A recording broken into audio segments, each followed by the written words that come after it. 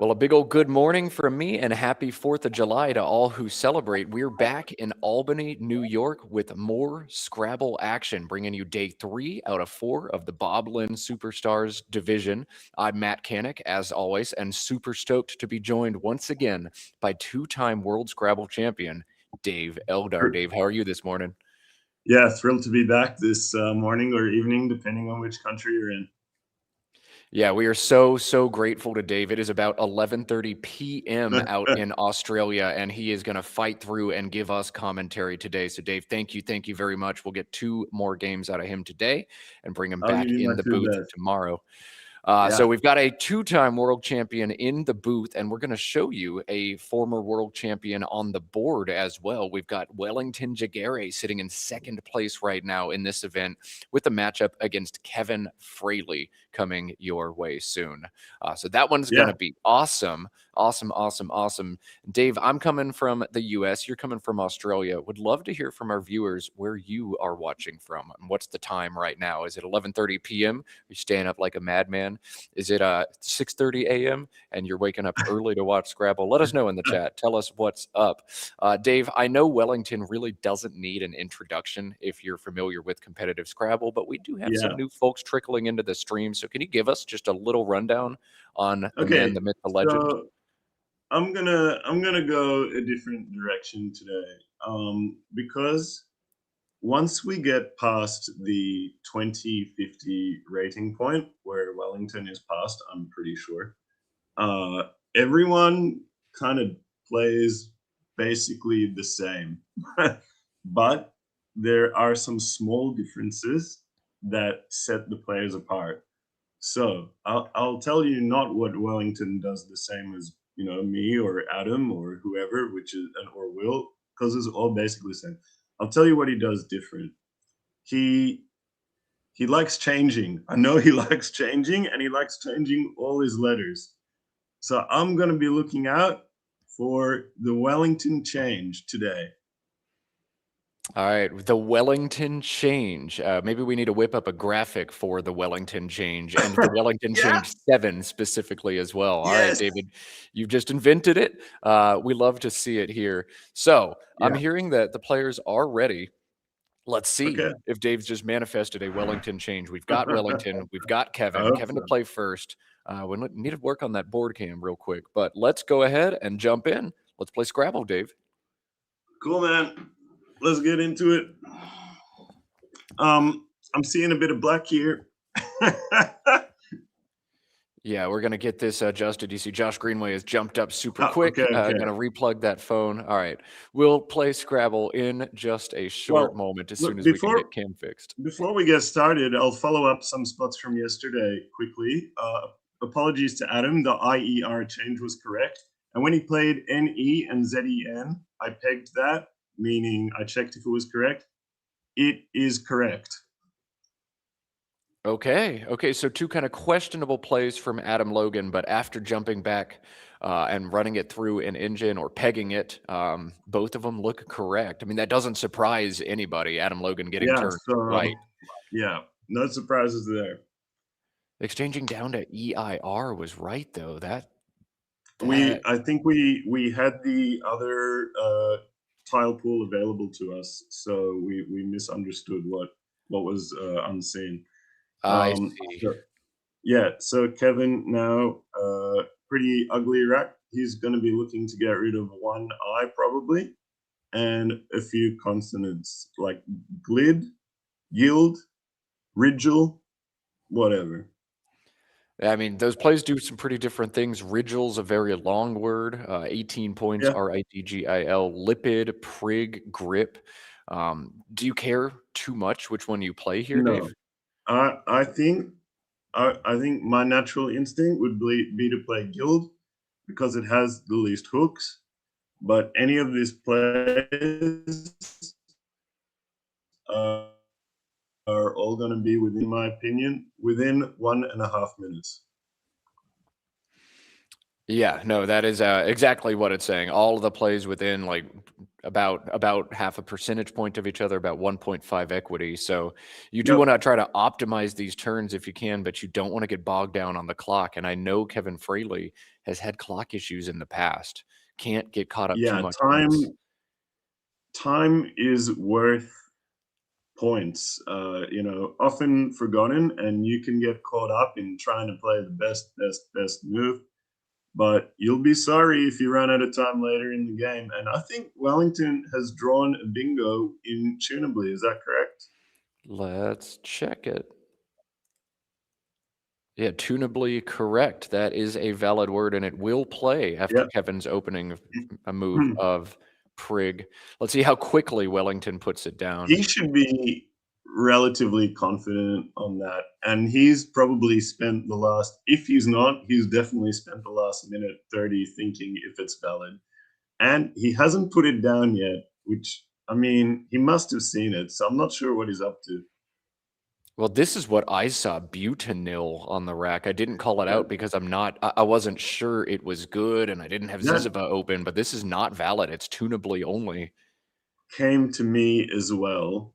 The fact that he hasn't lined it up and put it on the board tells us that he hasn't seen it or he thinks it's not a word, which means we could be starting the game with a massive blunder. We don't see massive blunders often from Wellington Jighere, but these racks are tough. You, I, and Wellington all see butanil before we see tunably, and I'm sure this is a rack that looks familiar to Wellington. He's studied before, but he's found the wrong solution to it. He's not confident on it. We'll see if he's able to put it back together, or if we'll see a I'm huge blunder turn really one. surprised. Sorry to talk over you. I think No, you're good. Wellington knows his words so well. I'm pretty surprised. Maybe he just hasn't had a coffee yet. Perhaps so. Maybe just not the coffee. Oh, he's looking at just BUY now. That would be shocking. Or maybe Yeah. UPBY. Be shocking if Well, Wellington misses a bingo here, turn one. he's still got a lot of time. Sometimes it happens that you have kind of a tricky situation and you're looking between two moves, and then 3 minutes pass and you're like, oh my God, I just realized I have this obvious play on my rack. That does happen sometimes. Like, oh, yeah. Yeah, Uh, so Wellington supporters will be hoping that that's what's going to happen. Oh, bad. And Wellington supporters will be disappointed. A big blunder. This costing him about 20 win percentage points on turn Whoa. one. That's only Yeah, 2 sim, but still. no, that's probably accurate. That's an absolute shocker. I'm really surprised. Oh well, we'll see where the game goes from here. Everyone misses stuff. Moving on for Kevin, Saluki and a D. Probably he'll be looking to get rid of the K and the U. Maybe Kula, something like that. Kula and KY, a nice option. I'll take you one further, Dave. Aduki and AY reaches down Oh and yeah, sets up that S. You want to do that instead? Ugh, I think it's fine. Um, I think it. Yeah, it. You know what? It doesn't. It looks like it seeds a lot of overlaps, which I'm a little bit worried about. But the K only takes an O in front of it, and the U is a typically defensive tile. It doesn't take that many letters in front of it. So I'm okay with Aduki as well as Kula. I prefer keeping, as I told you yesterday, 2 consonants and 1 vowel. And for that reason, I favor Kula. Kula is the engine's preferred play, and it's not even close here. 5 points. I thought the S setup Oh, might be stronger, but I think Kula is just a lot stronger to the overlapping plays than Aduki is. Uh, yes. what Yeah. one Sorry, other go. one other option I want to call out for you since we're here, Saki and Sprig, 37. Is it worth Oh, cashing in the S? it very well could be. Saki is, yeah, you know, I'm not sure what's better there. What turned out to be the best? Kula crushed the sim, 4 points on Okay, every okay. other option, including Saki and Aduki, but several Okay, plays okay, looked okay. rather enticing there. Now, Yeah. one wart on the play of Kula is it takes a back N, and Yeah. that's going to allow Lanated for Wellington at the bottom of the board. That's 69, Lanated up top, 66. Dave, do you have a preference between the two? Yeah, you're definitely playing up top here. The bottom is way too wild. And you know, Wellington is a tighter player in general. Not that this is close. I think most people will play up top here. By the way, I'll take this as an opportunity to introduce a question for the day, and tell me what you think in the chat. Who is the most defensive player in the world? And you can tell me what you think, Matt. Okay. Well, I'll let the chat have their time to talk first. And I know what my answer would have been up until just a few years ago, but now I need to think about this just a bit more. Who is the most We'll defensive revisit it player? in a bit. Meanwhile, Kevin, what a rack.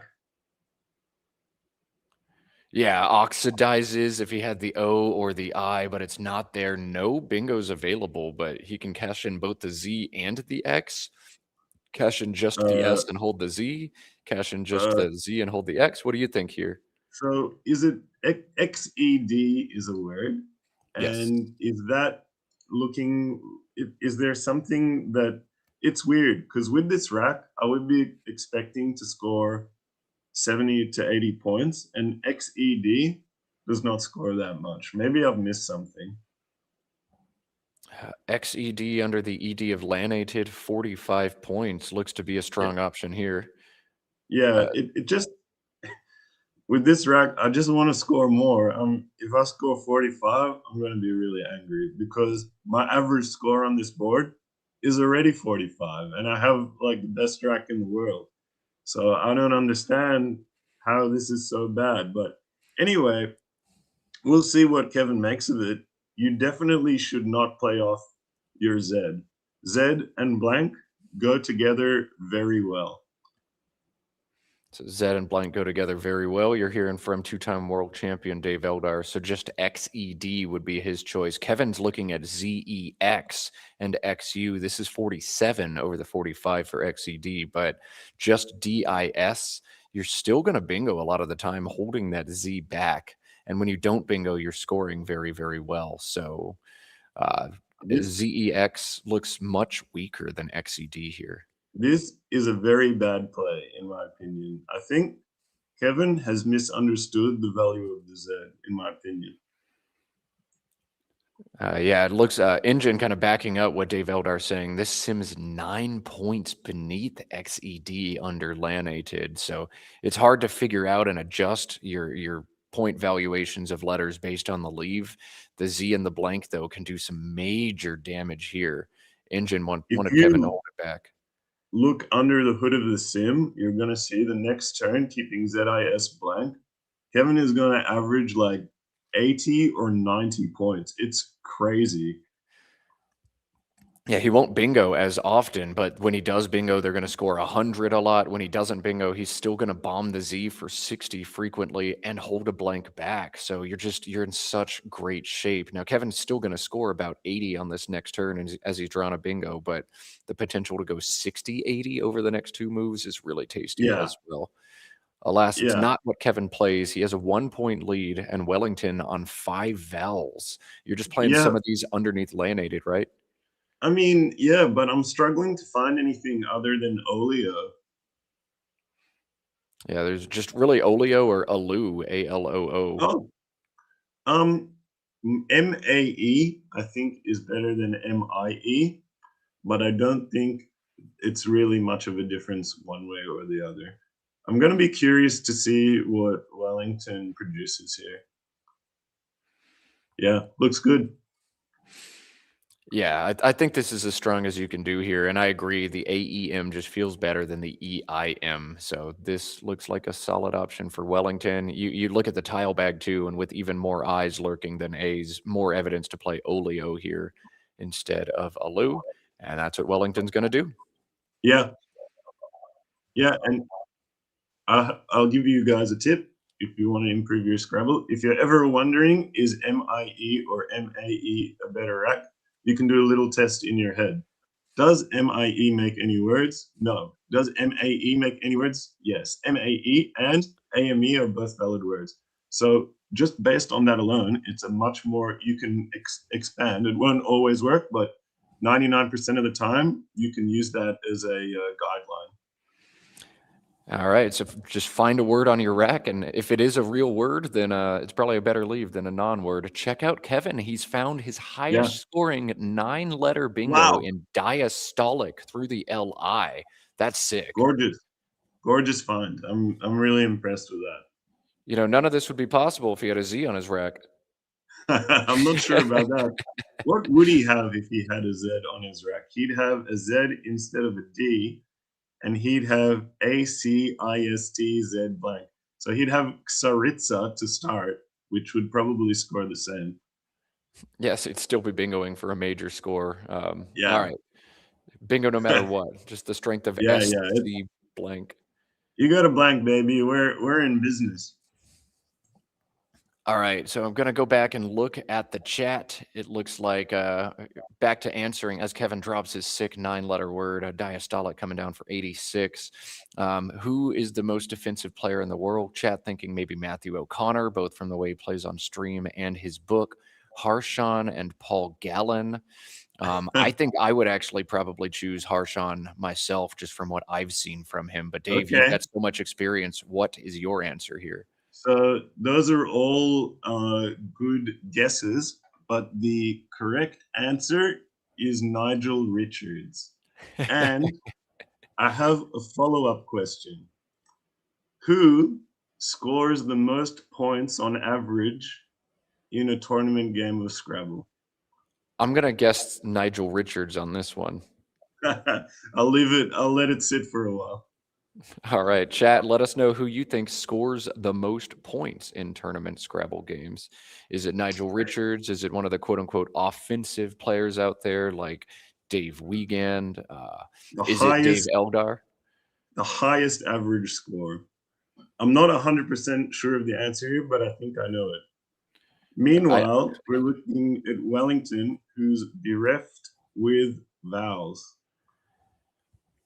Yeah, this is a tough turn. He's looking at EME. This is 23 points beneath the OLI of Olio. Just doesn't feel all that great to keep AEIN together. But look at it's not great, but it scores quite a bit. And unless there's a way to play off one more vowel, then I mean, that looks like a pretty good option to me. Well, there is a way to play one more vowel.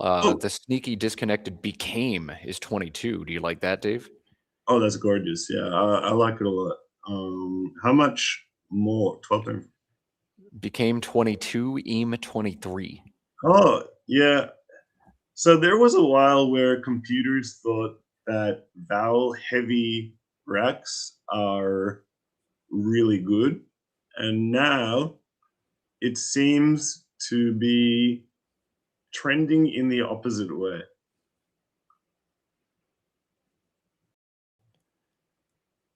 So the answer is the computer is not really sure. I'm not really sure. I think I would lean towards became, but I don't know. I could go either way on this one. I think the computer is probably going to choose became. In my opinion, I don't think it really matters all that much. I do think your long-term chances stay alive a little bit better playing EME and just setting up another bingo line. I was about to ask you if you'd ever play Meanie or a mean down here. How do you feel about this play for 29? A mean is very bad, but Meanie is definitely pretty good. I think that's very reasonable play. I actually think it might even be the best play. Tell us why. Well, it sucks when the answer is this short, but it scores the most points. I mean, it does set up the big hotspot at the bottom, but it sets two up. I understand your concern about the hotspot, and it is a concern, but this is a wide open board. while that hotspot will give a lot away, the board is so open that it kind of it doesn't fully neutralize, but it partially neutralizes the significant opening that Wellington has made. And Wellington seems like he's eminently aware of that. Okay, so Wellington neutralizing a hotspot, opening some more up. We have a wide open shootout of a game, as we were talking about defense earlier on in Yeah, this one. Defense, yeah. never heard of her. I think Torn is probably coming down for Kevin, unless there's a bingo I'm missing. No bingos here. It's going to be Torn or Ront. I'm just waiting to see which one he picks, Torn or Ront, both beneath the MEA of Meanie, both 24. Would you ever play Roan or Rona, keeping NRT instead? I forgot that Rona is even a word, but no, I don't think this is up for debate whatsoever. Yeah, I agree. I was expecting you to say, I prefer holding 2 consonants and 1 vowel in response to that one. Yeah. What do you think Wellington will... Wait, what? What's happening here? Oh, he's going to play Oh, Matron. all right. That's a bit of a misjudgment. That's okay. Yeah, knocking out the bingo line, but leaving the big scoring spot, playing off 6 tiles when you could stay a bit more in bingo range. All right, Dave So saying this is a bit of a misjudgment. big opportunity for Wellington now. I want to see if he's going to find AEDES. Yeah, he is. Yeah. I want to see if he's going to find. Yeah, it took 1 second. Yeah, okay. Yeah. Yeah, High quality find. High quality from a high quality player. Yeah, and this is 9 points better than anything else according to the engine. Scores way, way better. So even though you are burning the S and keeping 2 vowels, you just gotta take these points. Well spotted by Wellington. Yeah, really good. And we have a 17-point game. Kevin on a narrow lead over a former world champion. Got to feel good about that. But a big pull coming as Kevin opted to blow up his last rack, playing 6 tiles, keeping just an R. What will he draw? If he draws this game second blank, he'll look smart. By the way, you can see why Natron is so bad, because Wellington was able to turn trash into treasure with a very bad rack. He scored a lot of points, and that's why, one of the reasons why, Natron is a very bad play. All right. Well, we'll see. A big pull coming for Kevin, but he's still trying to get caught up on his paperwork, probably trying to count ADs, which is pretty tough to count. Maybe even holding the play. No, I don't know. But he just nodded and finally picked up his tiles. Looks good. Okay, it's looking good. Looks very good. Punter and an M. Irrumpent. Does that go? No. If only.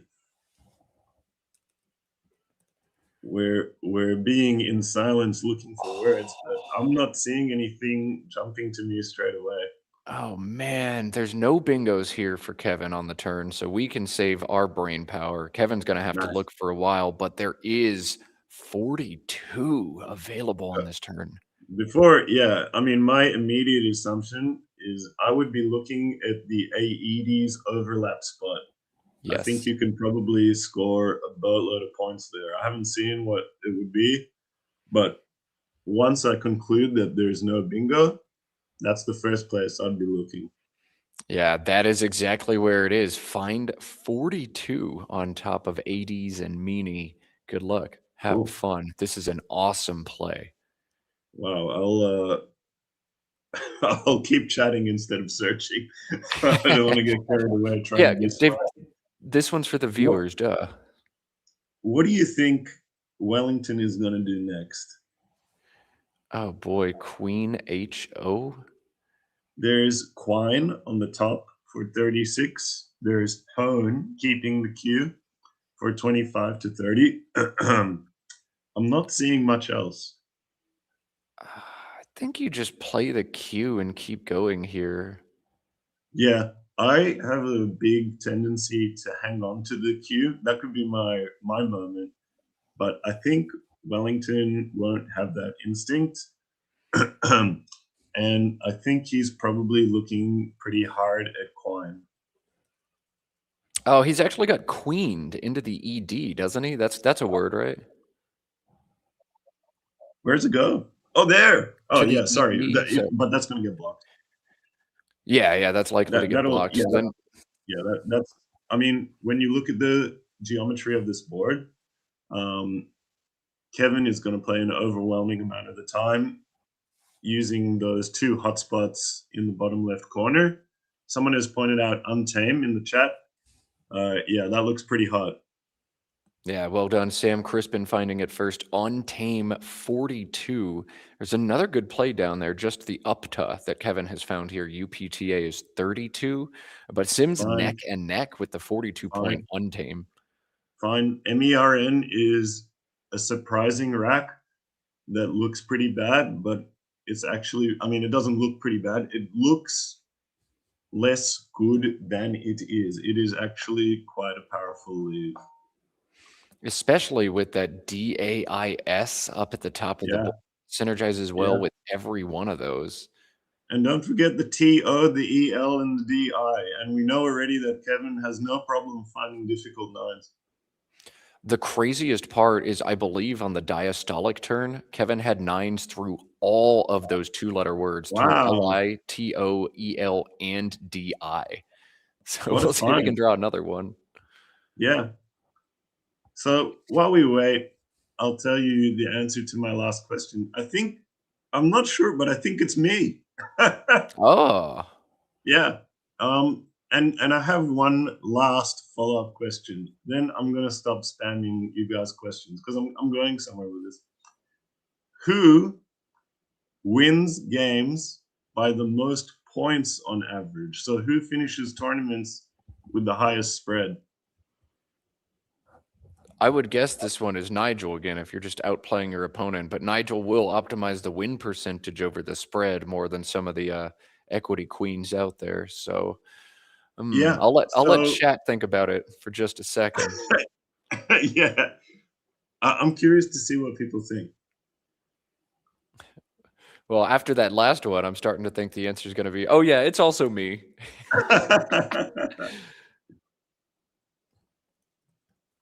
All right, so queened blocked here for Wellington, up to played by Kevin.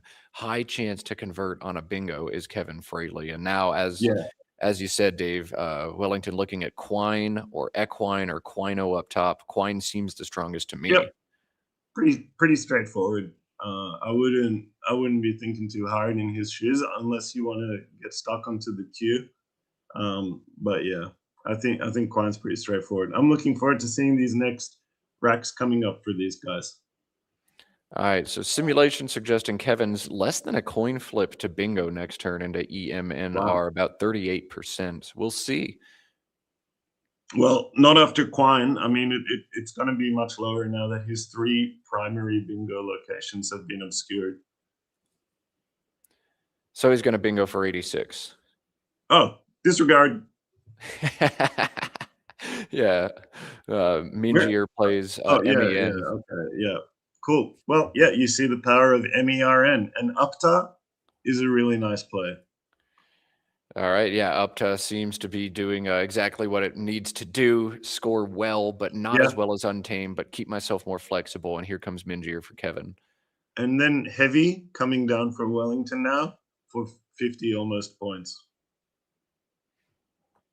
Yeah, Heavy's going to be 47 and pretty much an insta play here for Wellington. So given we don't really have to analyze this next move, what's the answer to your question? Who's got the highest average spread? The answer to my question is Nigel Richards. Okay. So someone put out this graph a long time ago. I think it's pretty interesting. We're going to be watching Nigel next game, so I thought I'd bring it up before we have him. And it shows that Nigel's average score is actually lower than quite a few of the top players. Myself, it's like more than 20 points lower, but he still wins by a lot more points. So he's really defensive. I don't know if you've noticed watching him, but all of his boards are really tight, really ugly games. But he even on those boards, he's outmaneuvering his opponents much more than anybody else in the field, and it's by quite a long distance as well. We've seen Nigel make several early game plays where it's just like, whoa, where did that come from? But oh Yeah. man, that makes your opponent's life very difficult. And Yes. I think part of that is the reason Nigel is seldom blown out and always has chances to make these crazy Hail Mary plays at the end of a game to take his best shot. That's absolutely correct. He's always in the game. It's always close. He always fights to the death. He never gets beaten by much. And he always plays the most paranoid moves out of anybody. He's completely terrified of you and what you're going to do all the time.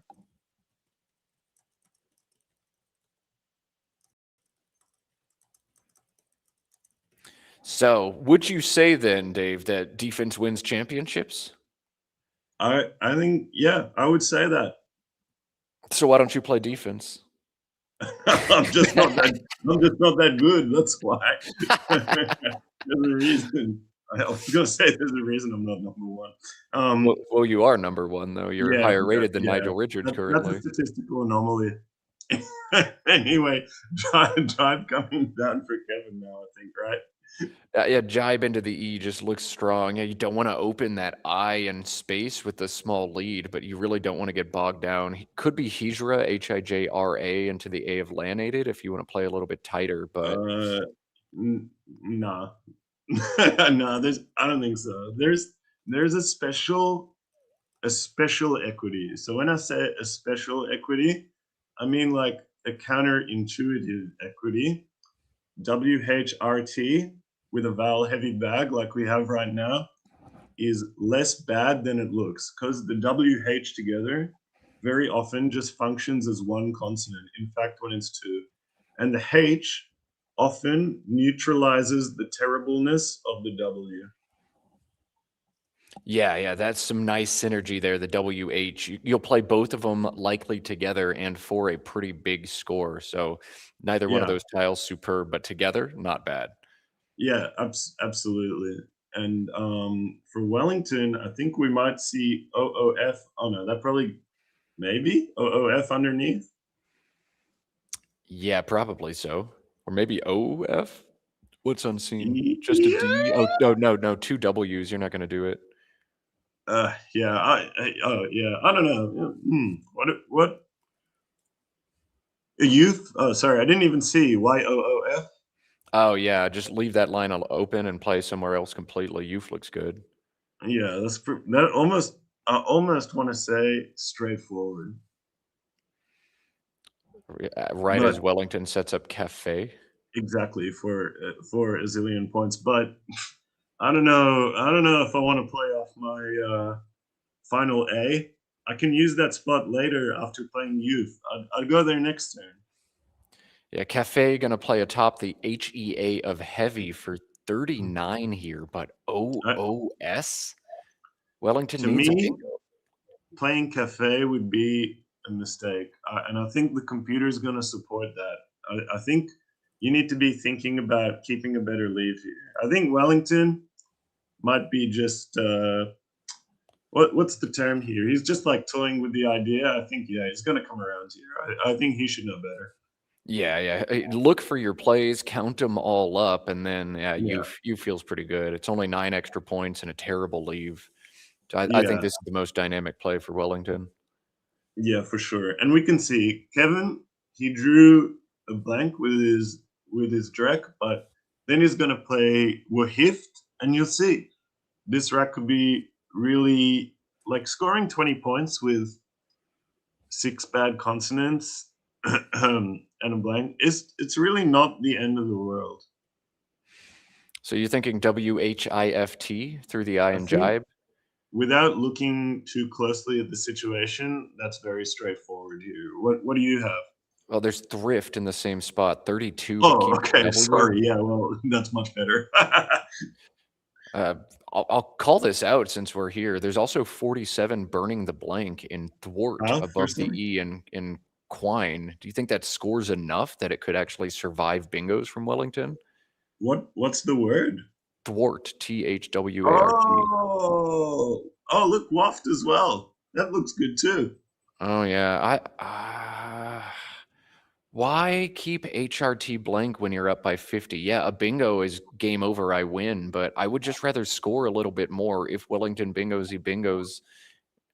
I don't know. I feel like scoring I points here is good. agree with you, but I also think that there's less in this than meets the eye. Wellington probably isn't going to bingo through that eye especially often because there's no blank unseen. The bag isn't that good. I think it's a bit of a phantom fear. I think thwart or thrift is probably a little bit better, but I actually wouldn't be surprised if there's not all that much in it. All right. Well, this is the worst case scenario for Kevin. He has not drawn bingos, and Wellington does have a playable bingo on this turn that will now put him up by 13 and leave 2 tiles in the bag. One playable bingo here for Wellington, and that's all I'm going to say about that.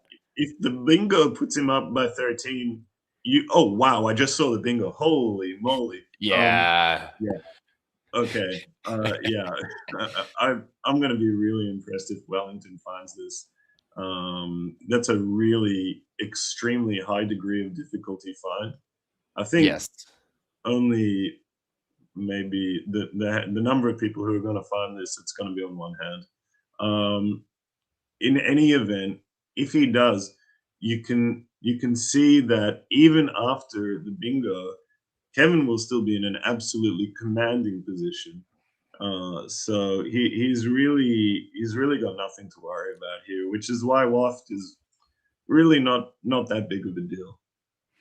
I don't know. I'm looking at the position. So the bingo, it's been spoiled in Am I chat wrong? already. Bingo is scare D's through the DI. And Yeah. the best Kevin can score after that is 28. He'll be down 13. He scores 28, empties the Okay. bag. A good draw for Maybe I'm. Wellington. He could just win. Yeah. Well, maybe you're right. Yeah, I might just be misjudging the situation. Who knows? I mean, I just this is kind of the nightmare draw for Kevin. Into HRT blank, you're gonna bingo a lot and then just win the game without thinking. But by scoring 18, you allow exactly this sequence to happen. If you just scored Mm, 32, if Wellington does bingo, fine. yeah. I'm still Yeah. I winning, think and it's my turn. Evil Budgie has pointed out correctly in the chat that there is a lower chance of losing after you simply score so many points by thwart or thrift that these nightmare scenarios, like the one that's about to happen, or well, would be about to happen if Wellington funds this ridiculous spot, yeah, can be avoided basically. But I gotta be honest. I think this is probably just too hard to spot. Yeah, I mean, Wellington would have to find the 9 and, like, the odds that Wellington has an 82-point bingo on a board after I've obstructed some of the lines, pretty low, but, yeah, Waft, I think, is the spread play here, but I don't think it wins the Um, game the most often.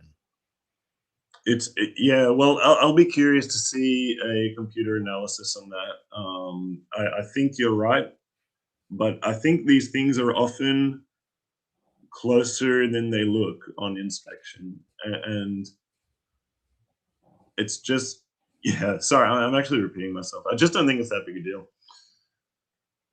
Okay, okay. Yeah, but prove me wrong, someone. Or prove him right, Yeah, it's hard for us to get the computers out and run this all in the moment, but if someone's following yeah, along on Macondo, let us know. Does Waft win the game the most often? Is Thrift better? I would yeah. suspect that Waft has the highest average spread, but not the highest win percentage, if I had to guess. I agree with you. I think Wellington is not going to find this, and this is going to be a game-losing blunder from him. I'm just wondering what he's going to do instead. And if Wellington misses a second bingo, I mean, Scaredies is insanely hard to find, and you shouldn't really. It's kind of like in baseball, you can never call an error on a double play. Double plays are just not I, expected to happen. can I Nines are have the that same in way. English, please? Yeah, let me try to find another metaphor. You can't fault a player for missing a 9. You should never expect a player to find a 9 unless it's just an 8 with an S on the end of it. Yeah, Um, it's a tremendous difficulty find. but missing it is a tremendously terrible error. So it just, in a way, it's bad luck. Like he's gotten unlucky that he's going to potentially make a big mistake, but the big mistake is such a high degree of difficulty that it doesn't feel like a mistake. But Nigel is finding this 1000% of the time. I mean, this is the kind of stuff that separates Nigel from the mere mortals out there. Do you think, I know you spotted it after I said there was a 9. Do you think you would notice this play, Dave? Um, yeah, I think I've spotted for sure. But only because I've studied the nines pretty recently. Like I know them pretty much cold, but that does come at the cost of often missing many simple eights and sevens. So yeah, pick your poison. Yeah, there are very few players out there who have studied the 9s, but I suspect Wellington has at least gone through them, and surely Scaredy is something he's seen before, so just connecting the IES. He's definitely going to know Scaredy, but I think it's pretty unlikely that he's been through all the nines. I think only maybe 5 or 10 people in the world have been through all the nines. And I want to say, those people all made a terrible decision to do that because it doesn't really help. Yeah, I was talking to a player yesterday who was like shocked that players have studied the 6s and the 9s. And he's like, what about Yeah. the 4s and the 5s? It means you have those down absolutely cold. And I was like, no, they probably still make No, blunders on the 4s and 5s. They just wanted to learn the it, 9s. it just means you want to be a really cool guy.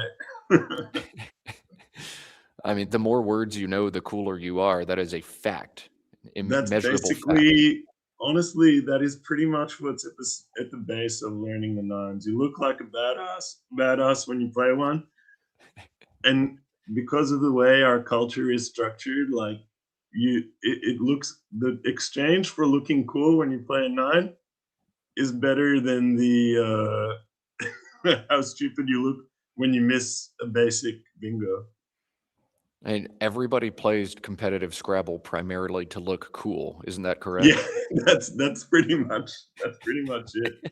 I Oh man. wonder what So he's gonna do. this is a huge play. Kevin has set up shit work, which plays from the S Oh, and diastolic. Missed throw also plays there. So if yeah. Wellington doesn't see this bingo, then Kevin just bingos and crushes him this game. Huge Yeah, turn here. he's cooked if he doesn't put this down, like, right away. I don't know what he's gonna play, like, it's such a difficult spot. I mean, the reason I've avoided talking about what he should play instead of Scaredies is because it's such a painful situation to think about.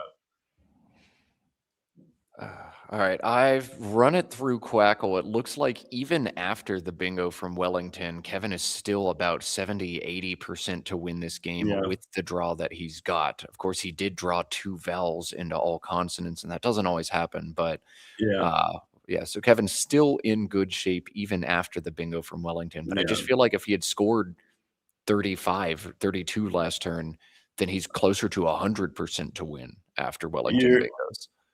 you could be right. We'll need a computer analysis on this one to really settle this debate. Yeah, this is a Macondo, not a Quackle as well, so Yeah, I need yeah, something a little bit better. Wellington's yeah, not gonna see the 9 here. Second yeah, bingo miss in the game for Wellington. I don't think we're gonna see yeah. this again for a long time. No, I can like count on one hand the amount of times I've seen Wellington miss a bingo. It's a rarity. All right, so this makes a very straightforward sequence for Kevin now. I'm up by 38 and I have shit work. Even if Wellington bingoes out and I eat the V, I'm good. There's not like a Yeah, QJ in the bag, so you can't lose 40 points on an out bingo. yep, shit work, nice find. KS the blank is a bit awkward, so he's done well to spot that. Quiz for the chat, because this game is now over. No Scrabble experts for this one. If you're just the ordinary guy, tell me what's the anagram of shit work plus the letter F for Foxtrot. All right, shit work plus an F as in foxtrot. There's your last little puzzle. Wellington will bingo out in this game through the eye and jibe to make it just 22 points, as Kevin's going to draw the last 7 tiles out of the bag here. But Kevin can survive the out bingo for Wellington. Yeah. It was an interesting game. We had quite a few interesting decisions. I think Meany was a good play. I think this was a pretty well played game overall. I mean, aside from the missed bingo on wait, turn I 1 guess for there Wellington. There were 2 major errors, I guess, and there were some very dubious choices from in between the match. So actually, I might have to walk that back. This is a pretty well played game, except for 2 missed bingos and 2 other pretty terrible intermediate plays. Otherwise good. Yeah. Yeah, I guess it depends how you look at it. All right, so shit work plus an F is shift work, which would not even be a valid steal in anagrams, just an insertion. Thanks to everybody playing along for our poll in the chat. We got 100 votes, and what's cooler, playing a 9 versus knowing your 4s? 80% saying knowing your 9s is cooler. So if you want to be the coolest kid in Scrabble, forget the 4s. Don't even worry about the 3s, honestly. Just hit the 9s right now. Yeah, just start there and work backwards. Wait, what just happened? Wellington's going to challenge shit work. Yeah, okay. That's pretty reasonable. Like, what is shit work? Is that just like what it sounds like? My job. Just kidding.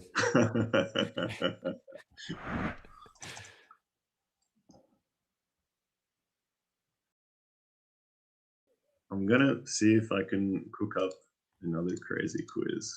1 second. Yeah, we'll get ready to cut to overhead mic because I'm sure Wellington's. Yeah, here comes Avoiders right now. That's going to be the end of this one. So Avoiders coming down. That's going to be it. We'll go ahead and cut to the overhead mic as Wellington's about to neutralize the clock here.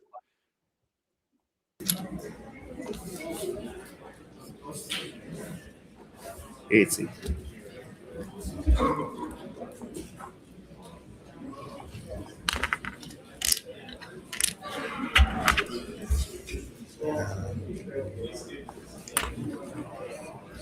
Wow.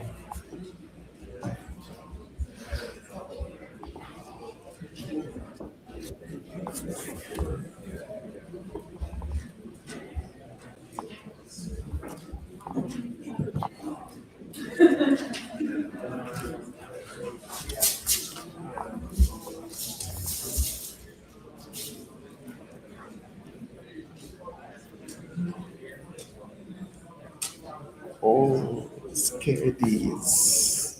Scaredies. Yeah. What did I miss? I looked at it for a long time. Huh? I looked at it for a long time when I played this. Wow. I looked at it for a long time.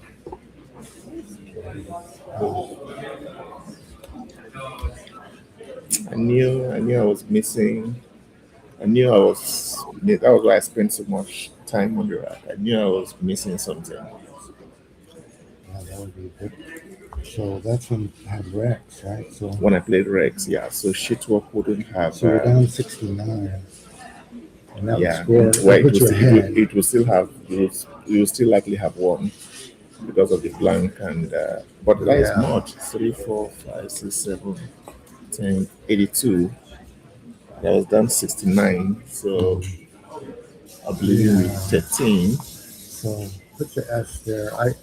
This would be right. I would have. Yeah, you're up to still. Yeah, I could get like you likely will. Wish or something. But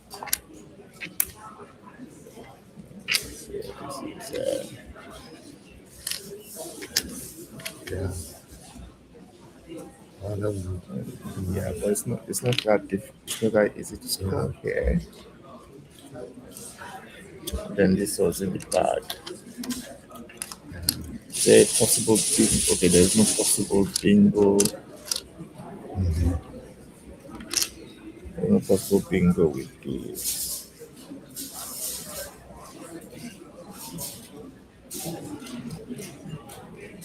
It would have been a good game anyway.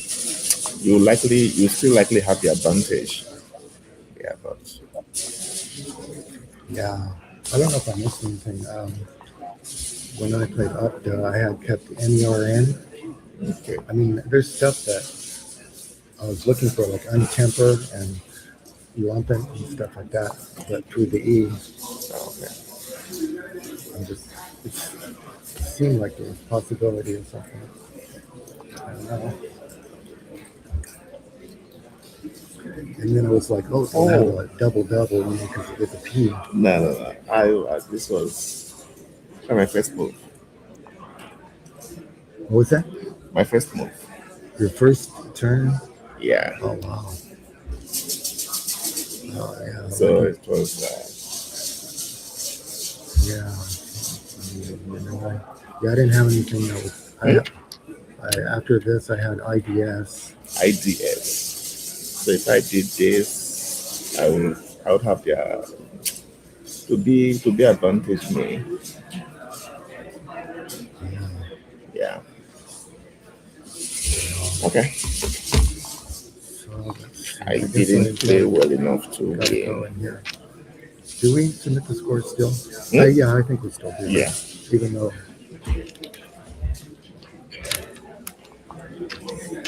All right. Well, Wellington's saying it himself, realizing not one but two missed bingos. A tough to find 9 and tunably on turn 1. Wellington saying, I did not play well enough to win. And I guess we agree here, right, Dave? Yeah, I mean, he just needs a coffee to get himself together. That's an uncharacteristic performance from him. Yeah, I don't think we're going to see Wellington miss 2 bingos in a game for a long, long time. So let's let him stretch his legs, get some caffeine back in his system. But now with that loss from Wellington, coupled with a win from Charles Ranke last round, means Charles Ranke now 2 games up on the entire field here with 11 games to go. Yeah, beast mode engaged for Charles Ranke. I believe it is going to be Charles versus a guy named Nigel Richards next. So we'll see. That's going to be hype. We're not even going to cut to a break here because we've got a few things we want to talk about. But the first one we want to bring up is a position from a Will Anderson game yesterday. I think we've got a snippet of the board. Dave and I were looking at this position earlier, but one absolutely sick play available that we missed on the call yesterday. So, Josh, if you're there, let's go ahead and pull up the graphic, and I'll let Dave Eldar explain what Will played, what we thought Will should play, and then, Josh, just sitting back down. Yeah, Josh, go ahead and pull up that board. One really, really spicy position from a game yesterday. Dave, talk us through what Will did and then what we think, or what the computer thinks Will should do. So we were looking at this position yesterday, and the obvious thing that springs out to you is the turn before, Will very cleverly kept QAD on his rack, planning to potentially draw an eye and play Kaid in the next turn for 37. So, plan executed. Will drew the eye. Bingo. He gets Kaid for 37, but he totally misses it, plays Kaid on the wrong column, and all of us, including the chat, miss a much better play, which someone has pointed out in the chat has almost got there. Aura and AT setting up QADI and ORAD. I think ORAD, words ending in AD, usually mean facing towards something. It's a bit of a strange word. Kadi and ORAD in the bottom right corner. This is a classic corner setup, and it's very, very hard to see.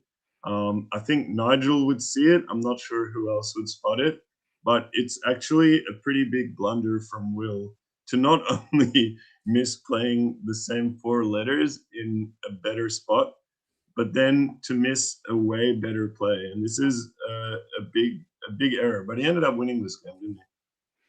I think Yeah, he did. He did. He Law. did. Oh, he won? Okay, okay. Yeah. He won. That's right. But yeah, it's AT specifically. Chat finding AA, but that's a bit more blockable. And the setup's not guaranteed hit, but you know, Yeah. YODE is good. Plays down from DI, block it. Plays ahead of ORA, still block it as well. But humans are going to freak out. Maybe they've got a bingo and they choose not to block it anyway. Maybe they overreact or under respond. So Dave, I asked him, against a human, does this work as well as it works against a computer? And he said, well, what did you say? I can't remember, but the answer is absolutely this works. And this is why Nigel wins every tournament. This is why Nigel wins every tournament. We'll see if Nigel wins this one as well. But just wanted to Yeah. show you that Will actually came up himself and showed me this position last night and was like, I lost 14% on one move on what a play we all thought was very straightforward. So I just wanted to share that with you while we've got Dave in the booth to educate us all. One more thing we want to talk about. The players are getting bagged. This is going to be quick. We want to showcase another huge event that will be happening in a few months in competitive Scrabble, and that is the Summit Cup coupled with the WESPA Open. Check this out. This is a tournament hosted in beautiful Malta. The Summit Cup is a tournament with a qualification system. Basically, any major tournament that players play across the calendar year of 2026, they will accrue points based on how well they finish and how strong the field they're playing against is. And the players with the 24 most points will be able to play in one big Superstars Division, $10,000 at stake. If you Wow. don't make the top 24, well, fear not, the WESPA Open will be hosted in Malta alongside this event. And Dave, you have played in Malta before. Tell us about that experience.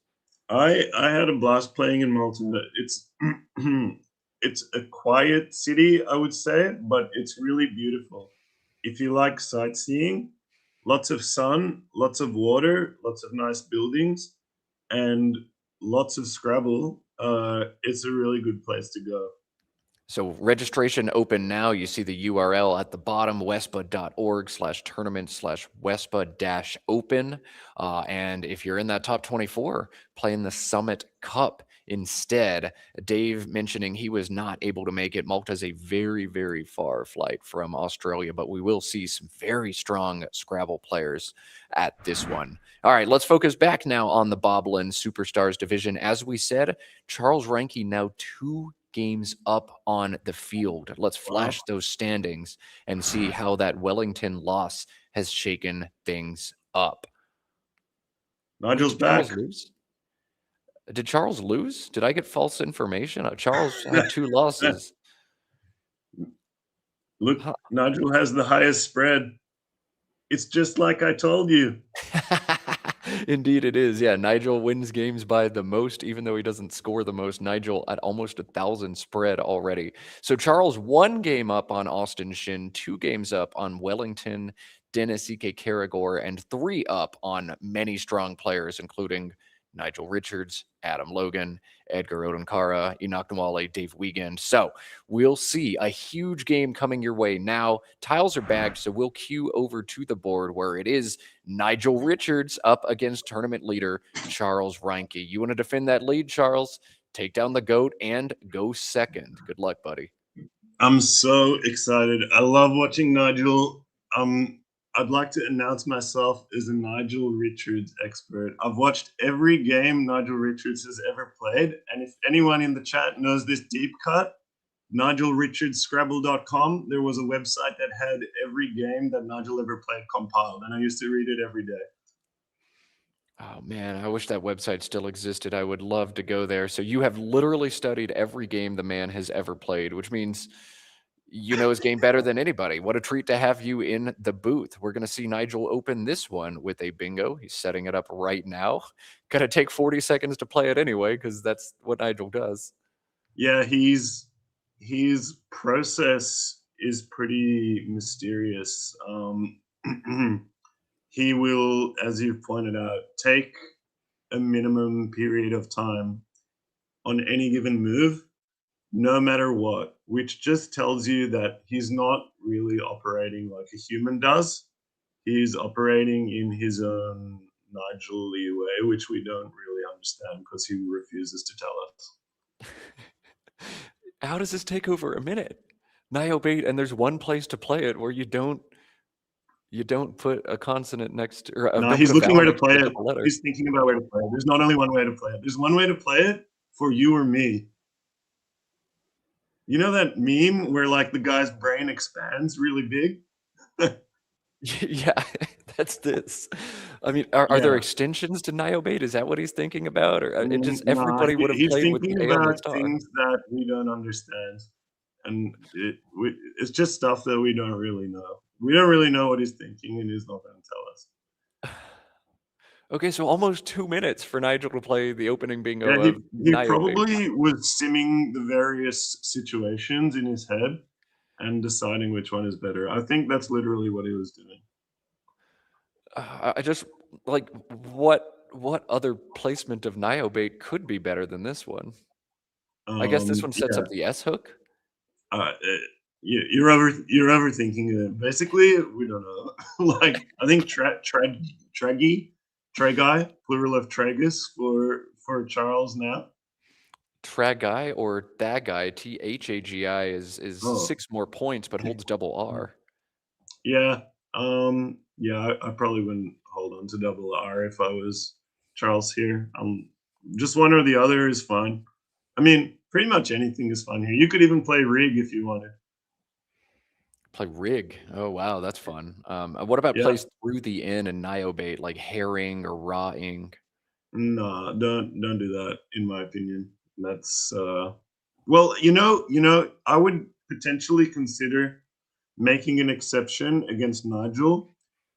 Charles should be angling to play on an open board. You don't want to play on a closed board against Nigel Richards because he will. So the reason I told you that story before is you need to know this when you're playing against Nigel. You don't want to get into a closed board against him because he will beat you relentlessly. Yeah, I feel like a lot of people think, I don't want an open board against Nigel. He knows every word and he's going to see every possibility. And while that's true, I think you're spot on, Dave. He'll beat you in the Yeah. trenches even worse. Yeah, he will clobber you and just work the board like the magician that he is. It's disgusting. I wish I could do what he does. Yeah, I try to explain Nigel Richards to non-Scrabble folks sometimes, and it's impossible because they're like, oh, the eidetic memory, he's got perfect knowledge of the words. That's Yeah. unfair. And it's like, that's not even his biggest strength. No, I think I told you he's basically Yu-Gi-Oh! In that a pharaoh lives inside him and plays perfect Scrabble.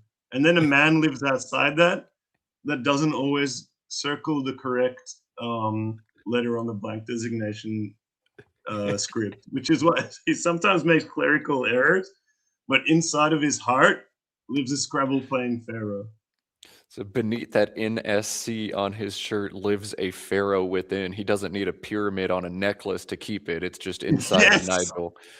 To banish you to the shadow realm. He's here to banish. The banisher, Nigel Yeah. Richards. Yeah, I'm really looking forward. I hope the only thing I hope is the game stays close because I love to see him when he's behind, and when he's ahead in the game, it's less interesting. But one thing we're gonna see when we're watching Nigel is we're gonna see standard plays when the score is close. But when he falls really far behind or he gets really far ahead, we're gonna see some action. Yeah, and I mean, Scrabble is a game for those kind of newer viewers where the right play is very dependent on the score, and it's very hard to make those adjustments. Is this the right play at a 50-point deficit, a 40-point deficit, a 30-point deficit? And Nigel Yeah. can figure that stuff out better than pretty much anybody else out there. So he can make those adjustments. Whoa. What? I took my advice a little too personally.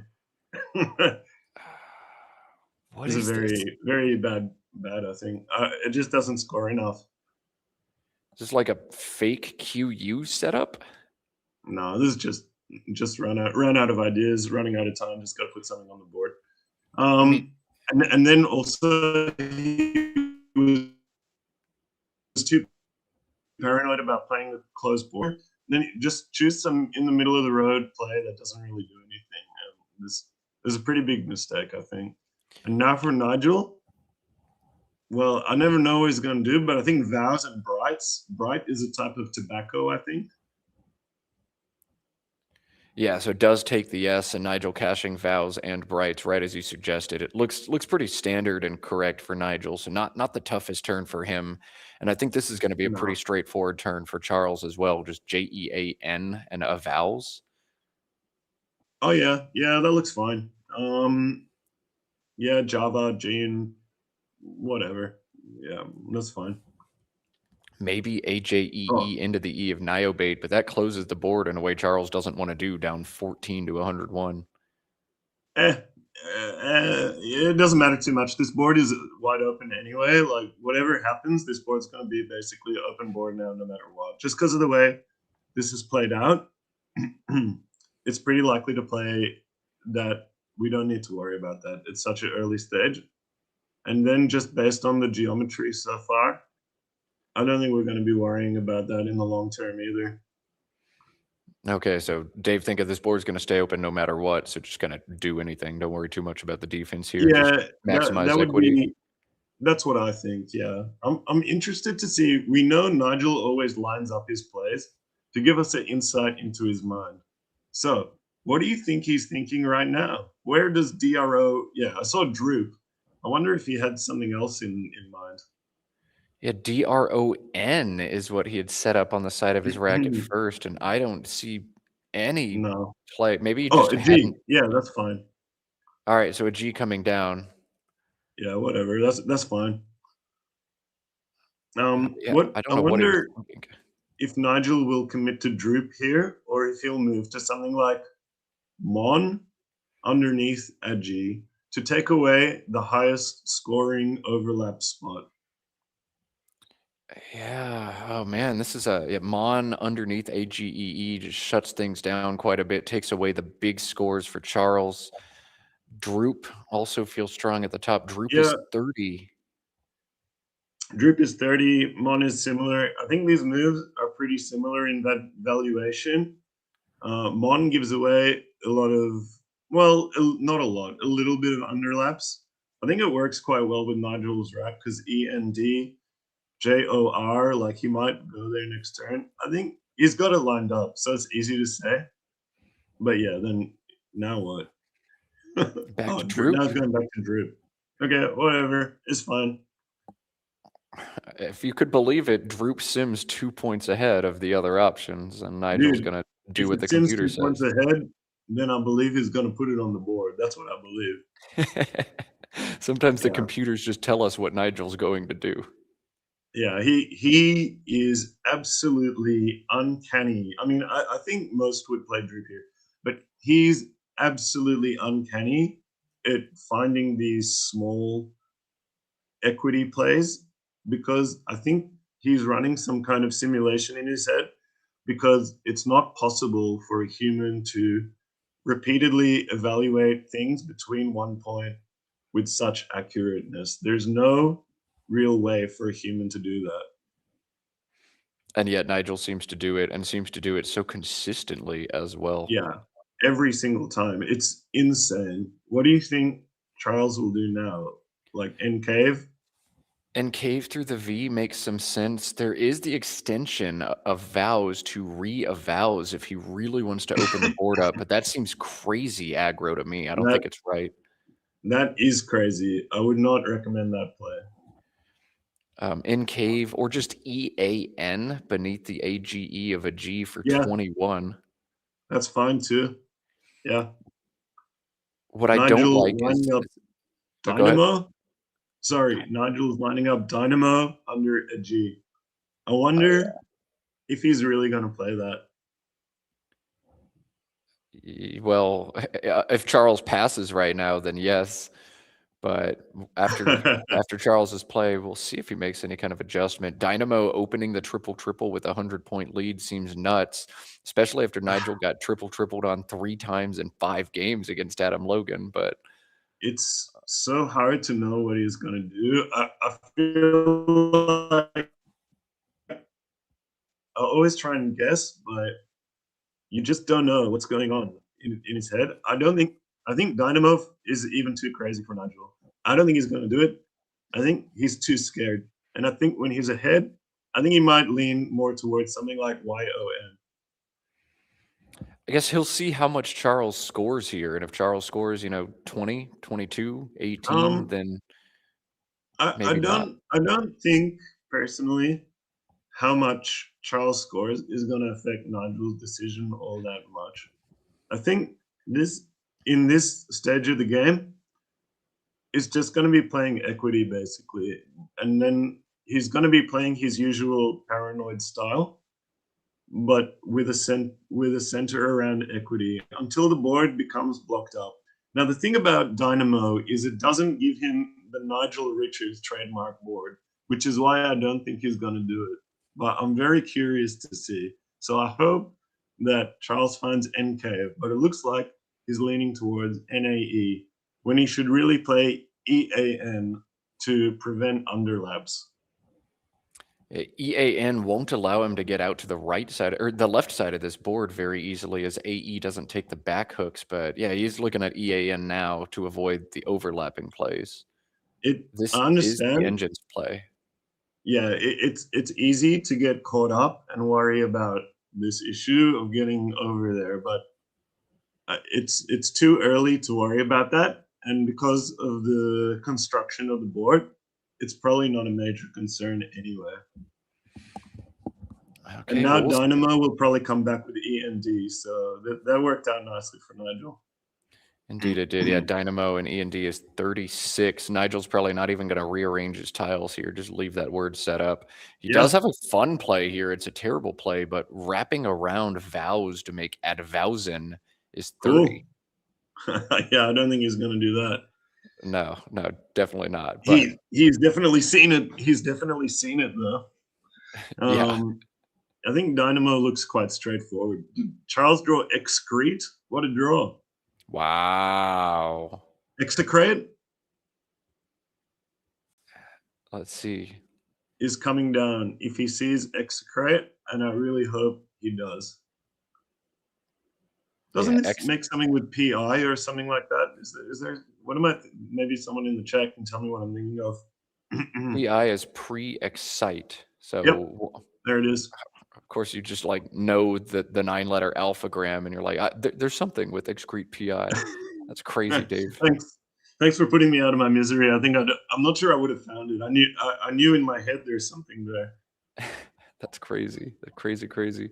Yeah, execrate through the A and Niobate will still be a playable bingo for Charles after Dynamo, which is a play we expect to see here from Nigel.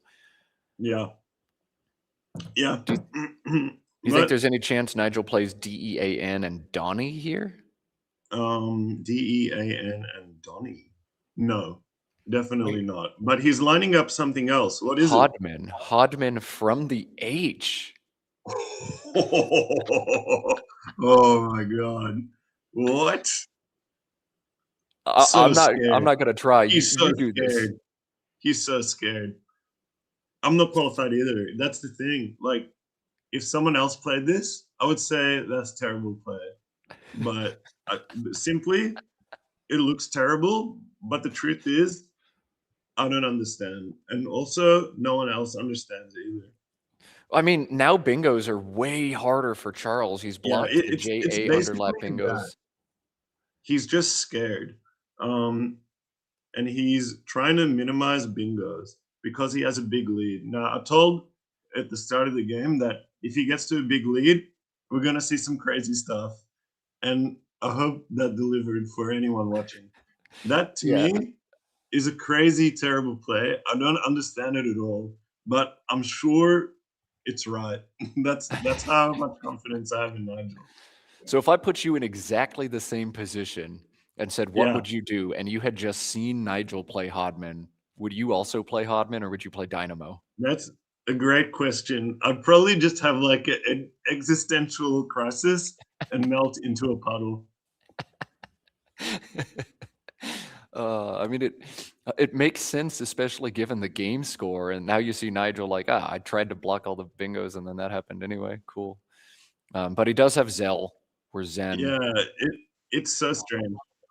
Yeah, Zell, Zen, Zany, whatever. Again, I wonder what he's gonna do here. Man, I need like 20 minutes to think. What crazy thing is he gonna do next? But then he just does the equity play, which is Zen, which is probably a really good play. Just that shift to Hodman out of nowhere was like, whoa, Yeah. okay. It's almost like he knows we're watching. Part of the strength of Hodman, we need to make this clear. Hodman does not take any back hooks. It doesn't take an S. So very, very, very defensive play from Nigel. And this is what you said last round. Nigel plays the best defense of anybody. And we saw it there. He is so scared of you. He's like a spider. He's more scared of you than you are of him. Nigel Richards is sitting over there shivering in his boots every time, every play. Every time you play EAN for 20 points, he's really worried. By the way, one off zettabyte, if only.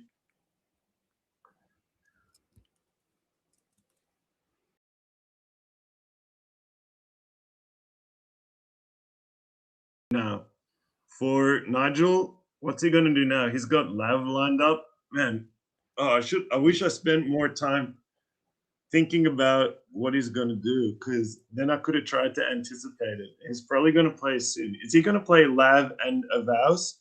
No, he's gonna play Lavi through the V in Vows. Oh, right. Sorry. I totally missed that. Yeah, that's a good find. Yeah, easily I mean, top option here. Yeah, sorry, I just didn't see it. I mean, I say it's a good find, but the other thing we should understand for Nigel Richards is that we have the data on file that Nigel Richards sees every available option 100% of the time within 40 seconds. So when I say good find for the Pharaoh, I'm just like, well, okay, okay. Well, it's not really a good find. It's just like, okay, you did your trick. All right. Well, good job. And then he plays Lavi holding QL and draws Quillman into the N and Niobate for 104. Wow.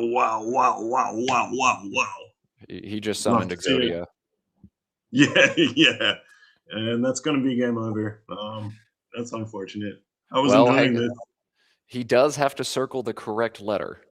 Yeah, that's going to be the last obstacle standing in his way. It's just to correct the last letter.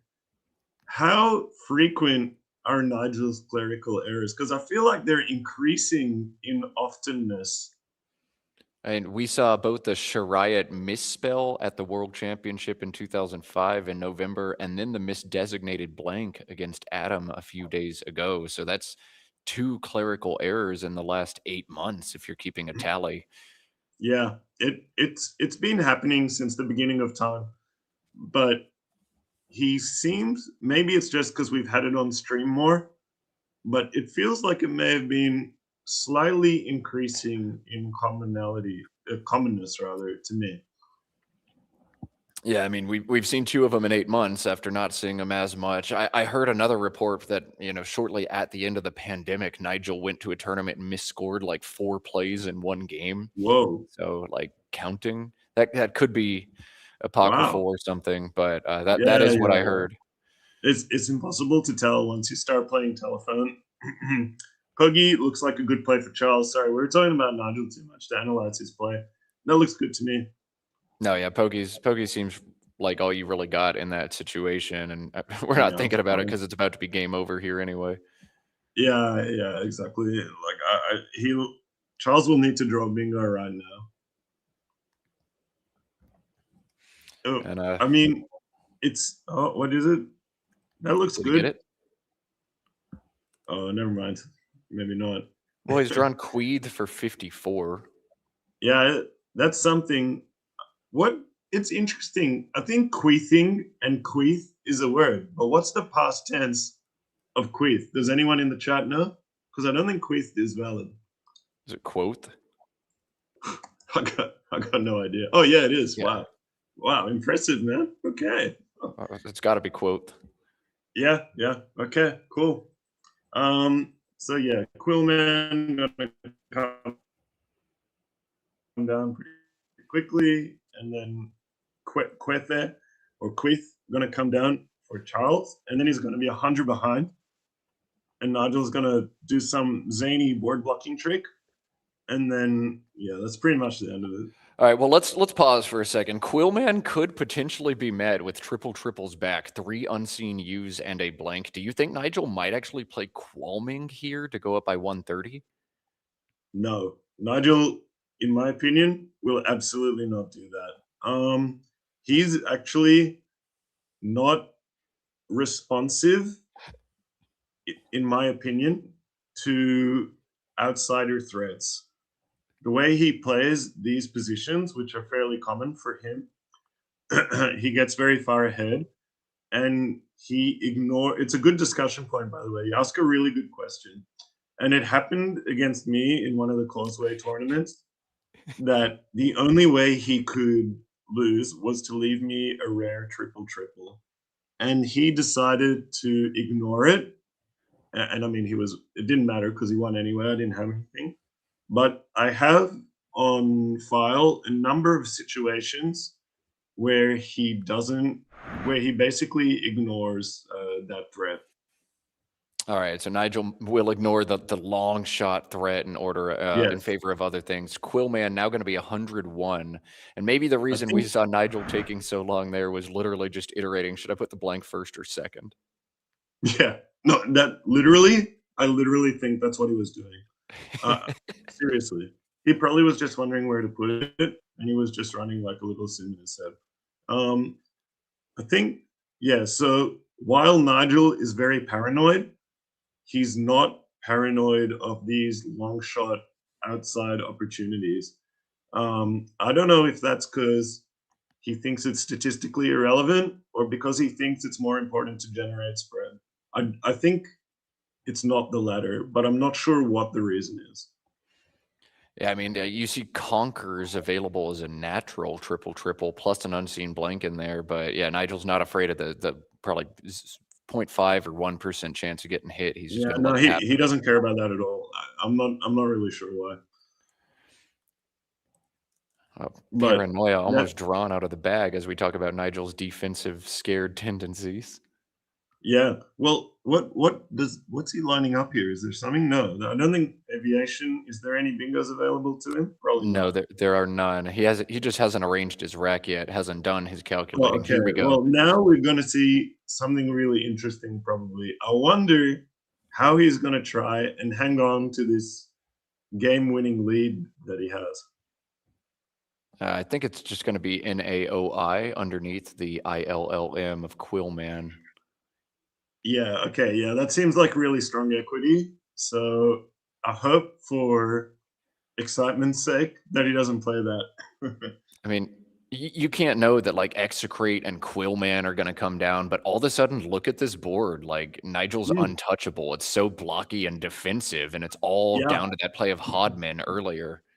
Exactly. And you can see the effect that Hodman has just totally gummed up everything. And now the board's completely dead. Nigel's in a completely unassailable position. Goodness, Hodman out of nowhere. After Dynamo, the board is still wide open. And you said this board is wide open. And somehow he managed to kill it in like 4 turns while scoring $1 million. Yeah, it's bizarre. I mean, he drew well, of course. Let's not say that he didn't.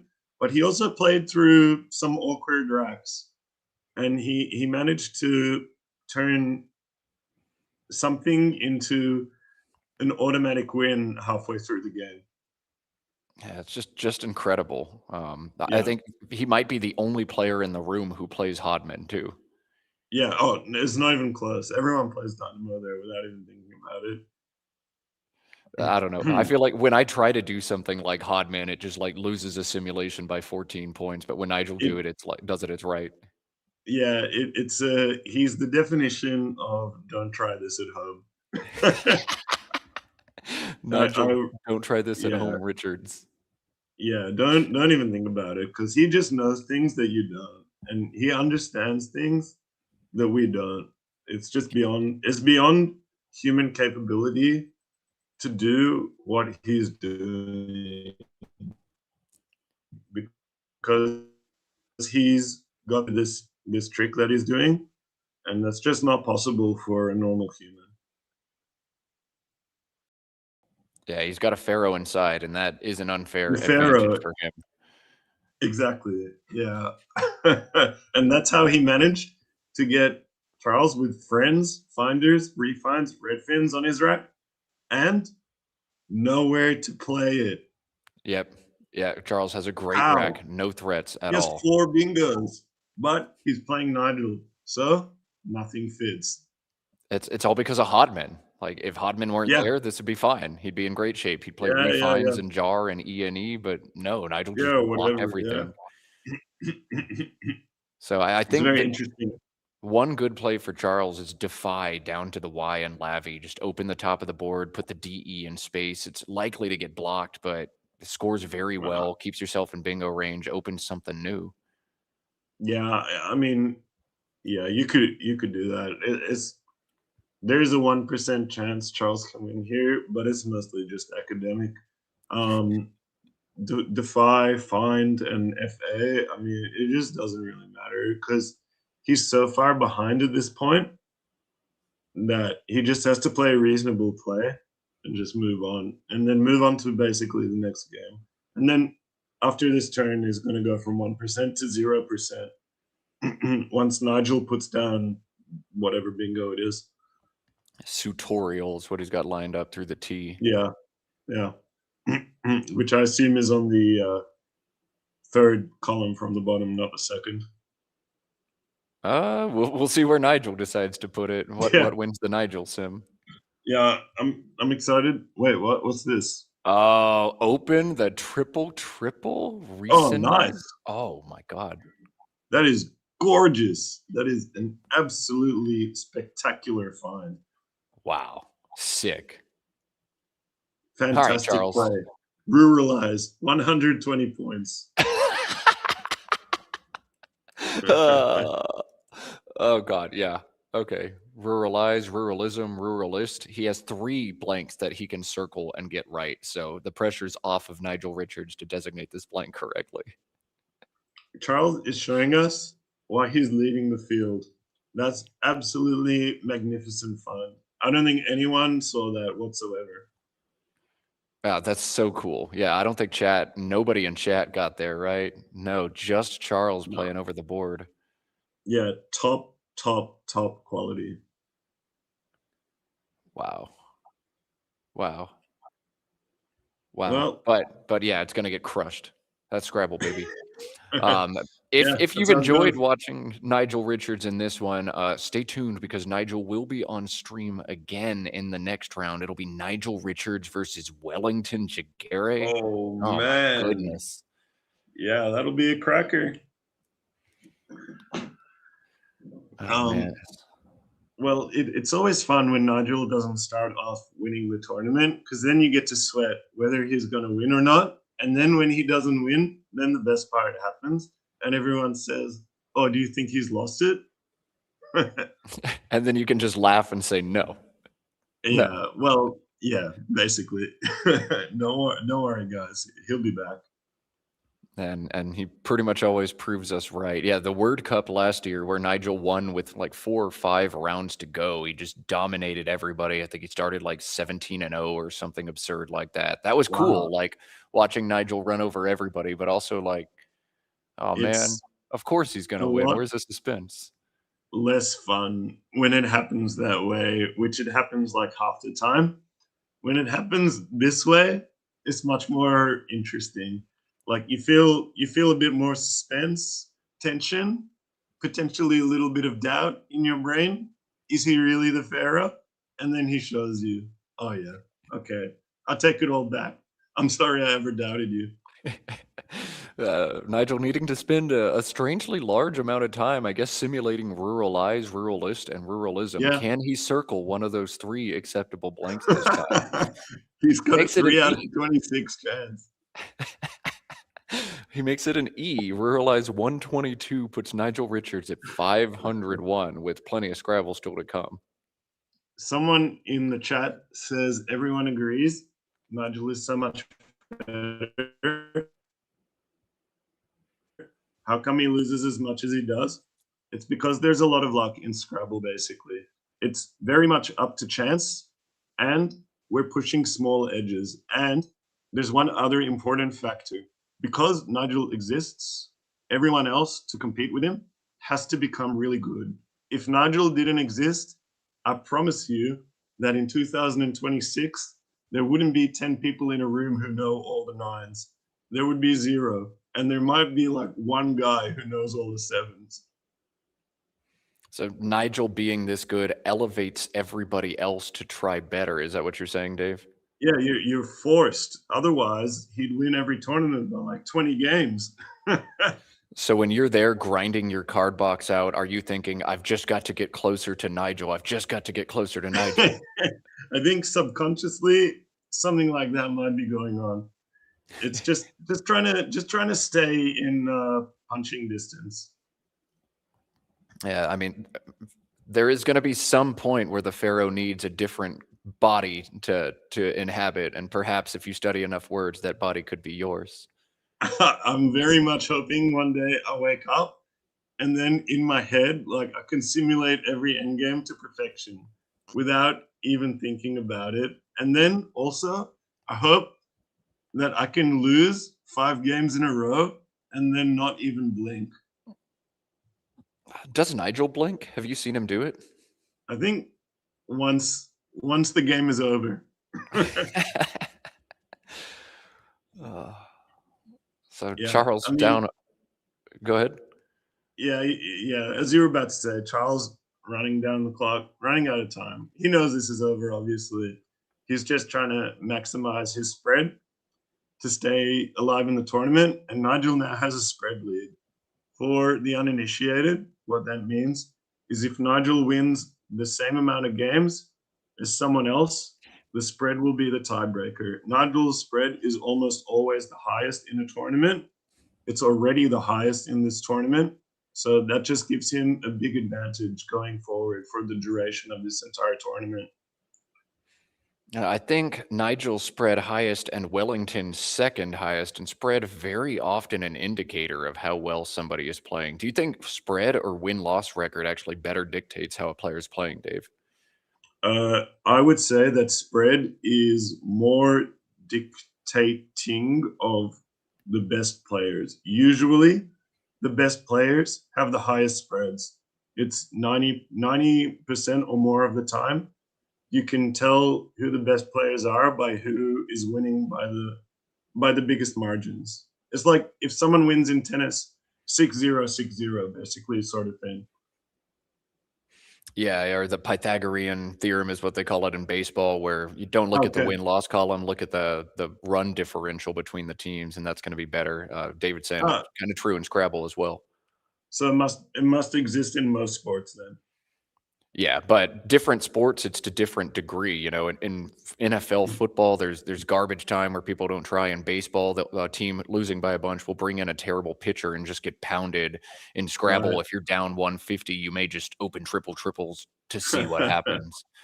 Well, you're induced to keep your spread reasonable for the reason I just said before.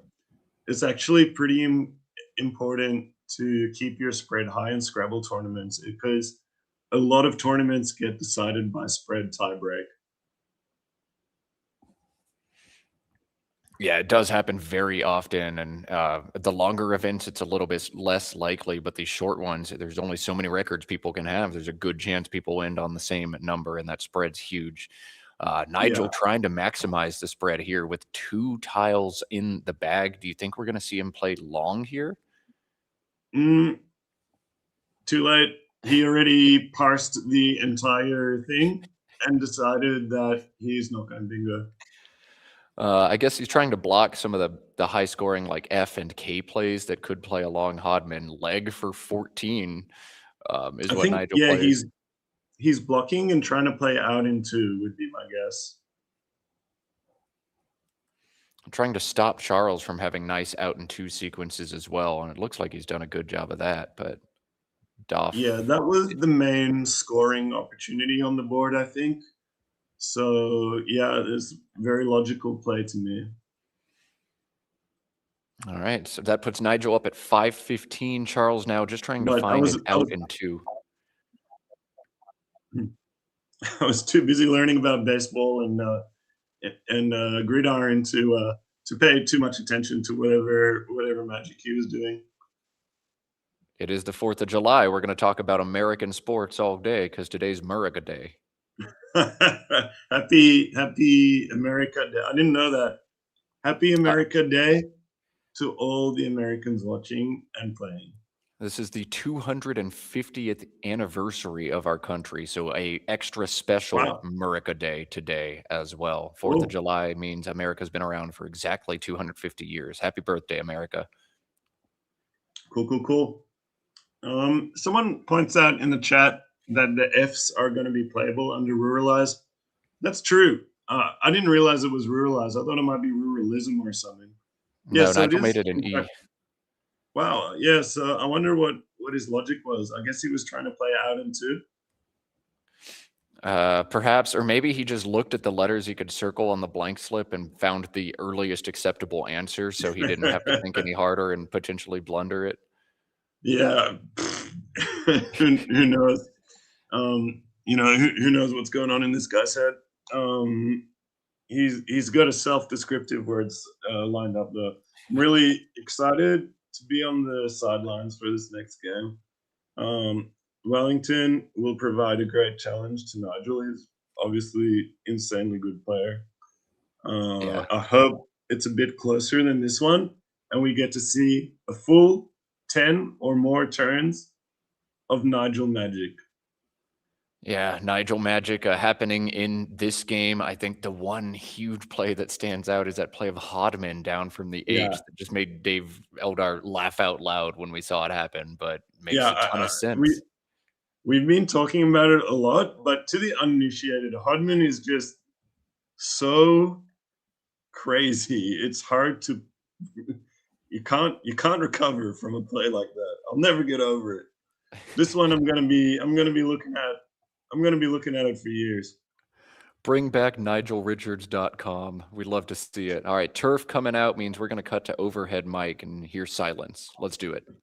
Cool. Okay, 381 to 542. Yes. Good game, Nigel.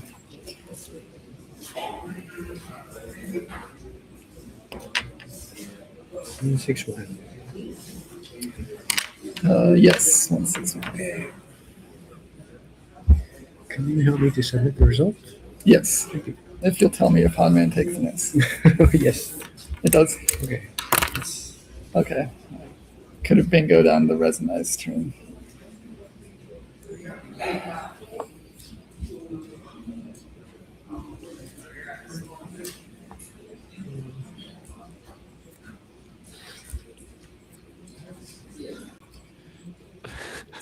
You heard what I heard, right, Dave?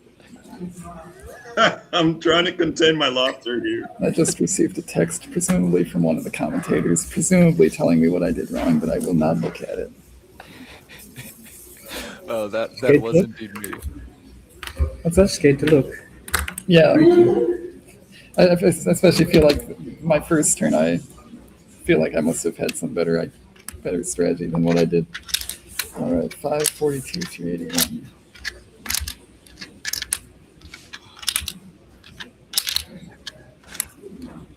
Maybe that was a cross up in the communication there, but Charles, you'll have to tell me if Hodman takes an S. Yes. So it takes an S. Nigel did the same thing to me at Causeway. My question is does he know he's pulling a fast one? Or what? I want to know what his strat is. Is he playing mind games, Does he just say automatic yes to is anything good? What's the strat? We're going to have to dissect plenty more Nigel Richards footage now that we've got this overhead mic and try to gather what we can. He famously doesn't post-mortem games very often, but yeah, we'll have to I see. want to Does he thank just say Charles. yes? Charles got a lot out of him there. That was some top interviewing questions. That's, I think, some of the most we've heard Nigel speak after a game, and made us giggle out loud uncontrollably. So next game is going to be more Nigel Richards. Nigel Richards versus Wellington Jighere. Gonna be utterly sick. I believe Wellington's in third, and Nigel probably crawling up to about fifth after that. We are gonna set Dave free as it is about 1:30 a.m. in Australia, but you at home cannot go anywhere. We've got Nigel coming back. Dave, thank you so much for your time today. Thanks, man. It's been, I'm looking the wrong way. It's been awesome chatting. This has been great. It's been great commentating. I'll see you guys tomorrow. Yes, we will. We're hoping to see more of Nigel Richards tomorrow, as it's just such a treat to hear Dave Eldar commentate on someone that strong. So, Dave, get to bed, get some rest. We'll see you again tomorrow morning as we close this thing out. Appreciate you. And to you Thanks at so home, much for hosting, everybody. absolutely, yeah. And to you at home, make sure you click that like button underneath the video if you haven't yet done it, and make sure you don't go anywhere. Nigel and Wellington going to be an absolute treat for everybody. We're going to sign down for just a couple minutes. As soon as we're ready for the next game, you'll get it here on Let's Play Scrabble.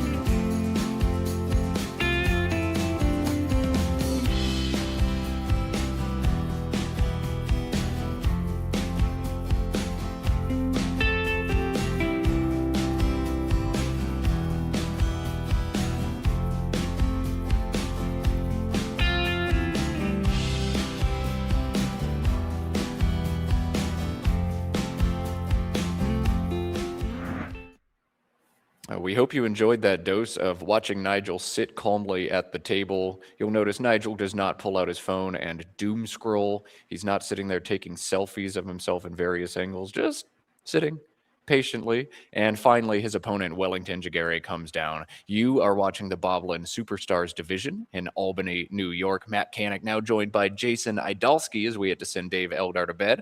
Morning, Jason. Good morning. Boy, talk about a tough act to follow. Dave, so great in the booth. And we do get 2 more rounds of him tomorrow, correct? At least 2 more rounds of Dave tomorrow. And if he's willing to grind through the night, maybe even a little bit more, I think he'll be more inclined to stay if his favorite player, Nigel Richards, is on stream. But at least 2 more Dave Eldar appearances. It'll be Matt and Jason, though, for the rest of the day. Let's take a peek at the standings before we cut over to Nigel and Wellington. Check this out, Jason. Yeah, I mean, boy, how do you feel if you're Charles right now? You've got a lead in what would definitely by far be the biggest tournament win of his career, but you have 10, I believe it's 11 players at 12 and 6 or better, and if Dave just beat Wellington, that number jumps to 12. So 12 players within 2 games of the lead, and world-class players, right at Charles's heels. I think we knew no matter what happened, unless Nigel did like a World Cup thing and started 17-0, that this would be a fun finish. But even I didn't envision something this fun. Man, 10 games to go. Pretty much anything could happen. But Wellington and Nigel shaping up to be a huge game. Number 3 versus number 4, and probably the 2 strongest players in our top 10 right now. Let's cut over to the board. Let's see who's going to win between Wellington and Nigel. Let's play Scrabble. Yeah, like what an honor it is. We didn't even set up the game, but literally, probably 2 of the top 5, I think was the term that Dave used, 2 of the top 5 players in the world, and we get to watch them do their thing with a lot at stake here. Wellington is either 13-5 or 12-6. Nigel, thanks to that 400-point win yesterday, he's got the spread. He just needs the record, but I would not bet against Nigel Richards to win games. All right, so hanger plus an L, the opening rack for Wellington, probably just going to be the 6-letter hanger, although I think there's a case to be made for just throwing the L back here as well, Jason. Oh, I'm seeing it. The H. H. Okay, yeah. Throwing the H back because Langer or Angler is going to go with all sorts of stuff. But yeah, I definitely feel like the top players will just take the points and take their chances with the bag here. I would probably go the fishy route, just try to get the first bingo down and exchange H, but I expect Wellington to play hanger. Yeah, when you do one of these one-tile exchanges on the first turn, you really want to think, what vowels does this hit with? An Angler hits with an A, E, I, and U, in addition to a whole boatload of consonants in the pool. But vowels are going to come out about 35% of the time. The vowels that will hit for him coming out about 35% of the time. And you've got all these consonants in there as well. So we are going to see Wellington exchange 1 against Nigel Richards to start this one. This is the engine's preferred play as well. Now we'll see if Nigel makes an adjustment after the exchange 1. The play of Bunya, B-U-N-Y-A, is your pretty standard play in most situations. But after an exchange 1, you think his thinking might change here, Jason? Oh, I mean, it certainly has to. You don't want to give your opponent excuse me, you don't want to give your opponent, 5 floaters. We can see that Wellington drew the N. So for example, if you float an I and then Wellington plays learning when I don't think he has anything else there, that makes you feel kind of silly. So this is a very weird spot, Nigel is so great at so much, but he usually, we don't see him do like super crazy, like leave inference stuff. It's usually like set up stuff and just plain being Nigel. So I'll be very curious to see how he responds to this. He's going to play Bun? No, he's going to play Bunya. Yeah, here comes Bunya. So he thinks for quite a while and then just goes with the straightforward normal opening anyway. And Wellington, with that N draw, needed an E, I, or O to bingo. He gets the other 2 vowels and only the other 2 vowels. This now an awkward turn for Wellington. Yeah, that's so tilting. And then so do you just fish off the N and make NY? And now you've scored 6 points in in your first 2 turns, and there's, you know, no guarantee that that you're going to hit this fish the next time. It's not like you're drawing into satire or something. We've already seen how drawing one into angler can go wrong. We've seen Wellington doesn't like to get caught up fishing very often, so I wouldn't be surprised if we see him play out of this something like Bangle from the B or Genal, Genal, 4 overlaps to the left side of Bunya for 21, but the NY fish also doesn't seem super bad. Yeah, it hates. I just hate blowing up a rack like this, you know, after 1 missed fish. I mean, because Genal only scores 21, you know, and I guess this is why I get overly fish happy. It's like, well, I'm not scoring on this turn, so I should probably keep the best leave, you know, going back to, you know, that a play should accomplish something. So, you know, I feel like Genal, it doesn't really leave and it doesn't really score, you know, at least NY leads really well. It does. I mean, but not scoring is relative. 21 is not scoring super well, but it's way more than 6 or 2 or 0. So I don't know. This is tough for Wellington. Do you blow it up? Do you keep it short? Not the start he was hoping for. No, especially because, you know, almost certainly no matter what he does, Nigel is going to be bingoing on the next turn. So. All right, Wellington is going to play. It's going to be Nang here, Nang. 15.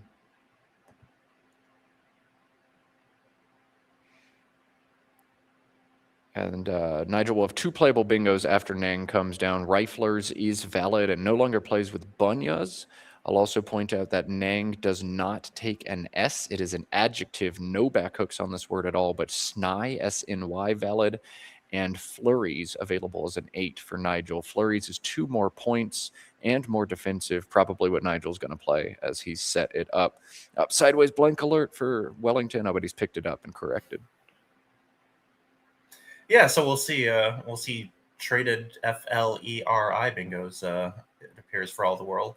Yeah, Flurries scores more. Again, I feel like most players would play this in 5 or 10 seconds. Nigel's going to take about 30, though. And then Wellington will hit back and stay in this game. The question is now, how does Wellington hit back? My mind would look right at the S on the board, and there are options there for 74, Fusilier, Fleshier among them, but 77 points actually available to Wellington on this turn if he spots it and opts to play it here. Yeah, it's very tricky because you have to spot 4 overlaps. That'll be the last hint if nobody's come up with it in the chat yet. Which it doesn't look like they have. So yeah, we saw Wellington this morning, you know, quote unquote, miss a 9, and also, more surprisingly to me anyway, miss tunably on that opening turn. So I'll be very interested to see if he plays the 77 pointer. The other bingos, you know, obviously you're only sacrificing 2, 3, maybe 5 points, but they also don't look that defensive either. So it looks like the 77 pointer is the right play, even though it would throw an F in the triple lane. Yeah, fire reel for 77, tough to spot and maybe not even correct if you see it because of the defense. So Wellington's going to play Fleecier here for 72. That actually looks like it's very close between fire reel and this, it looks like. So. This does seed Wexed to Nigel Richards, Wexed. That is so much stronger than any other option. I just wonder how much more time Nigel's going to need on this one. But as we saw, he seems to take about 30 or 40 seconds on every single turn, no matter what. So even though Wexed seems very straightforward, how much time will Nigel spend here? Yeah, I actually put it in the wrong spot. The placement I was looking at was 1 spot below, so moving everything down 1. So then you're putting the I on that double letter. So yeah, if you'd done that, it would have been a lot more challenging turn for Nigel. But he didn't. And Nigel plays Wexed for 48. And Wellington back on turn, a brutal post-bingo draw, GGNTKOV for him. Not bad enough to exchange, in my humble opinion, Jason. So are you seeing any candidate plays that stand out to you here? Yeah, Volk. I guess Volk through the L of Fleecier looks pretty strong. It's not like the top of the board is very conducive to bingos anyway. We still have 7 eyes to draw, and you're giving yourself some sort of ING potential through the E or the D in Wexed. Obviously not, probably not on the very next turn with the 2 Gs, but that seems to stand out to me. Yeah, Volk or Vlog both look good. Vlog would get rid of those double Gs, but it is a 6-point sack. Wellington says, nope, I want the points. Give me Volk here. But Wellington going to fight through the awkward rack, and that makes sense to me. Nigel back on turn. Oh, boy. AJMRTUW, and we'll see what Nigel chooses to do here, but this might be a really fun play from him. Yeah, certainly not a word I've ever seen before, and now he's got it set up. So it looks like we're going to see it. Oh my god, this would be Ujamaa, UJAMAA, into the AA on the board. Friggin' crazy. And that's just like, he saw it like right away, basically. Yeah, so many players would never notice this word. And Yeah. Nigel. But Nigel sees it, and he's probably going to switch to another play, setting up WAM. Where Maybe does this go? Dwam, but that's WAUM. Dwam from the D in Wexed is also a nice little J setup for a JO type thing. What? Nigel, what are you going to play? But yeah, normally when he sets it up, he would set up WAUM if he wanted to play Dwam. Right, he's just set up WA or WAM or WAMEU? What is Yeah, I this? don't see. Yeah, that's the thing. I don't see any candidate plays. I don't see any candidate plays that do that play those 3 tiles in that order. So, what are you doing, Nigel? What are you doing? it looks like Ujamaa is a pretty clear sim leader too. Oh, he's setting up the J.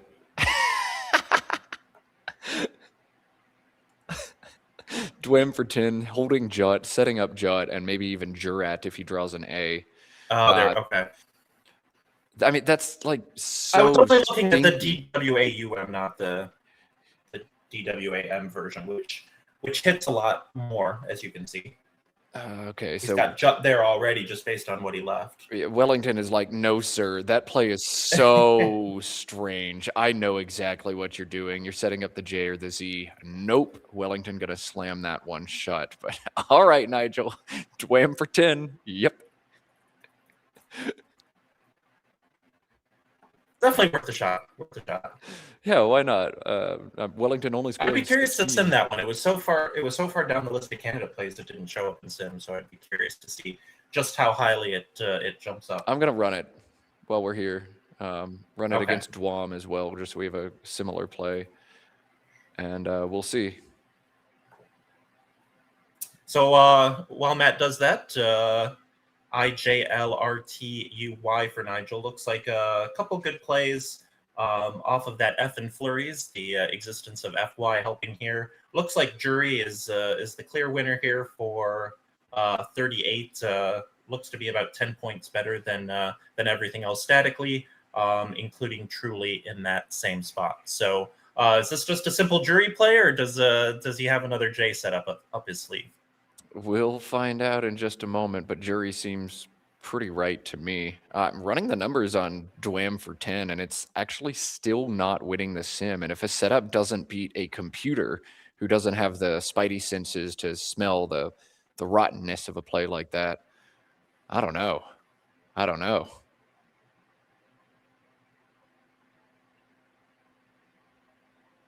Yeah, and I think the problem is now Dwam could have been a Z setup in addition to a J setup, but I think you also have to take into effect that Wellington is probably onto you, and I don't really see any great J setups. I mean, obviously having the I or the U is kind of unfortunate because it's not like you can put those vowels next to a consonant, you need to put the A or the O. So he's got jury set up, and we've said a few times, especially including that last game, like surprised he's not playing it right away. But Nigel very rarely gets into time trouble and is able to to solve complicated games very quickly. So I totally get why he's taking his time here. Yeah, but just looking one more time for a J setup, but it's not there. Jury for 38 feels very, very right for Nigel. Man, I don't know. That Dwam, like, yeah, that's Nigel's signature calling card, but I don't know that it was right. Really? Okay. I mean, if it's not winning the simulation against robots that don't make inferences, yeah, then it's definitely not going to win the real life simulation against humans who will try to block. And it's not. And it's not winning the simulation. Okay. Looks like shooted for Wellington through the U and jury. Seems pretty standard. Could have gone whacked from the W in Wexed. Or TEUCH in that same spot, but wanting to draw into TT as opposed to TTD. Yeah, that makes sense. If you're going to keep the double T's, just see if you can get some stuff to go with it to bail you out. And TETE altogether just makes my stomach churn right now, so I want to avoid that possibility coming together. I also really, really, really want to draw an S for Nogs, so extra turnover feels good. AEIILTT now. Oh, goodness. Well, he drew the blank for ZDs and Nogs if he wants to go that route. Goodness. Wow. Okay. Or ditziest if he gets the right stuff. So we'll see. But a big play lined up for Wellington unless Nigel obstructs. Nigel not looking like he's going to obstruct. He set up TWAITE, which looks like a very strong option for him here. 22. Yeah, it's the highest scoring play, and in situations like this, Nigel does tend to make the highest scoring play. So, but yeah, also looks like Wellington has set up Zeit to that E in shooted, if it stays open, which it looks like it will. Probably 39 keeping the blank is better than ZD's is setting up that bottom row. ZD's is almost 80. But ZA, ZE, ZO, like you're just going to get hammered on the bottom. Nigel really taking his time on this turn as well, setting up Twait and then backing out of it. Now setting up just ETIAL. This would be retial from the R in jury. Would also make Wellington's decision a lot easier if Zeit gets blocked. Did not see much there for him to play, but yeah, retial or retail there is an option. Yeah, I think both players now prioritizing digging into the bag, playing long where possible. That NOGGS spot just feels so important. So Nigel going to play off 5 tiles here and dig into that tile bag. Makes sense. Yeah, also played the simming quite well at TG through that second G in Nog if you want to just kind of blunt the S hook that way. Oh, that makes sense as well. Yeah, either blunt the S hook or draw it myself. Nigel says, I'm going to reach in and get it right now, but we'll see if Wellington doesn't pounce on it first. ZT's is 78, and he's already circled the blank. It's coming down now. Nigel hasn't even put his tiles on his rack. He's just going to watch. Would be interesting to look and I kind of wish I had now, look at that position before radial and see if Zeit or ZD's was better. But when Zeit gets blocked, ZD's is clearly the best play.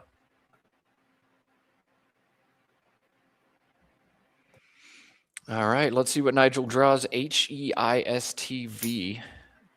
AEHISTV. He's not going to have a bingo, but the H and the V are going to score on that bottom triple word pretty immensely. Hive or have 41 points.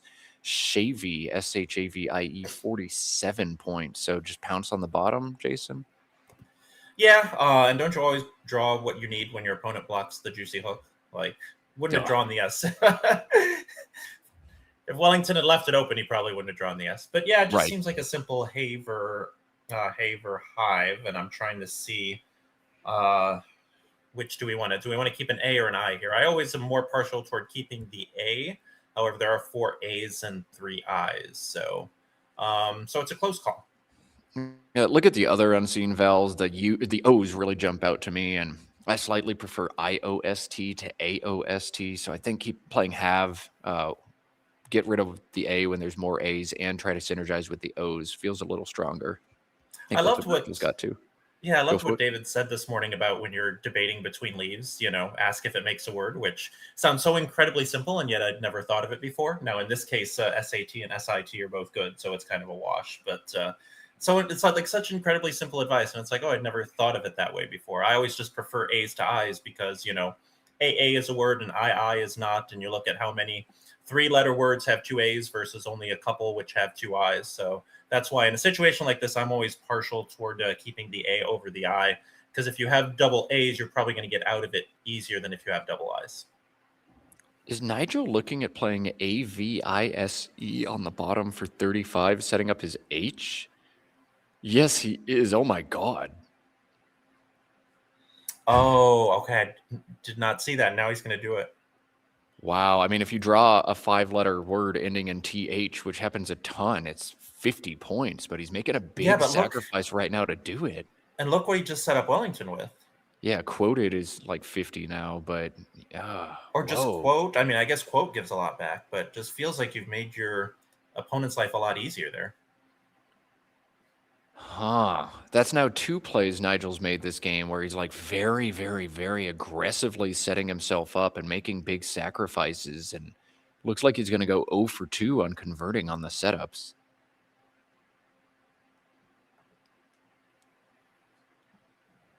Huh. This one also not winning a sim and not particularly close to the non-setup options. I'm not going to say this because I'm not qualified to and nobody is, but was that incorrect?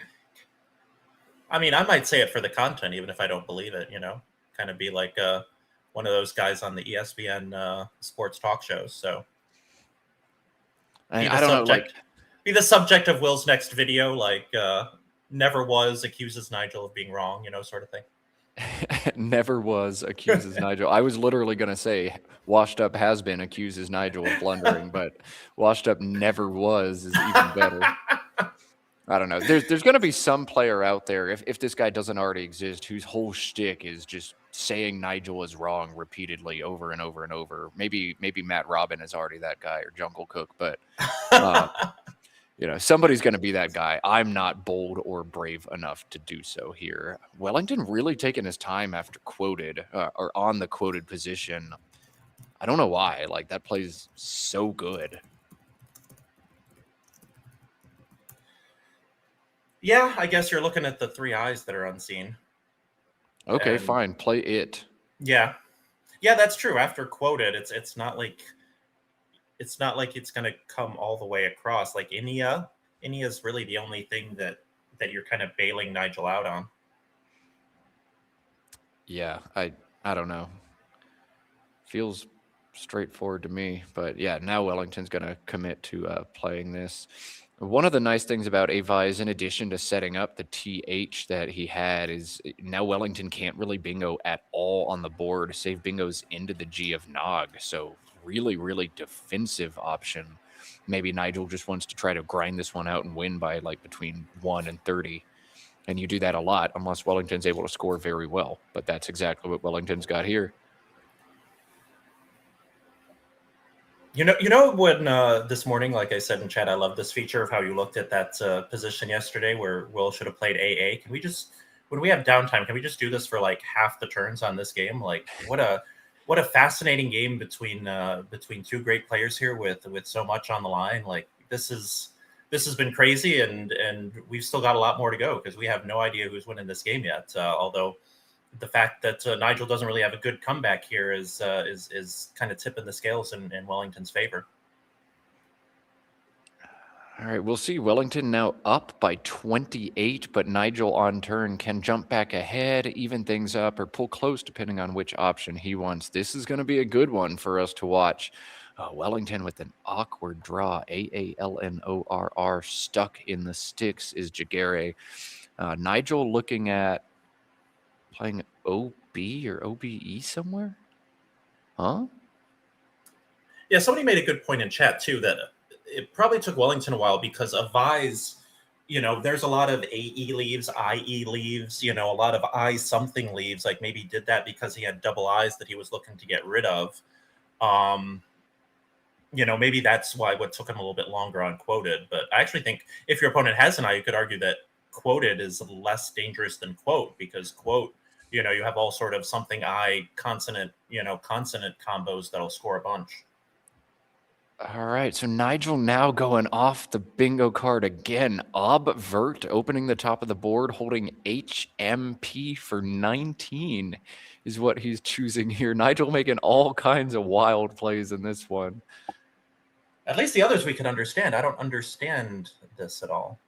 I think it's as simple as bingos don't do anything on this board. Let me keep HMP because those score a bunch of points. Okay. There's also a lot of vowels yet to come, so let me keep all the consonants and play the vowels. It sims pretty fine compared to other options. You're not going to get hurt at the top. Makes sense. Makes sense. I think, yeah, the strangest thing for Avise is like VIAE is also there, putting the S down for just 3 more points, but it shapes the board the way he wants. Oh, what a strange play. What a strange, what a strange game this has been. You know, we always kind of expect shootouts with Wellington and Nigel. They traded bingos early and then nothing since, and certainly doesn't look like there's going to be another bingo in this game unless one player gets behind and has to open. But like you said with Obvert, I guess I just kind of didn't really realize how this board is absolutely atrocious for bingos, other than maybe some sort of ING thing to the first G in Nogs. Yeah. Nigel really mucked up this board, and he started doing it early on when he built his lead. But Wellington has scored a 78 and 47 in his last 2 moves despite that, and that's the only reason Nigel's trailing in this one. I minimized the chances of the bingos, but just got hit hard by other non-bingo plays. The Q, the Z, and the blank all played in just a 2-turn sequence against him. I do not envy Wellington right now, but he's found a good option, a jar through the J. Scores well. There are so many vowels yet to come, so you'd like to retain some of these consonants. A jar looking really good to me, Jason. Yeah, somebody actually just posted in chat basically exactly what you said, that I do not wish to be Wellington in this position, and I don't wish to be in any position where I'm in a close end game against Nigel, who's, you know, the best end game player of all time. But yeah, even with the lead, you don't really have a good play. You know, there's not very many good ways to block that quoted spot. So. Oh, Obvert was fishing for IMP, IMP under QUO. There Thank you we to go. Alexi. Now it Alexi makes is here sense. in chat, gave me that There one. we go. All right. That's really cool. Fishing for imp, 3 unseen eyes, and he draws 4 vowels, but not an eye among them. See, it happens to everybody, folks. It happens to everybody. Or even impy, IMPI would be killer.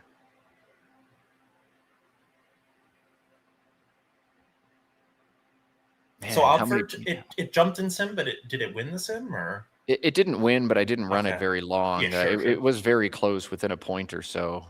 But there's also like the long term. If I miss the imp fish, I can just try again.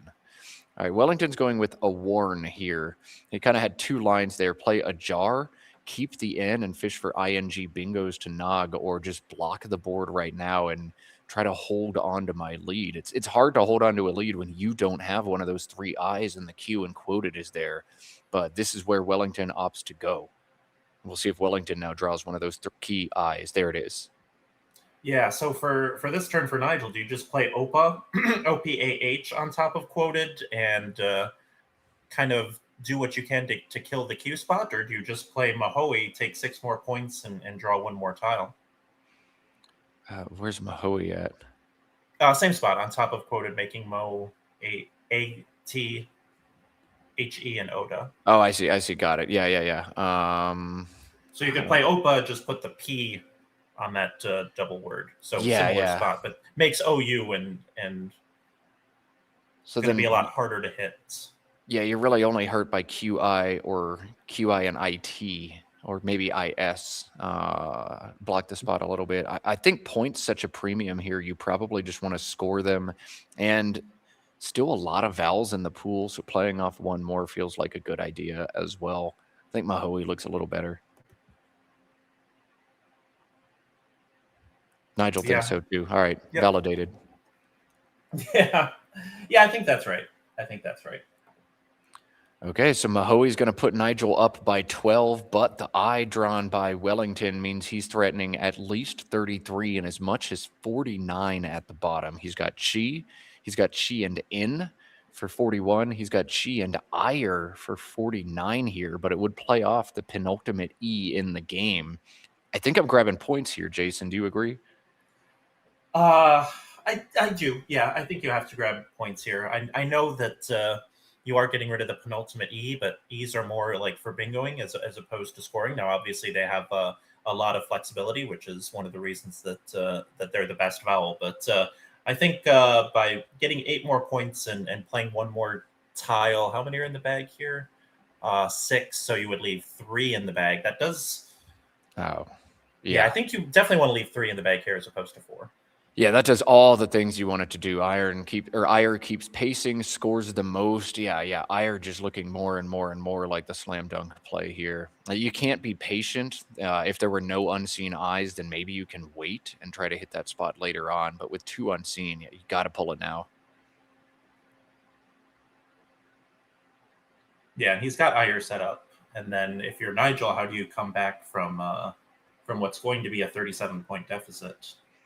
Well, if there's a man to come up with a crazy plan, because it's I haven't that seen guy. an idea yet. But I'm sure he'll find something. I'm trying to jump through this turn early. I mean, it's just tricky. Like, you can't set up a bingo line and try to draw an out bingo to win because there's only one bingo line. Wellington's going to block anything you set up. So he's just going to have to find another strange path into this game. Nigel setting up APO. Oh, he's looking at a poop. APOOP through the O and obvert right now. Yeah, and then just go out. Hard to go out with a 6, though. I mean, he doesn't also know that Wellington's going to play 3 here. Yeah. So he may have to adjust his plan based on Wellington's play, but that's what Nigel thinking of right now. APOOP. Adjectival or adverb meaning on the poop deck. A poop. Okay. Thank you for cleaning that up, especially after that bingo that Kevin played at the end of the first game today. I was like, I hope I don't get us taken off at YouTube, but I do have to call the word as it's appeared.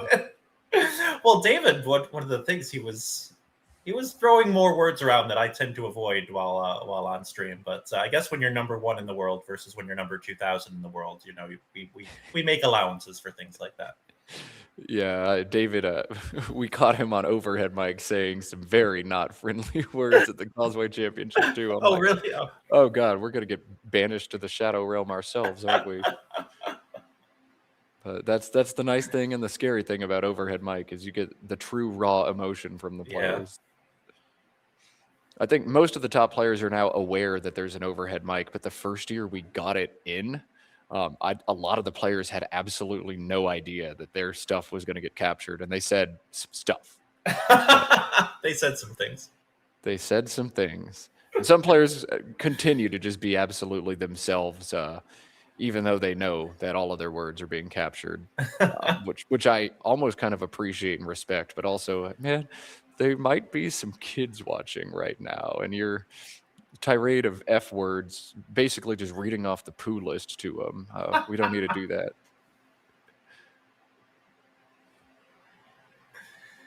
Do you do that? I don't remember ever that happening when I've been commenting. Do you do the apology to all the children watching out there thing, or do you just Why say would I apologize to the children? I didn't say the bad word. All right, fair enough. It's Jackson Smiley and Dave Eldar who owe the children an apology. Well, I don't think we'll be holding our breath on that one, though. So Ire comes down, and now we get to see what Nigel is supposed to do with 3 in the bag and trailing by 37. Yeah, I mean, is there any chance for Nigel here against a computer? Quackle suggesting one option wins nearly a coin flip at the time, but Quackle's not going to solve these positions out correctly. Quackle does want the play of a pod through the O and obvert right now, but I think that wins because Nigel draws bingos in the second row a lot. and Quackle's not going to block that threat as often as a real human does. Yeah. We've seen, though, well, this is going to be game over. Wellington has drawn a bingo on his rack and just going to bingo out. Oof. Yeah, but if you play 3 and empty the bag, Quackle is going to block it because it's going to know you have a bingo. Is there something like we're missing? But there's no other spot to bingo. So like after a pod, what do you draw? What are you drawing that A, threatens the bingo, and then B, outruns when the bingo gets blocked? That's what I don't get. Well, Quackle's also assuming that Wellington has a random rack when that's not indeed the case after Ire. So, you know, if Wellington has IIOOU on his rack, like, okay, Nigel just Oh, outruns. okay. Especially I if see. Nigel draws an S. I think that could be the line to victory there. Yeah, But championship player has a pod at 40%, but I don't agree with that. each time I run it, it has it at a different percent, which makes me rather skeptical. This is a Macondo 3 unseen kind of situation. Yeah. Macondo And, is, I've heard, way better at 3 in the bags. One thing working against Nigel, though, is it's pretty unlikely that Wellington has both eyes. The fact that Quoted was played and neither player pounced on it meant Wellington did not have an eye until he drew one last turn. So he's really only had just a few shots to draw an eye. I think 1 or 2 eyes likely in the bag. And the only real way I'm catching up in this game is if Wellington's got the garbage IIOU combination, which you can't really have with my inference. So I'd feel way less secure than a 40% victory after a pod. That's in a vacuum, and we're not playing in a vacuum. That's true. You're also playing Wellington. Oh, how about this? Pate, P-A-T-E, into the T-E of shooted and retail, setting up the front S. Does just hold B-D-O-S-T, or D-B, D-P-O-S-T, but draw 2 vowels. Could be threatening something big there. So wait, sorry, say that again. I missed. P-A-T-E. Oh, so Pate. Yeah, Pate and Jaw. Okay. Yeah, setting up spate. Yeah, you're probably going to draw 2 vowels. We know that there's 3 vowels in the bag. So That's that, and, interesting. yeah, leave 1 in the bag, introduce some fog of war. But still, Wellington's probably just going to block, and then you lose. Yeah, but then you do have the Owen obvert. But what are you going to draw through that Owen obvert? Yeah, can you draw anything into DPOST? Yeah, DPOST O blank blank. I'll take a look and see if I can. Find Looks something really quick. like no. Door Not in this pool. Yeah, doorstop Mundar. Yeah, not with this pool. Nothing there. Okay. And Nigel is good enough that he can actually think all these things through. Nigel not going to play a pod, just a po. Leaving 1 in the bag. And he's going to get bingoed on with Colonus and lose this game. Well, at least he didn't play. Pate and get bingoed on with Colonus for a lot more. Wellington's not going to hit his clock right now. He'll set it down. Or he's just going to hit his clock right or now. he's just going to hit his clock. I was with you on that. I was with you on that, though. I thought he'd wait. I thought he would pause for just a second and be like, okay, is there any crazy out bingo Nigel could have? Like, Dopiest almost plays with a Warrens at the bottom of the board. But I guess this scores enough that even an out bingo from Nigel wins for Wellington. He commits it quickly. Yeah. Yeah, All right, especially with, folks. 7 minutes? Yeah. Thought he might look a little longer, but... I thought so too, but he's just going to play his winning play and get out of here. Dopius doesn't fit on the board, and that was the best rack Nigel could have had. So Nigel Richards knocked off in this game. And again, 2 big turns to look back onto. Nigel playing Dwam for 10, and Nigel playing a Vise at the bottom of the board holding HT for just 30 some odd points. 2 kind of curious moves from Nigel in a game where he's going to come up short. Yeah, as was obvert, although that made a lot more sense once we had the IMP fish explained to us. Yeah, now both players sitting on just an eye. It'll be Wellington who gets to play out. But yeah, 3 awkward moves for Nigel. I'm not going to say any of them were wrong, but definitely like, whoa, there's only 1 player in the room who would play Dwam. Only 1 player in the room who would play Avise. And there's only 1 player in the room, like, because this isn't going to be a postmortem, even though they had a bunch of interesting turns. And it's like you or I or literally anybody else in the room. Well, hang on. I'll finish that thought after we hear overhead mic. Yeah, let's cut to it. 5-5. Yeah, 055, yeah. Thank you.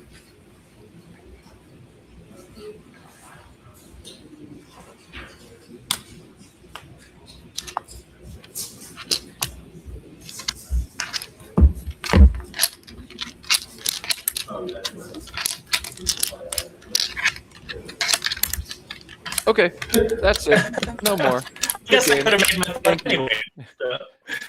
Yeah. But yeah, so that's, I think anybody else in the room, like you said, would think after the game, like, oh, was Nog too fancy? Or I'm sorry, was Dwam too fancy?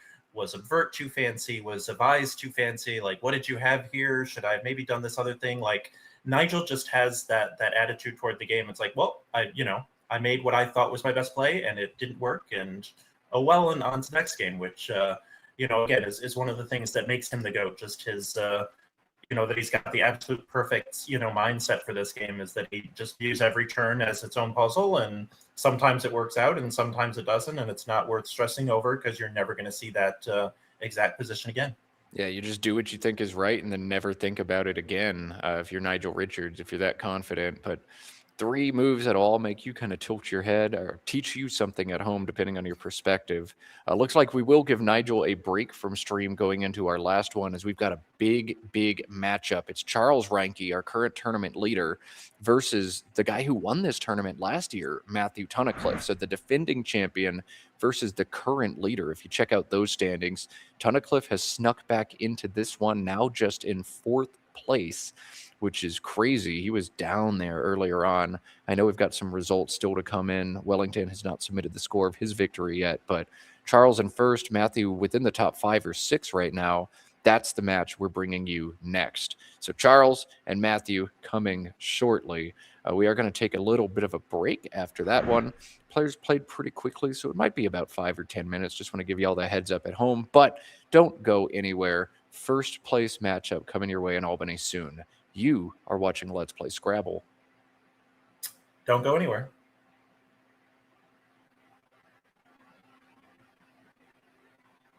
Oh, hang on. We're not ready. We're not ready. Oh, we're not ready. Okay. That's why I said don't go anywhere, because we're not going anywhere. So why should you go anywhere? All right. I took your directive myself, Jason. So don't go anywhere is what we've got. Yeah, it's a good thing we didn't go anywhere. That would have been kind of awkward if you just walked away. Just rip the headset off and walk off and get a blank screen. Since we're here, since we're stuck awkwardly on the air, like and subscribe. Yeah, all those things. Super friends, we appreciate the super friends who are currently on board with us. Say hey in the chat if you are a super friend already. And if you want to become a super friend, $5 a month, hit that join button down below. You get some special swag in the chat. You get access to at least 1 or 2 exclusive members only videos. And you help grow competitive Scrabble out there. So definitely like if you haven't yet. Definitely subscribe for free if you haven't yet. And think about maybe being a super friend as well. Okay, now we're going to cut to a little break, but Charles and Matthew coming soon. Jason, let's try this one more time. You're watching Let's Play Scrabble. Don't go anywhere or go anywhere. I don't care.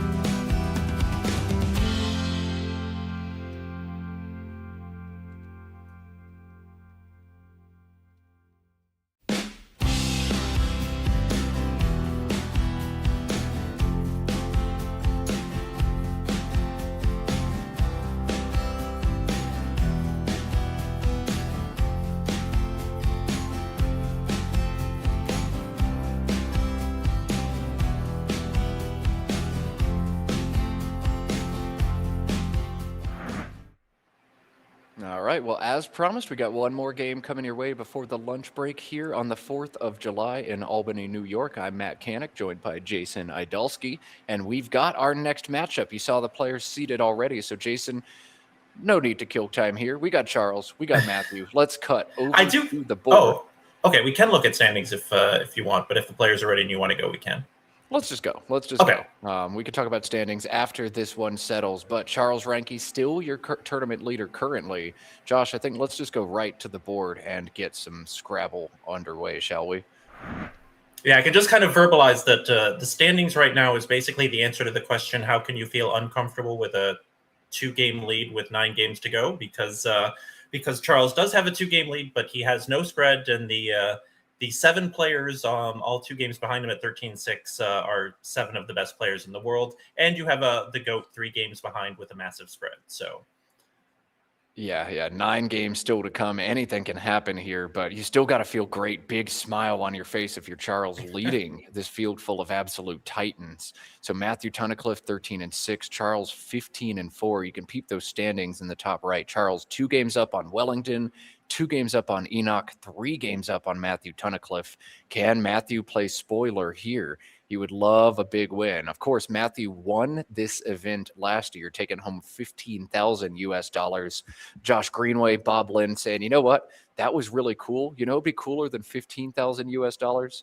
$20,000. So that's what's at stake here. Can Matthew win this thing a second straight time? He's got the gum in his mouth. That's his secret recipe there. AEEILNO is a tough first rack for him, though. yeah, I was going to say he's got one of the toughest opening racks in Scrabble. 5 vowels, no bingos. You're close to a lot, but there's no really good fishes. So, you know, do you just blow it up with Aeolian, or do you take the chance on OE? I think before you play OE for 4, you might just exchange those same 2 tiles. Generally, conventional wisdom says if you're going to play 2 vowels, actually just put them back in the bag instead, unless maybe they're OU. That's a bit more defensive, but Aeolian also feels pretty good. Simulation has both the exchange and the play of Aeolian pretty similar to one another. So Matthew's going to think a little bit here. Now considering exchanging just the O, he'll look next to changing OE. I think you could really do almost any of these and feel okay if you're Tunnicliffe. Yeah, that's a good point about the common wisdom regarding you might as well just exchange them, especially in columns where you have ZO, ZE. No really good place to put OE that might not get hammered, so probably worth sacrificing the 4 points and just throwing it back in the bag. So he's going to go with the Aeolian. This placement looks pretty solid, not super risky if your opponent has the A. Yeah, so this is what Matthew's going to go with here. Just 2 completely different approaches that both kind of mathematically work out close to each other. So that's what we're going to see for Charles, who's got BIILRTV. And it looks like there could be trivial or vitrail, VITRAIL. Vitrail is adjectival, does not take an S. So you could play that short of the double word and feel okay. There's also the 5-letter Bivia, if you're looking to shed both the B and the V. All of those look really similar to me. Bivia, vitrail, trivial. Do you have any preferences there, Jason? Yeah, Bivia looks pretty strong to me. I mean, it gives back a lot, but, you know, your highest scoring play of 20 and drawing into LRT with all those, you know, you're going to have an open I, open E, open O. Obviously, some of those are going to get blocked on the next turn, but I kind of like Bivia here. Bivia feels all right. Yeah, keep that LRT with some floaters in space. Charles looking at trivial, though. Again, vitriol, trivial, Bivia all simming right next to one another. So Charles trying to maximize what he can on this turn, and that's what you want to do, but you don't want to get caught up for 3 or 4 minutes trying to pull like 0.1 or 0.2 points of equity out of a rack like this. Yeah, and after your opponent plays off 6 and clearly is not keeping a blank or an S, it's totally understandable to say, oh, like, I don't want you to get first crack at all the good stuff. I'll play 6 myself and at least keep turnover even. So, yeah, I think it's totally fine, totally stylistic. All right, so trivial, what we're going to see come down for Charles. He leads 20-14, a slow start to this game for both players, but now big plays lined up for Matthew Tunnicliffe. He's got the A to front hook Aeolian. He's also got an R in trivial. So Jard for 44 through that R holds EG. Gadja making Aeolian, Gadje, is 37. One of those two plays, Jason? Yeah, certainly Jard seemed pretty obvious until you realize that you're burning your A for the Aeolian front hook. But just trying to see, like, you put the J where it lands with Jard. How often is that getting hit, especially in this lexicon? And that's a question I don't feel qualified to answer. So I would probably play Jard. Although if you told me that Gadja was better, I would not argue with you. Gadja coming out on top by about 2.5 points on my quick sim that I'm running here. Let it get some more iterations under the hood. And Gadja with Aeolian is 37, but Gadja on top of Aeolian making DEJONEL is also 44. If Matthew's looking to play a little bit more defense here, but Matthew's going to grab the points. Jard, 7 more than Gadja. He'll keep the G. Yeah, so with it simming 2.5 points better, would you call that a mistake? I would, again, kind of go back to the last play and say that it's a stylistic thing. But 2.5 points is a little bit more than just stylistic. That's maybe a small misplay here for Matthew Tunnicliffe. Yeah, and he's going to get punished for it because it does give Charles a nice way to dump 3 vowels on a consonant and score 39. Yeah, you said how often does that J in the 4th spot get hit? Not too often, but it can happen sometimes in GAUJE. Just a very straightforward play here for Charles. This is actually, ironically, another spelling of GADJE. Several spellings of that word. Gadji, GADGIE is the root, but all kinds of different spellings. All of them are nouns, meaning a fellow or a guy. I was going to make that comment, but then I didn't want to be wrong and be called out in chat for pointing out the similarities there. So that's good to know. My favorite thing in the entire world is to say something slightly incorrect or inaccurate on stream and be compulsively corrected both by the chat and the players that evening or the next morning. Well, at least you know people are watching then. Yeah. At least that's something, some kind of consolation prize. Love the compulsive corrective tendencies. A fun turn here for Matthew Tunnicliffe. AEGGNOT. Nothing good for Matthew to do on this turn. The A that he's drawn allows him to play Aeolian again. Maybe a go or a gog. A go looks cool, setting up a gon and a gog as back hooks, but it does keep the G when G is not a great tile. So maybe just a gog and Aeolian.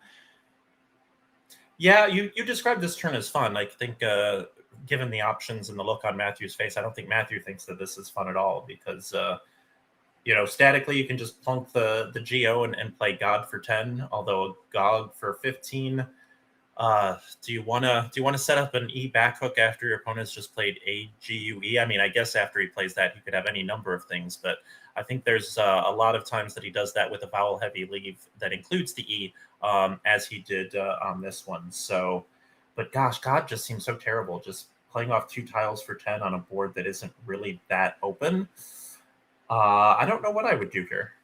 Oh, man, yeah. God for 10 into the D of Jard holding Agent. I mean, that does bingo pretty often, but you'd like to have some floaters, especially a floating I if you're going to keep Agent, or maybe a floating R, and he doesn't really have the floaters. He's selling out to try to draw a 7 after that play. So it doesn't feel super strong. He's looking at playing ONG somewhere. Is he thinking about just Dong from the D for 8? That's what I assumed, but that seems really weak as well. Now he's thinking blowing up. Oh, Tango and Aeolian, maybe? Tango and Aeolian going long here, keeping EG. I feel like if I'm playing Aeolian, I'd love to play both of the Gs at the same time. Oh, so like maybe gang?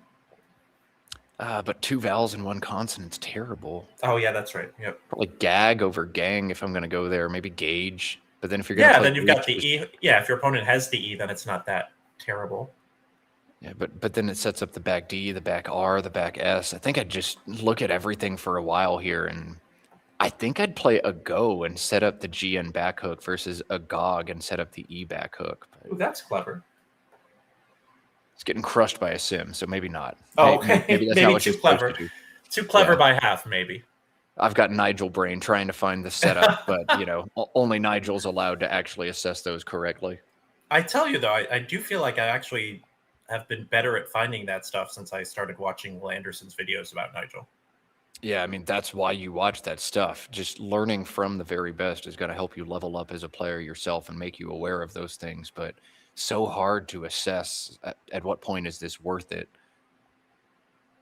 Yeah, that's the tricky part. He's going to go the Agog route, though. All right, simulation prefers this play to any other option. This and GOD look like the top two from the computers. This is what Matthew's going to play. So passing the test on a tough turn is Matthew, 73 to 59, the score in this one. And Charles now gets to make a similar decision. Do I play short and keep bingo prone tiles? Do I play longer, cash some points now and play some defense? Looks like two different plays do a lot of good stuff here for Charles. One is just grabbing the two worst tiles on the rack, the F and the B, and playing FUB through the U and Gaji for 22. Fiend and Agoj is 29 at the bottom of the board. But DEINS is so strong. This has to be FUB, I think, from Charles. Yeah, I think FUB is just clearly right here, and Charles is going to make it. Yeah, you've got two spots for the bingo you might draw to play with Agoj and with Gajas. So as long as you've got two spots, go ahead and try it. So FUB, what we see here, Matthew drawing a nice Mountie out of the bag, but he won't be bingoing on this turn. He'd need the S for Mounties, and that's not even valid in Collins. What? No love for the Canadian. Yeah, Mountie, one of the most famous phonies, not even in Collins. Wow. I assumed Collins would have it, but no love for the Canadians on the 4th of July. No Royal Mounted Police or anything like that. And with no Mountie, this is a hard turn. No.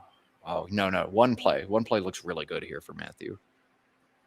Yeah, you just have to see Meow being enhanced by Charles's previous play.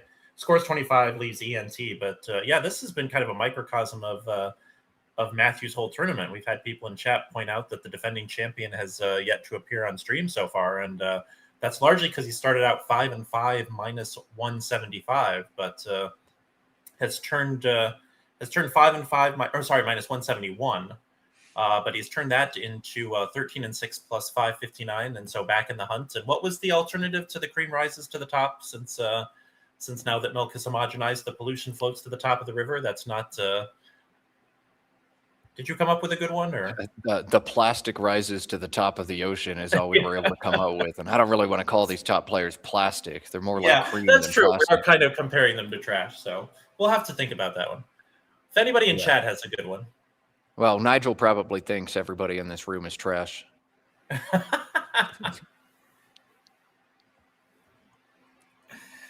So he's got it set up, albeit with the transposed O and U, but looks like he's seen it. I almost made the Nigel mistake of just transposing the tiles, but no, he's shifted into Meow. 25 points, ENT leave. This looks very, very good for him. Nice. All right, Charles on DEEHINS. The gambit to bingo after keeping DEINS does not find success for Charles. So do you just grab the HE that you've drawn and play them somewhere on the board? Or do you go a little bit longer? THE from the T in Trivial looks pretty strong to me. You've still got the Gaja's hook. You've still got a Goj available too. You just try it again. Oh, what a pull for Matthew Tunnicliffe, though. Man. That works. Yeah, how has nobody bingoed in this game? So you look at the leaves that their bingo knowledge and the leaves that each of them had and nothing even playable. And it's not like there are that many clunky tiles on the board, just pretty much the F, B, J, and V. So this could be a slog, and I know how much you love slogs. We do, but I don't think it's going to be a slog. Is that THE coming down from Charles looks really, really strong, but doubles now coming for Matthew Tunnicliffe. Pick your poison, pick whatever you want to do. There's a bunch of them here. Yeah, I mean, I think they trade bingos here, but then I think, yeah, again, there's a lot of not good bingo tiles, left to draw. We haven't played much, so I could definitely see it devolving into one. We will see. Matthew's doubles all have a G as the third letter. I'd love to make the G the second letter, but none of those words available. So he'll have to float something out to his opponent who has been fishing for several turns, but not super worried about the floater. You're more worried about the Gauges hook, and Charles has converted on the second attempt to bingo, drawing Anodize, Adonize, and Sodane on this rack. So it looks like a bingo and a bango coming, and then maybe a slog, says Jason Idalski. So we'll see. I don't know. Given how my predictions have been, it'll probably end up 450 to 440 even with this start. All right, so this is going to be angriest coming from Matthew Tunnicliffe. Blank eye, 82 points, one of a million different doubles he's got here. I actually kind of like how this one sets up himself for success. If you figure Charles is going to bingo with Gauges, then you're going to be able to play a 4 or a 5 underneath the A or AN of angriest. So set up the spot to score because your opponent's not going to after the fish. Or a 6 through the eye of angriest. So I kind of like going kind of full aggro with the placement here. Yeah, you go up top, and then I'll take the spot that I'm setting up on the bottom. And after the plays back-to-back of Fub and then the from Charles the last two turns, he's likely kept 1 pointers and can't punish you too hard. So that's going to work out wonderfully. He's drawn at least whole down at the bottom of the board for 40 points or so. Here comes Anodize, 76, the highest scoring bingo for Charles. He's not going to waste a lot of time on this one. And we've got a tie game, 180 pop. As a friend used to tell me, it's just like we're starting over, except now the board is bad. Yeah. So we've got that. We love it. All right, what is Matthew Tunnicliffe going to do here? Obviously, we'll be taking the lead, but how? A lot of different good plays. He can take the spot he opened up on the bottom of the board, WHOLE, 36 down there, but I think we'll see him play above the ANO or ANOD of Anodize. HOW holding AELR feels great. I think HOWE feels a little bit better. Board's not great for bingos, so cash your extra points. That's what I'd be thinking here, Jason. What about you? I'm thinking what happens when I draw into AELR on a non-bingo friendly board and I draw 3 more singles. That's the danger of doing what Matthew did. I think we both still liked it, and I still do, but again, you could easily have an orphan the next turn, but it's not like you have a good way to play just the W or just the H. So I think you would just have to get rid of both of them. How looks like the best way to do that. You could play Woe, the WOAH spelling, off of the A in angriest, or you could play How in the same spots off of Anodize. So HOW or HOWE look pretty similar. Looks like those 3 are the plays that I would be debating between. And I could see Matthew taking a while here, even though his clock is running, as he's had a lot of tough decisions on these first few turns, and Charles has had far less. Wow, Matthew already dropping below 13 minutes right now early on in this one. He's got to hope it doesn't come down to an in-game slog where he has to think really hard, but he has had many tough turns and many kind of back and forwards turns. It makes sense that he's used a lot of time, but we'll continue to watch that for him. How much more can he afford to spend on this turn? A lot simming really close to one another yet again for Matthew Tunnicliffe. He wants to optimize, but you can't get in too much time trouble too fast. Yeah, and especially on a turn like this, I think, you don't have a star play. Everything gives back something. I think you just gotta pick something and go with it. It was very informative listening to David, who was actually a lot more revealing with strategy than I thought he would be for being technically the number 1 player in the world. And when he talked about pushing your opponent into time trouble never works, I was like, yep, but that's definitely been a net negative for me over the years. And he always seems to talk about how important it is to have time for the endgame, which is something that I have always agreed with. So I think in a spot like this, there's not a huge difference between these plays. You got to pick something and save your time for the end game. Although Matthew's end game is usually pretty good. I know a few years ago, I don't know if he's kind of moved on from this, but Matthew said he would often make very gutsy pre-end game plays to make the end game simpler. Kind of a if you have it, you have it. If you don't, you don't sort of thing. So, but it's been a while since I've seen him play a close end game on stream, so I don't know if he's one of those who kind of needs the time at the end like I was, or if he can synthesize a complicated end game pretty quickly. I mean, at this level, players of this strength, like, they can do a lot in very little time, pretty much any of them. But whoa, Matthew's playing over here. And also, why not whole? I would feel like getting rid of the L would be better than getting rid of the R. 34 on this side, 36 on the other side, but I guess he just doesn't want to give back the triple. The whore takes both a back D and a back S. I did not see this one coming. I'm not seeing like a crazy good rationale for it, but surely Matthew was thinking of something after that play. Yeah, that'll be interesting if he mentions that one after the game. Because I did not see that at all. That wasn't even one of the top Canada plays that didn't even get simmed. So. Yeah, I didn't run that one through a sim either. I threw it in right at the end, and it seemed to do okay, but I would need to do a deeper analysis to tell you if that's a mistake, a stylistic decision, maybe even a genius play from Matthew Tunnicliffe. But that EW he's floated out there puts Charles on play finding alert. Can you spot EWW? That's one of the toughest threes to notice in the lexicon. But if he does notice it, he's got some really great plays underneath there. WAP, but there are even longer plays. Pulwar, PULWAR, or Tolwar, TULWAR, both playing for big scores if he spots EWW. If he doesn't, and that's where most of his good plays are, I think it's going to be WAUL underneath the A and angriest. Big sacrifice if he doesn't see it. Yeah, and EWW is one of those that is just very hard to see. I guess one of the benefits of Matthew's last play is playing off 5 and, drawing the Z, which now plays very nicely above anodized. So, maybe that was kind of part of the logic in terms of playing 5 as opposed to, the plays we were considering, I think we're playing 3 or 4. Yeah, Matthew just going a little bit longer, digging into the bag after they play a whore and keeping the board open. Maybe he favors an open board against Charles. Maybe he favors an open board because he's down on time and just wants his decisions to be a little bit easier. Open boards generally give you easier decisions. But that's what we've seen there. And Charles now a lot to think about. Does he spot EWW?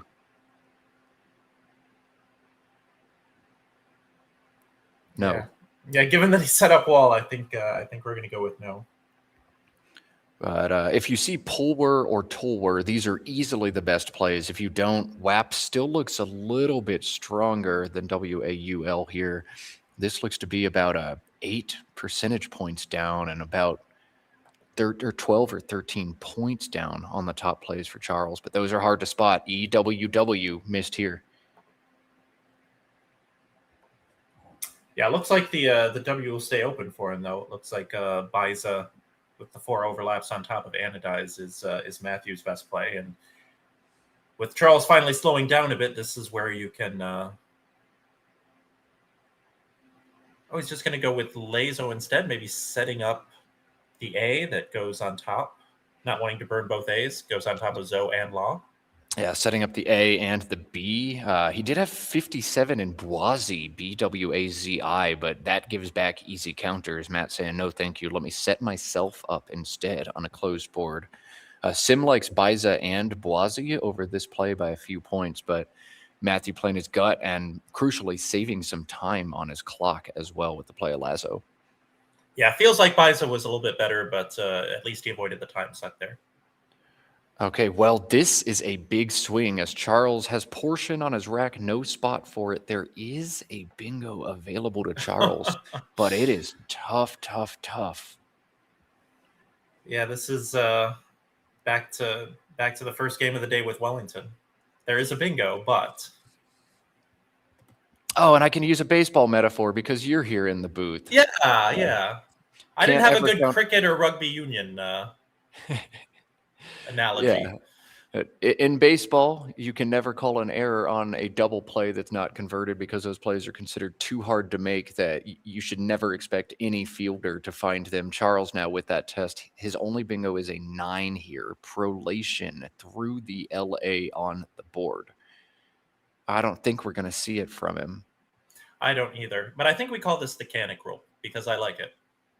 And you came up with it. So it's not officially a mistake if you miss a 9. It's not officially, yeah, exactly. And that's just a thing. Now, Wellington, certainly in the postmortem, treated it as a mistake and, definitely, would have given him a chance in that game. As you all pointed out, Kevin had the other blank and was still like 70-80% to win. But so, yeah, Wellington treated it as a mistake. But yeah, when I miss a 9, I don't go, oh, I should have seen that, Yeah, I actually ran that position through several times, just gave Wellington random draws after he played Scaredies, and every single time I did it, I ran 5 iterations, and Wellington won all 5 of them. I know the engine said Wellington was still only 20 or 30% to win, but on my manual 5-ply sim, Wellington won all, or 5 iteration sim, Wellington won all 5, which is crazy. That is crazy. Kevin did not have a great counterplay, so I guess I could believe that.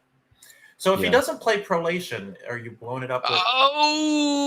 But he's going to play Prolation! All right, we don't have to implement the Matt Canic rule. I might even see a +5 added to this one. Wow, Charles. All right, 2 games up on the field. Flex on us right now. Let us see those biceps, Charles. Come on. Look into the camera. Look into the... Oh, he's on hold. Okay, wait until you get the 5 extra point and then flex for us, Charles. I was going to say... I like Charles a lot, but I don't know if flexing is exactly playing to his strengths.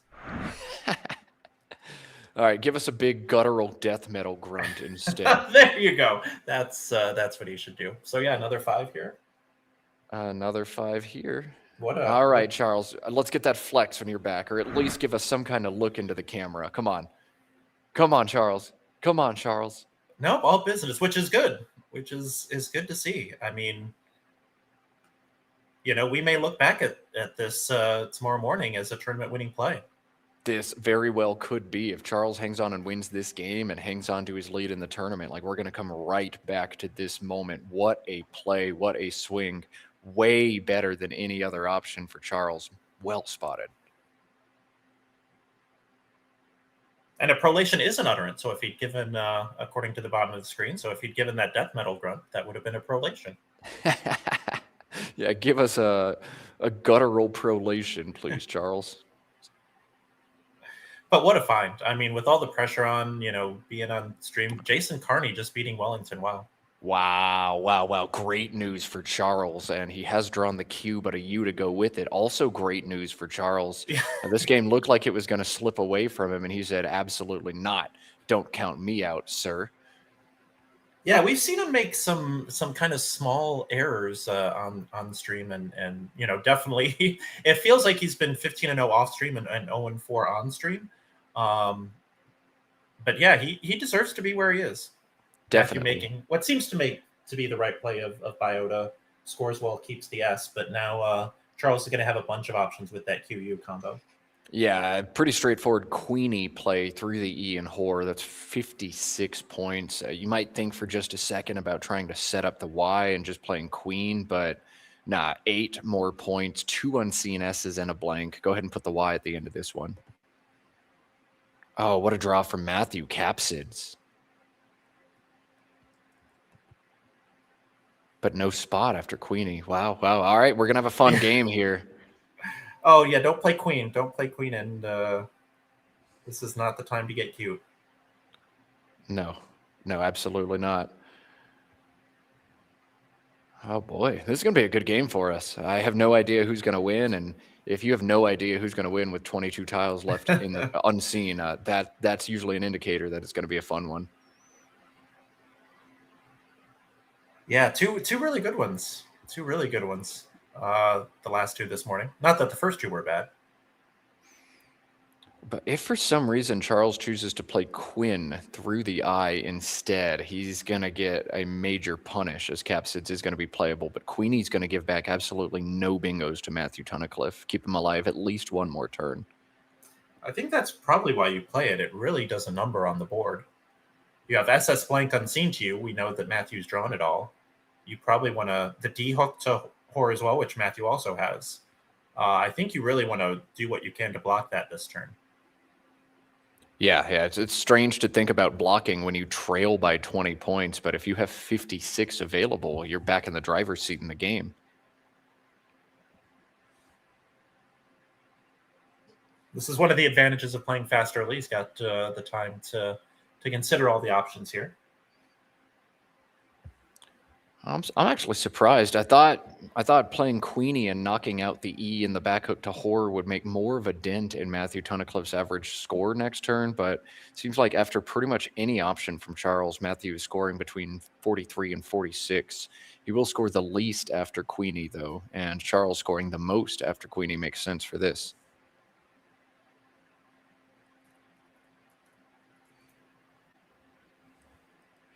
Sad Matthew Tunnicliffe noises as he's slowly coming to the conclusion. Wait, now I've got nothing? Now he's got nothing, but he's only trailing by 36 and he's got SS blank. So, it's not like things are hopeless, but you were kind of hoping to get capsids down and put it away. And now you have to wait, and this board is not very amenable for bingos, to be sure. Now this turned very, very challenging for Matthew.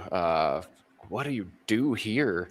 Like, you look at the Q and you've got the P to play something like DIP or DIPS alongside the QUE, but you're just giving Charles a free triple word stack opportunity on a board bereft of many other options. That play sucks. So dip, definitely the equity play, but gets you hammered a lot of the time. Maybe sip instead. That does telegraph some information, but is a little bit more defensive to stacking plays than dip. Or maybe you just don't play QI at all and shift over and play Wisp from the W, Jason? Yeah, the problem is you don't have a good play which keeps both S's. So I feel like you're going to telegraph the duplicate S no matter what you do. Yeah, so I was just about to ask you if dips is too crazy.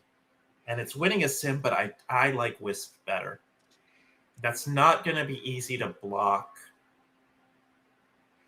But I don't know if he plays parallel. There's not a lot of parallel plays, but you just risk getting into this open, close, open, close, open, close pattern where you make an opening and then your opponent closes. You still have the Y at the bottom that you might be able to bingo to. You do still have options for the bingo's got to fit perfect, but a 7-letter word that ends I, NS, ITS, something like that, IST, with you at the blank.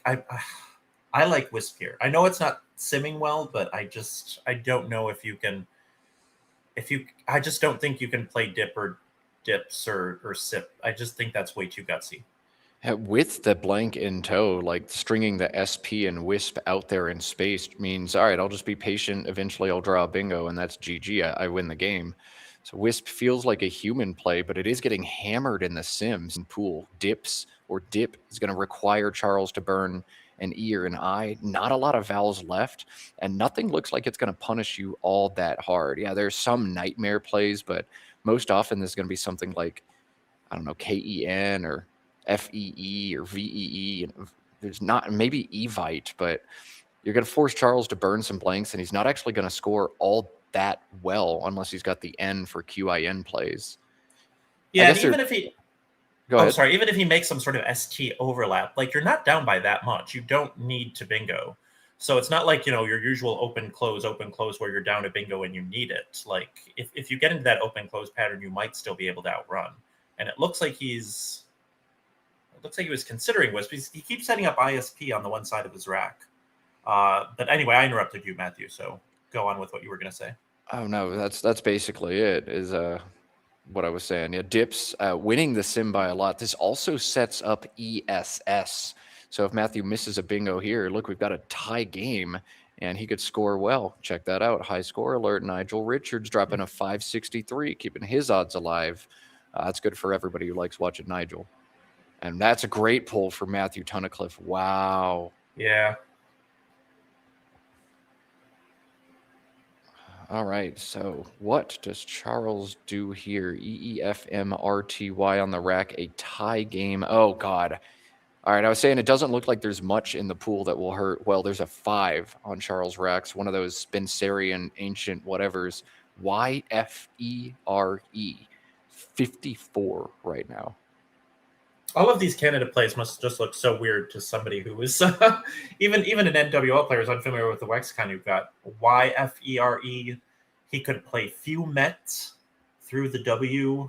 He could play Treyf, TREYF.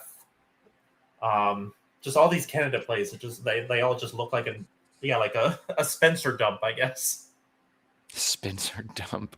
And yet, so Matthew has ditches with a blank H, making DE and QIS for 101. The spot almost definitely got to get taken by Charles, but he's got bingos both through the A and wall and beneath the WH of whore. So Matthew, a lock to bingo, got to be feeling good about it. But 54 points now for Charles means even after Matthew's bingo, we'll have a game on our hand. Yeah, check out that unseen pool. If Charles is able to go in and pull, oh my God, there's only one vowel in the bag, an E. Charles is going to have to draw that E and leave Matthew with some of the bad stuff. But Matthew bingoing and drawing CVX or something could be bad. No, if Charles plays 5, Matthew's only going to draw 1 tile after the bingo. Unless Matthew draws the V, he wins the game instantly. Yeah, this looks like Matthew's game. Unless if he draws the V, is he V stuck? It looks like yes.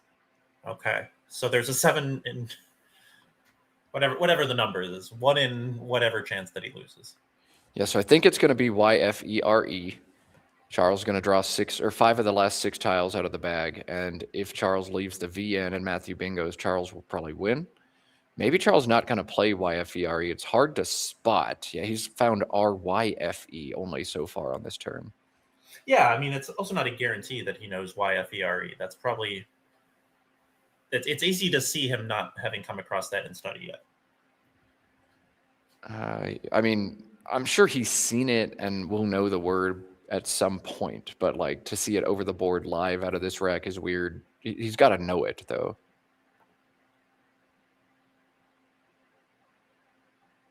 But yeah, this is certainly looking like Tunnicliffe's game, unless something weird happens.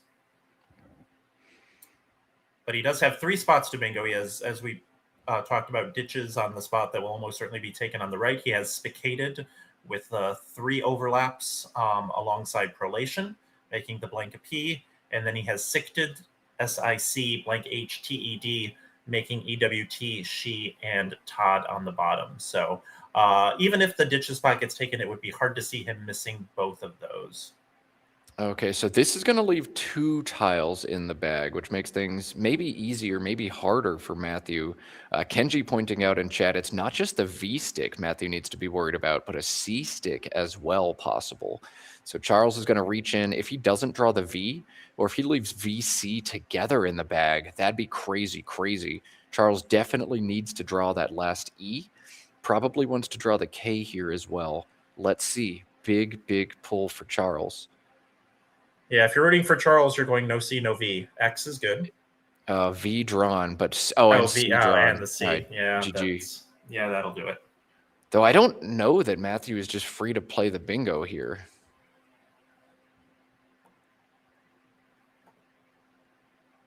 But no. Yeah, but can you afford?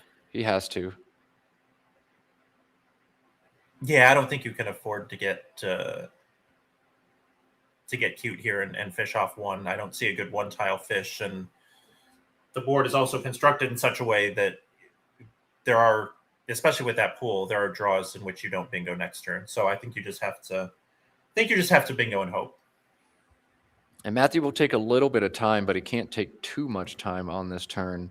There is not a good backup option. You can fish DEW for 7 and hope you draw bingos in 2 spots again on the board, but you're now in bingo or die territory if you make a play like that, and Charles is going to block everything he can as much as possible. So I think you just have to try to bingo and hope that you don't draw something you're going to end up eating.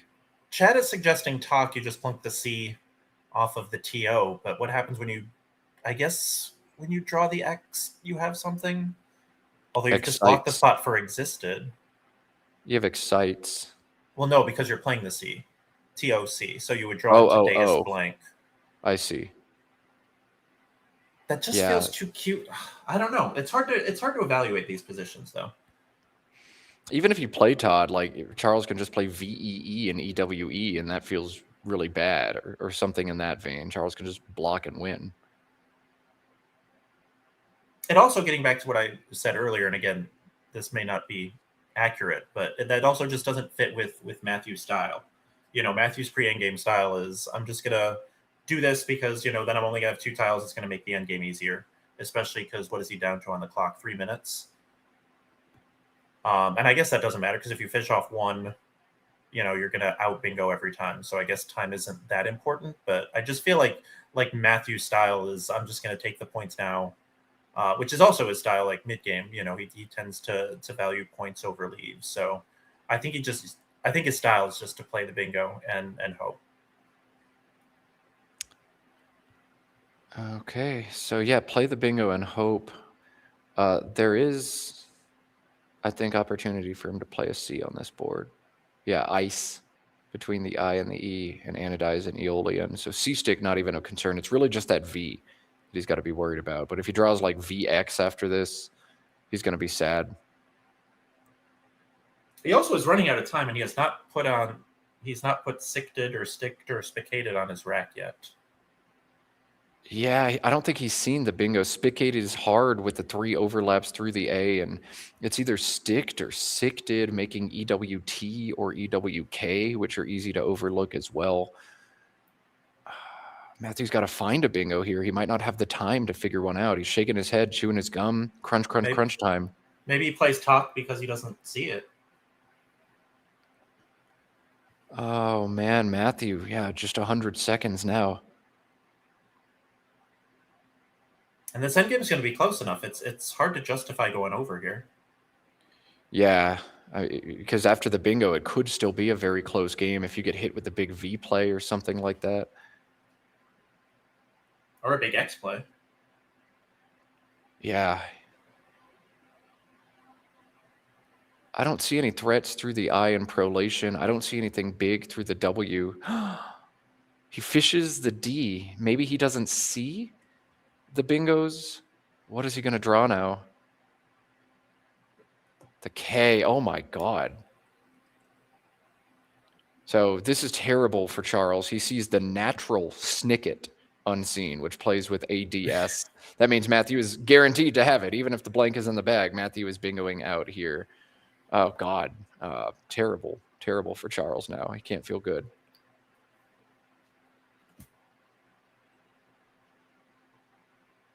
So I'm just trying to see if he has something. He has with the vexed Y or and with the mute. VEXT and EWT. Does this win? No. Oh my God. Matthew has tiebacks as a triple for 185 and out. Are you kidding me? What? What? Oh my God. Maybe he was right to. Maybe this is better even if he sees the bingos. No. I don't think so. I mean, you have to draw exactly this. Yeah, Oh you're my right. God. That's right. There were too many bad draws. The V, the X. Vexed wins for Charles. It looks like a lot of the time, probably 6 out of 8 at least. Yeah, you can make some kind of inference that Matthew's not playing AD unless at least S blank on his rack. But holy crap, assuming Matthew sees tiebacks, and I'm certain he's already seen it, can he do the math to play tiebacks in 70 seconds? Triples are hard to count when they get that high, but holy shnikes. I feel like you're going to spend your entire lunch like simming like 8 positions from these last 2 games. I'm going to spend my entire lunch saving my brain. This is so hard to do. I want to, though. That's what we got Will Anderson and people at home for. Holy crap. We've definitely got a lot of content out of these last 2 games for sure. So Vex the play for Charles then? Like you said, that probably wins a lot. He's going to play Wex instead, which also looks like a play that makes a bunch of sense here. And now it's just a matter of when or if tiebacks comes down. But Matthew's so good at words. And Is he good at words Hasn't- in a minute? Oh, he hasn't played it yet. He's got other bingos. Snicket plays underneath the WHO of horror for 92. Sticker in the same spot. But he's got to see the EWK hook or tiebacks. Those are the only places he can bingo on the board. Well, now at least he can afford to go overtime. You can Because go the bingo overtime scores 10 so minutes. You can go overtime 10 minutes because tieback scores 185 points. But tick, tick, tick for Matthew Tunnicliffe. As long as he bingos, though, you can go over several minutes. But Charles has CMNTV, and here it goes. He's found Snickety. This is not good. Oh my gosh. Oh, but he's going to be able to get away with this and just try again. I don't think Charles can block. He can't block everything. So Snickety coming down with 6 seconds. Charles is going to challenge this. Matthew's going to lose a turn, but technically Matthew still wins this game if he's able to recuperate. Well, if he's able to find tiebacks, but after NYC, do the 90-pointers win? Let's see. Well, no, you can't play MYC, I think, because that gives back Sticky, STICKY. Oh, okay, you're right. Sorry. Holy, so Charles is just going to see Matthew blow this game, blow a turn, and then Charles can't do anything. He's just got to go as fast as possible, I think, and try to make Matthew tweak out and not find the bingos. Do you? You can't even block the B for tiebacks. Well, I guess you could. You can play Vim through the eye, but Yeah. I guess now you have to figure out what is Matthew more likely to see. If I think he's going to see Snicket and EWK. Matthew set it up now. I wonder if he sees it or if he's just picked up the tiles in the order that he played it.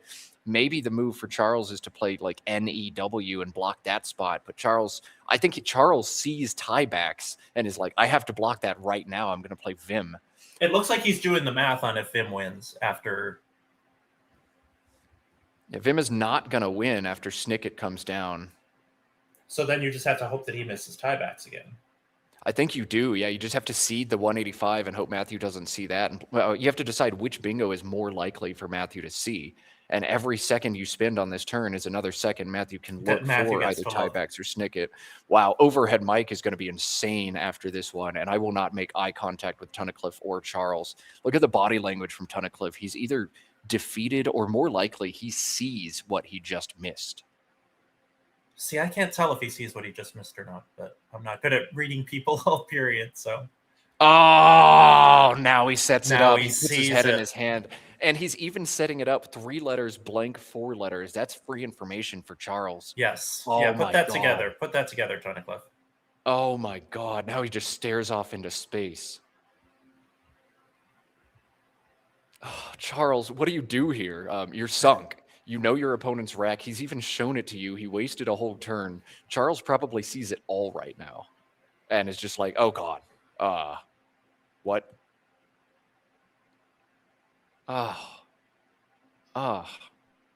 But hang on, Vim and then Snicket.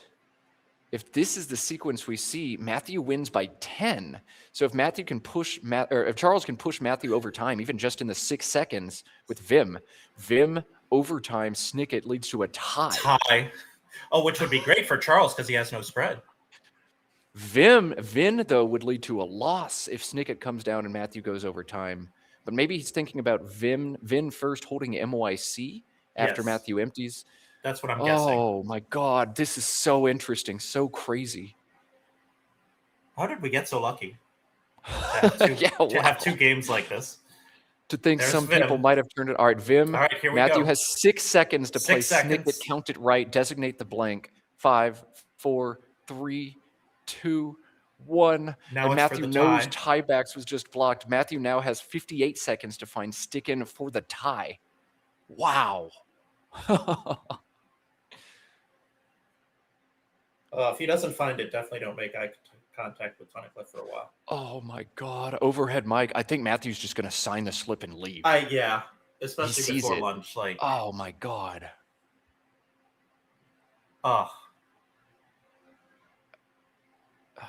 I mean, I feel bad. I feel really bad for him. But he's still got the tie. Oh, and he's missed He it doesn't too. see it. He Oh missed it. God. Oh God. Okay. Wow. Charles escaping in this one. Wow. Maybe it's meant to be. I mean, this is one of those games where Like, he had no business winning this game. Finds a 9. Matthew makes uncharacteristic mistake. Let's cut to overhead mic right away. Yeah, let's Or just I'm get sorry, on it Matthew right still. now. Well, Matthew still has to play out. Sorry, I forgot. Yeah, it's going to be 10 seconds or less. So, Josh, just turn it on right now. Yeah.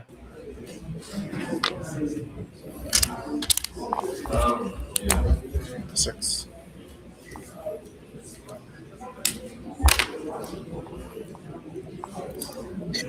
+4. -10. 387. I had you at 397 after cab, Yeah. and then I did 4. not. Yeah, so 391. 391 to 446. Yep. Good game. Just didn't leave myself enough time. I saw my bingo one time too late. Oh, did you have something? Unless it's funny. Yeah, I mean, Oh, wow. I saw it. I think I'm just supposed to go over time and look for real words. Yeah. Well, that would have been a game changer. I just need to go over time. Yeah. And Yeah. I panicked and I was like, maybe this is a word. I'm like, I think I win with a minute of overtime, so I just stop and Yeah. look for words. Yeah. That's rough. Yeah. Well, I probably had other bingos on the other turns. Like I couldn't spend too much time on earlier turns.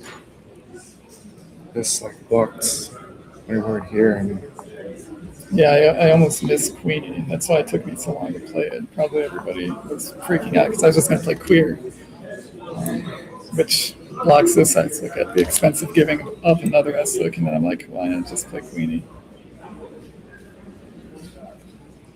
how much tiebacks is. Don't want to get math. What's the mistake index on phoning instead of tieback? It's retirement. It's you're not allowed to play in the next round. Yeah, go home. Your estimated rating is probably like -400 after Yeah. missing tiebacks. Looks like a chess player played this game. All right. Well, I'm gonna go to lunch, and I forget about this. I would like to, but let's be honest. I'm not going to forget about this. No. Wow, yeah, we're going to let Matthew get to lunch after that one. He sees tiebacks right after the fact, looks it up. Oh, my goodness, yeah. Try to shake it off at lunch, Matthew, but as he said, it's tough. He's not going to be able to forget this one anytime soon. Yeah, that's Wow. a loss that stays with you for a while. And props to Matthew for being gracious enough to sit through the postmortem. I probably would have, like you said, just signed the slip and be out of there as soon as possible. And it looks like Vim was just an accidental block of tiebacks. It sounds like Charles didn't even see it and was just kind of trying to get rid of the V and another consonant and score as many as he could. That was what I took away from that. Yeah, I don't know if Charles saw it or not. Maybe he's playing coy, but maybe he didn't even notice that. Anyway, that was an absolutely ridiculous game, but maybe this is the stars aligning for Charles Ranke, stealing a victory from the jaws of defeat as Matthew Tunnicliffe backed himself into a time corner. That is one heck of a way to end things going into the lunch break. For you at home, you have 82 minutes to stretch your legs, to get some food, to recombobulate, to simulate all of those crazy positions we've seen this morning. We'll be back with more coverage. It'll be me and Jason all afternoon at 2:45 Eastern time. Jason, I'm on the edge of my seat right now. I'm going to go propranolol or something to lower my heart rate. This has been crazy. Yeah, I'll watch Canada Morocco to kind of decompress a bit. But wow, 2 crazy games, and we still have 8. We still have 8 more to go. You have 8. I have 4 or so. But yeah, let's decompress over lunch and be back at 2:45. Yeah, let's go watch the World Cup elimination round because that's going to be less intense than what we just watched here. That's crazy, but also shows the magnitude of this tournament. All right, we are going to wind down for break. If you haven't yet left us, please hit that like button before you go. We'll leave the stream up and running and really want to drive numbers up in the afternoon session. Just 8 games to go here in Albany, New York. Signing off for right now is Matt Canick. You are watching Let's Play Scrabble. Enjoy the break.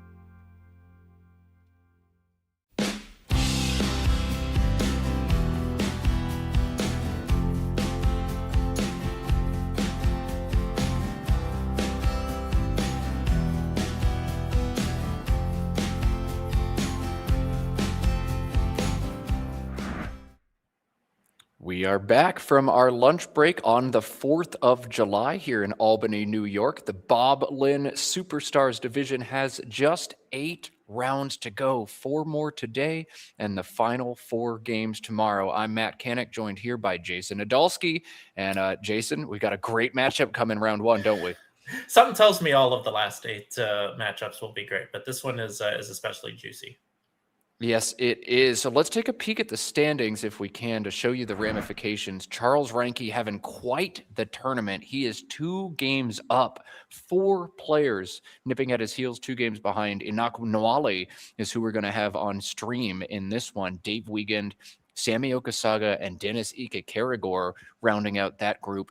And Enoch, looking to hold serve with Charles Ranke, has to defeat Nigel Richards here on stream to do so. So we've got Enoch, we've got Nigel, we've got Scrabble going right now. These are our 2 spread leaders in the tournament. Nigel plus 1158, Enoch plus 911. So 2 extremely strong players. And let's go ahead and do it. Shall we, Jason? Let's shall. All right, cutting over to the board now. Players are seated, tiles are bagged. They've been given the green light. So without further ado, let's play Scrabble.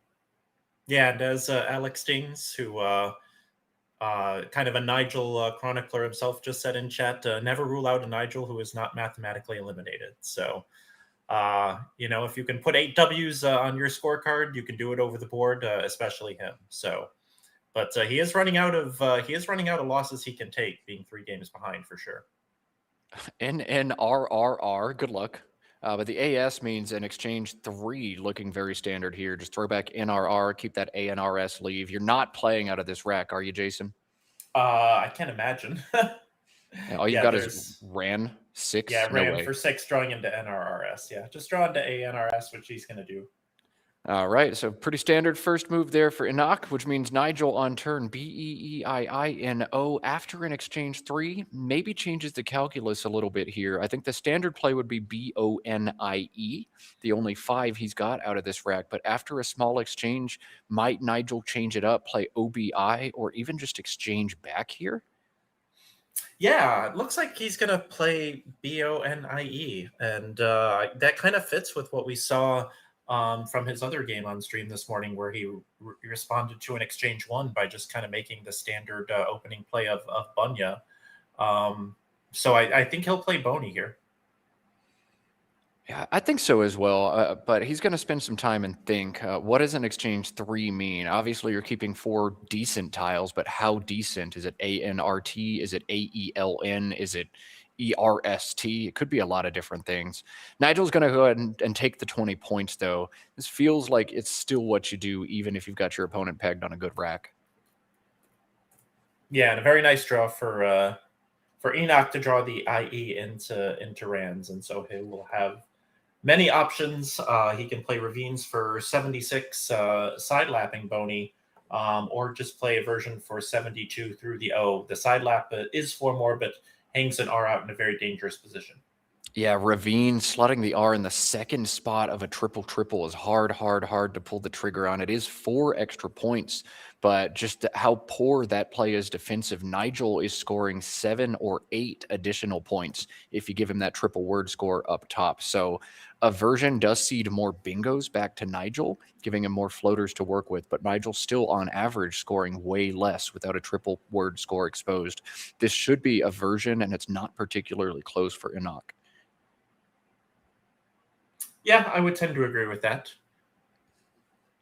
But we'll see. Players often surprise us in the booth. He might be looking at Bonier. If you play something like Avenires and Bonier, you're making an L shape on the board, and that leads to defensive games pretty often. If you're going to take the early lead, maybe you do want to play defense. Ravines and Bonier, 71 points.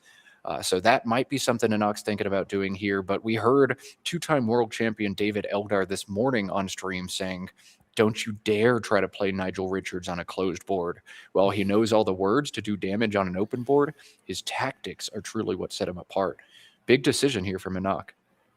Yeah, that was a really good point, because obviously, that is your inclination when you're playing Nigel. And certainly when I play players with better word knowledge, I definitely go to extra lengths to keep the board short, because I figure the reason you're better is you know more words. If I can, create very few spots, to play period, create kind of that 3-letter word staircase effect, then it's more to strategy and who gets the right tiles at the right time, and I like my chances a little bit better. But like David said, Nigel is absolutely murder on a closed board. We saw him last game. Like, he knows the setups. His tactics are just totally unmatched. So even though it's counterintuitive, you do kind of want to throw things open if you want to beat Nigel. So Enoch with a lot to think about here. He's taken well over 2 minutes trying to pick which of the bingos he wants to play. Now setting up Avenirs and Bonier, which does make some sense here. I think a version just a smidge stronger for him here, but he's going to give up fewer floaters, take a 1-point sacrifice over a version to make this play. Maybe a little bit imprecise, but not I think a clear mistake from him. Yeah, that's how I would put it. And now Nigel Richards back on turn into EI. He draws this game's first blank, but 2 more I's to go with it. AEIIIMN. Probably looking to play off 2 of these I's, maybe a play of just mini or MINI through the N and Bonier for 12, maybe Animi for 13 if he wants to play off 1 more vowel, but nothing really doing here for Nigel on turn 2 in this game. Yeah, and he's had enemy set up basically for the whole time that Enoch was thinking 7-vowel draw for Enoch. Wow. You got 12 vowels on the player's racks. I don't know if I've ever seen that before. Goodness, 12 vowels on the rack and 6 more on the board. But Enoch's going to put these vowels back in the bag, I'm pretty sure. Enoch, a very strong player. You can tell that based on his record in this insanely stacked field in Albany, New York. He's also the 14th African champion. Very, very, very strong player. Very smart guy, going to be finishing up university in just a couple years. A young guy as well. Someone with a very, very bright future in Scrabble.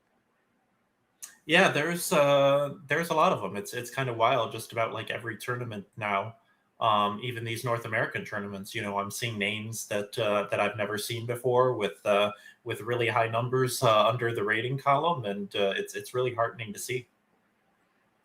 Yeah, so we'll see. Enoch, a man of many talents, a university student, but also a talented drummer in addition to what he does over the Scrabble board.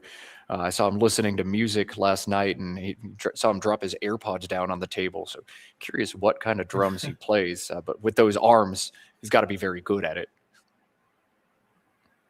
Well, I assume with the $20,000 first prize that we'll be interviewing the winner tomorrow afterwards. So that'll be a good thing to ask. Yeah, it'll go. Wow, he had AIMI set up to play enemy, and he's decided to play Iambi instead.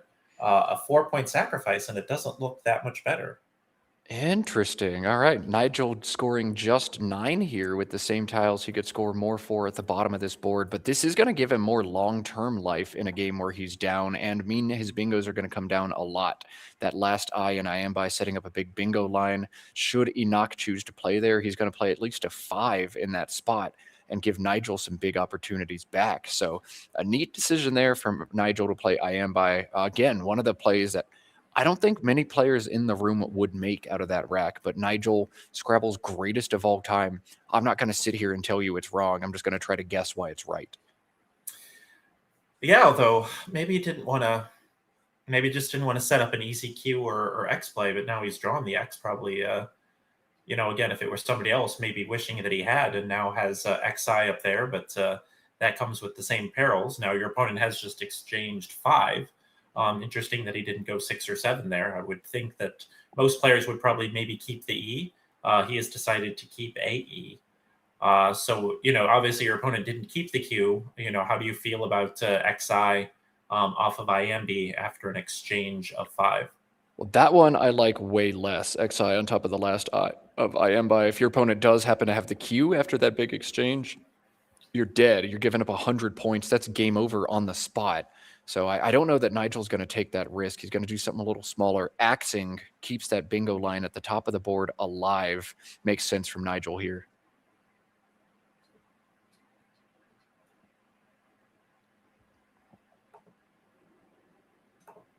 So Enoch going 0 bingo 0, and Nigel with 3, I guess, by his standard pedestrian plays, and it's fairly easy as we go back over to Enoch. The double A, double T soured what was otherwise a pretty good exchange, and he does have bingo options here. Yeah, he's drawn Tartane, Tartane, 3 spots on the board to play it. All of them open a triple opportunity for Nigel. So he's going to play it for the most points. If you have to give something up, just take the points. Going to hold his breath for just a second, but we see Nigel drawing 5 vowels yet again. Won't be able to punish the spot at all. Now it's up to Nigel to decide if he wants to block the spot with a play like FETE or FEE, or if perhaps he wants to try to leave it open and set up the opportunity for him to make a big play next turn. A big turn now for Nigel Richards yet again in this one. Yeah, I feel like FETE is just pretty standard here, especially considering that it looks like he wanted to play FEE before. But Nigel's got the board set up how he wants. If he's got a bingo lined up, if he's got a blank on his rack, the I and I am by setting up big things, the T and the triple line. So maybe faxing and FE is what he's thinking about doing here. But keeping 4 vowels to go with the blank, you're not likely to get that bingo. Any other vowel is probably going to eliminate your chances. So I think Nigel is actually going to have to take away the triple line from himself and from Enoch here. Probably just a play of fate or fet through the T. And you see Enoch has Lutz for 69 right now. So a huge decision for Nigel here. Yeah, you could also play FEE on top of Tartane, which gives back, again, huge counterplays with where that ET lands, J, W, stuff like that. So yeah, definitely an interesting decision here. Oh man, J, H, K, F, all would be huge. W, Y, any play with any of those tiles could hit Nigel very, very hard after FEE. So I don't think he's going to play those. Yeah, here comes Fet.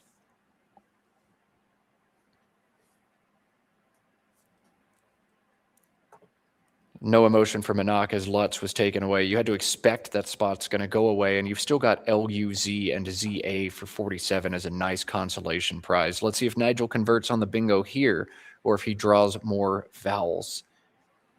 2 O's and an R. Not going to see it a bingo for Nigel on this turn after LUZ comes down. So yet again, Nigel missing on a bingo. He's going to have to be patient in this game.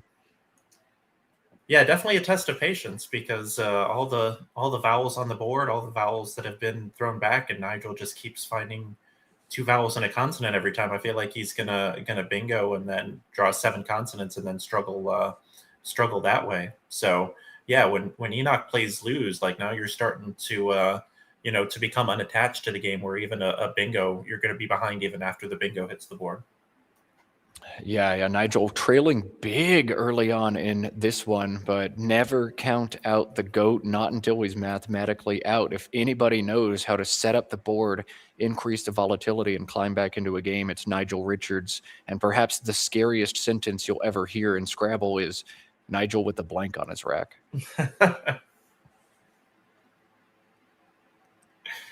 Yeah, that's a 7-word scary story. Scary word in 7 words, or scary story in 7 words or less. So Enoch threatening bingos depending on what's floated. He's looking for an A or an I, and there's a chance he gets either one of those here. A would give Medusins or Pseudomens, and I would give unmissed. So a big turn here for Nigel. What is he going to do?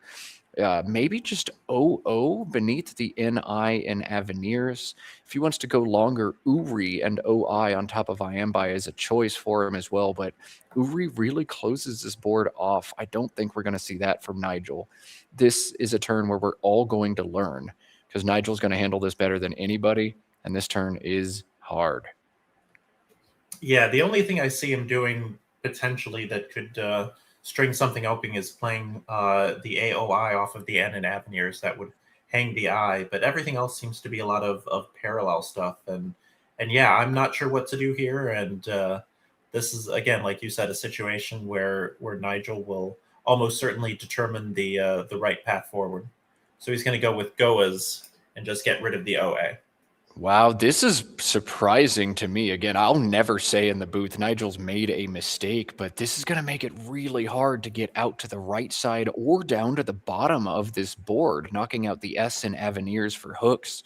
We'll see. Nigel's obviously got a plan, but Nigel playing GOAS, playing defense in a game where he trails by 100. Not what I expected to see from him there. And now Enoch, no bingos on this turn, has a challenging one in front of him. Yeah, Enoch up 100 and on turn, but not many great options here. Looks like he can play Manus, Manus, through that first A in Tartane. That scores 28, leaves DES.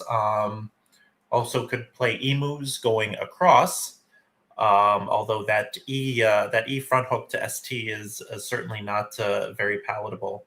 Do you see any plays here? I guess he could play mained in that Manus spot and just take 34 and keep the double S, but one of those turns where there's no one clear option. What are you seeing that you like?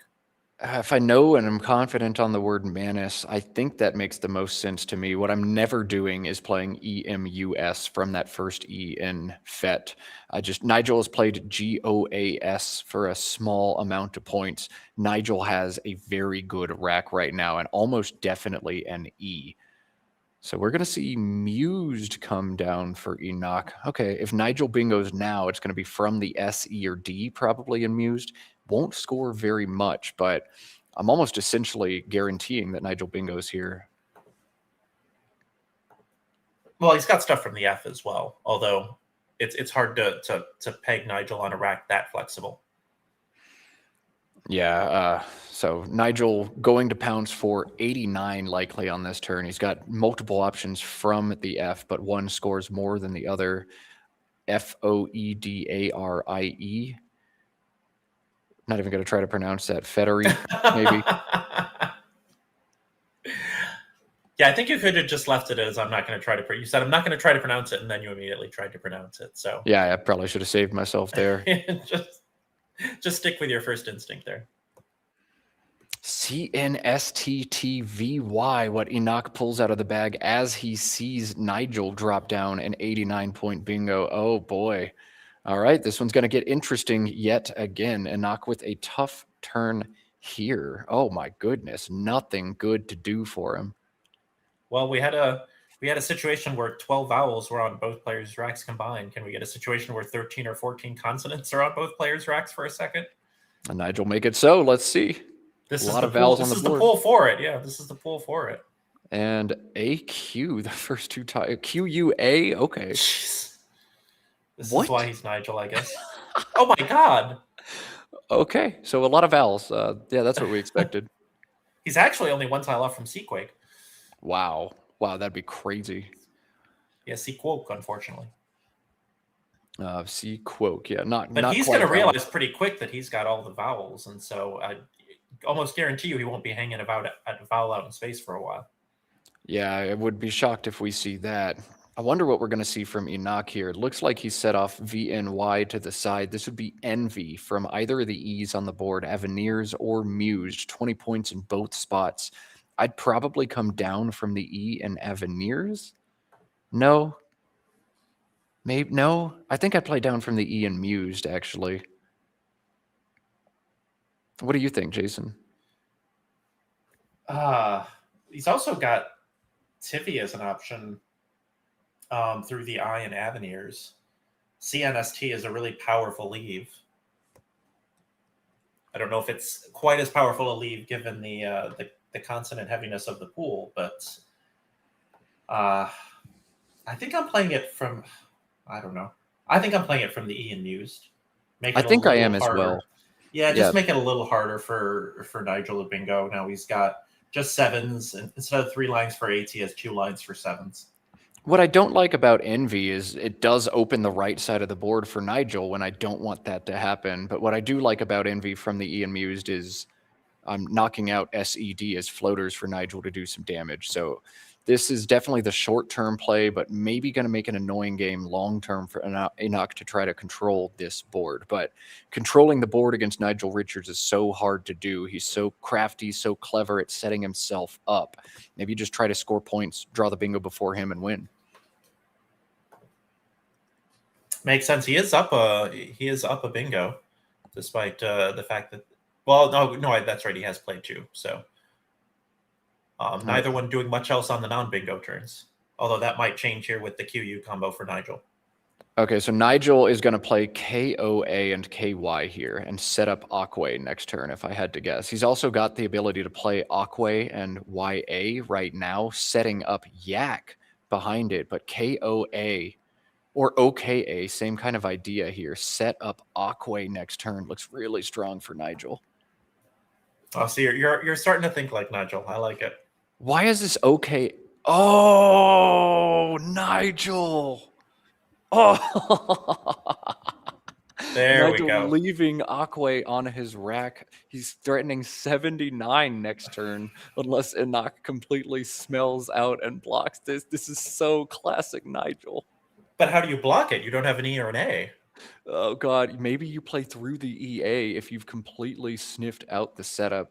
Nigel playing okay right here when you can play those tiles elsewhere on the board needs to be a huge red flag to Enoch. And Nigel, the king of setups, will Enoch sniff it out? If you just slide okay to the other side of the Y and Envy, scores more points. So will Enoch sense the danger here? Will he address the danger here? Can he address the danger here? This is so crazy. Yeah, this stinks to high heaven because you could just put it on the other side for how many more points? Like, you have to smell something here. And do you just play teal? Because or perhaps you have to? He's looking at TICS right now. No, he's looking at Welt through the E and Avenir's, just doing nothing about it. If you sense the danger, teal feels pretty good. Maybe you could also meet Nigel's setup with a setup of your own. Play something like TEW for just 6, but set up your S to punish behind it next turn. I don't know. Do you think you meet one setup with another, Jason? Oh, I like doing that. Yeah, when my opponent bingos and puts something out in a triple lane that I can't do anything with, I was like, all right, that makes me feel more emboldened to do something else that's super aggressive and figure one for each of us. So I do kind of like that if you can't do anything about it. I don't like just playing it straight with Welt. All right. Well, Welt is what Enoch decides to do here. He's going to go back or see Aquay come down and be like, dang, I need to adjust against Nigel. I should have sniffed this one out. Nigel leads in this game. I did not think I'd be saying that 5 minutes ago, but what a swing. What a play from Nigel Richards. Yeah, you were close. Did a good job of spotting Koa. And I guess KO would have done the same thing, except KO has more back hooks. That was just absolutely beautiful there. God, I thought I did it. I thought I was the Nigel whisperer for just a second, but Nigel says, "No, I'm going to find an even better one, Matt." Alex Dings was impressed that you spotted that before it came on the board. So good job by you. I'm the more I watch Nigel, the more I'm starting to understand how he works. But I still got to level up as a Nigel commentator. Boy, I need like 200 more games of Nigel on stream. Can we manifest that together, world, please? I mean, I'd be down for it.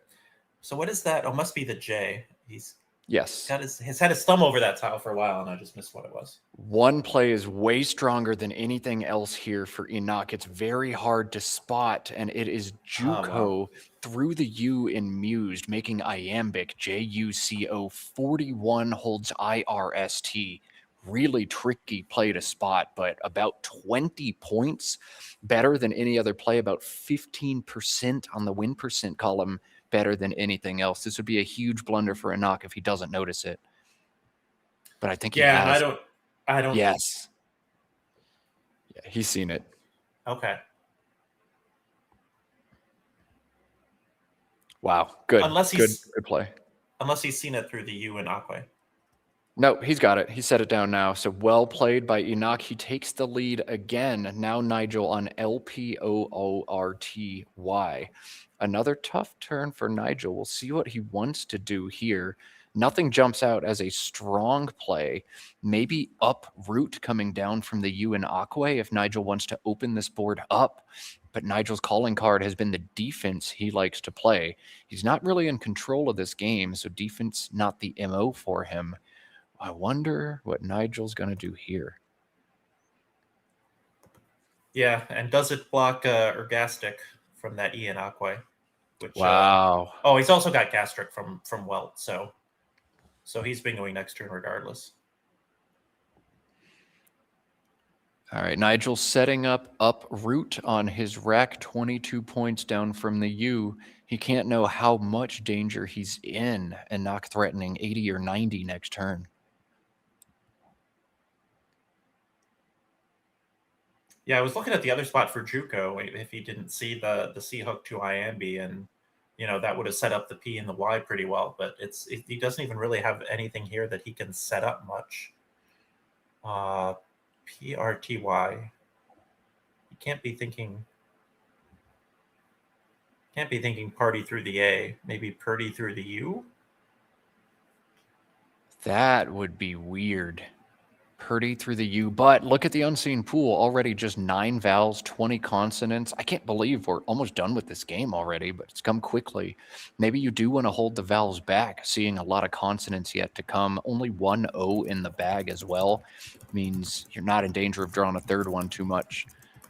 So, well, it's going to be Praty, P-R-A-T-Y, coming down here for Nigel, holding the vowels back. We'll see if it works out for him here.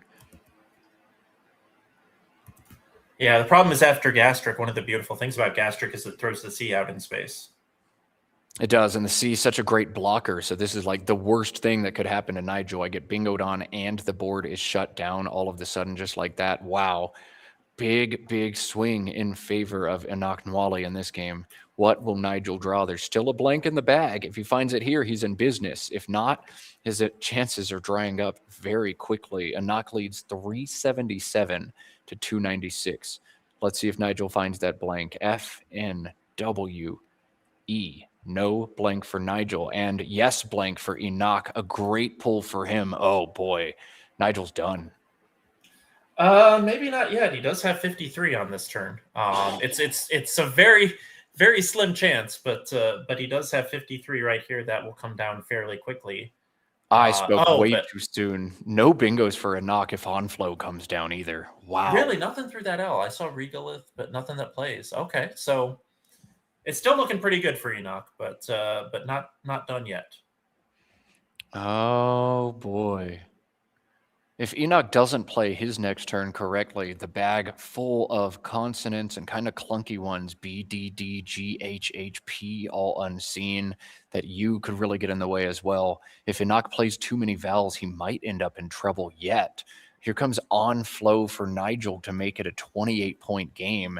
No bingos on this rack for Enoch. He can play very quickly, but can he find bingos? How long will he have to search on this turn before giving it up?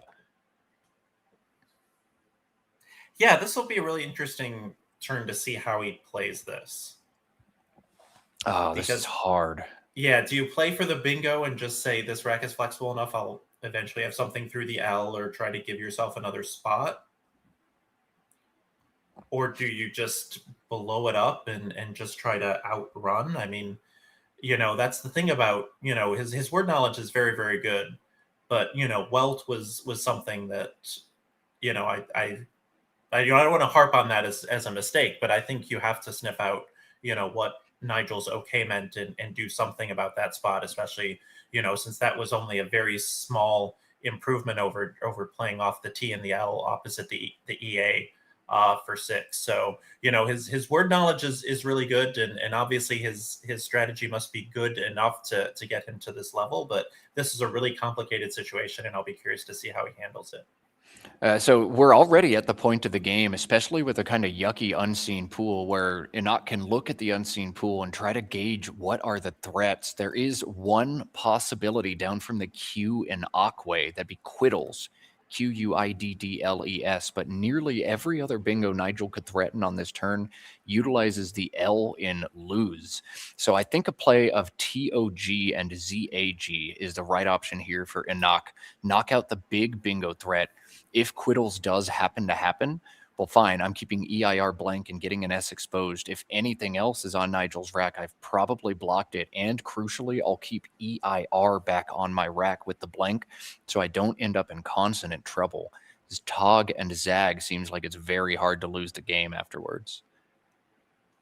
Yeah, so that's why I said, well, because his word knowledge is so great, is he going to play for the bingo here? And I think that's certainly a trap that is fairly easy to fall into.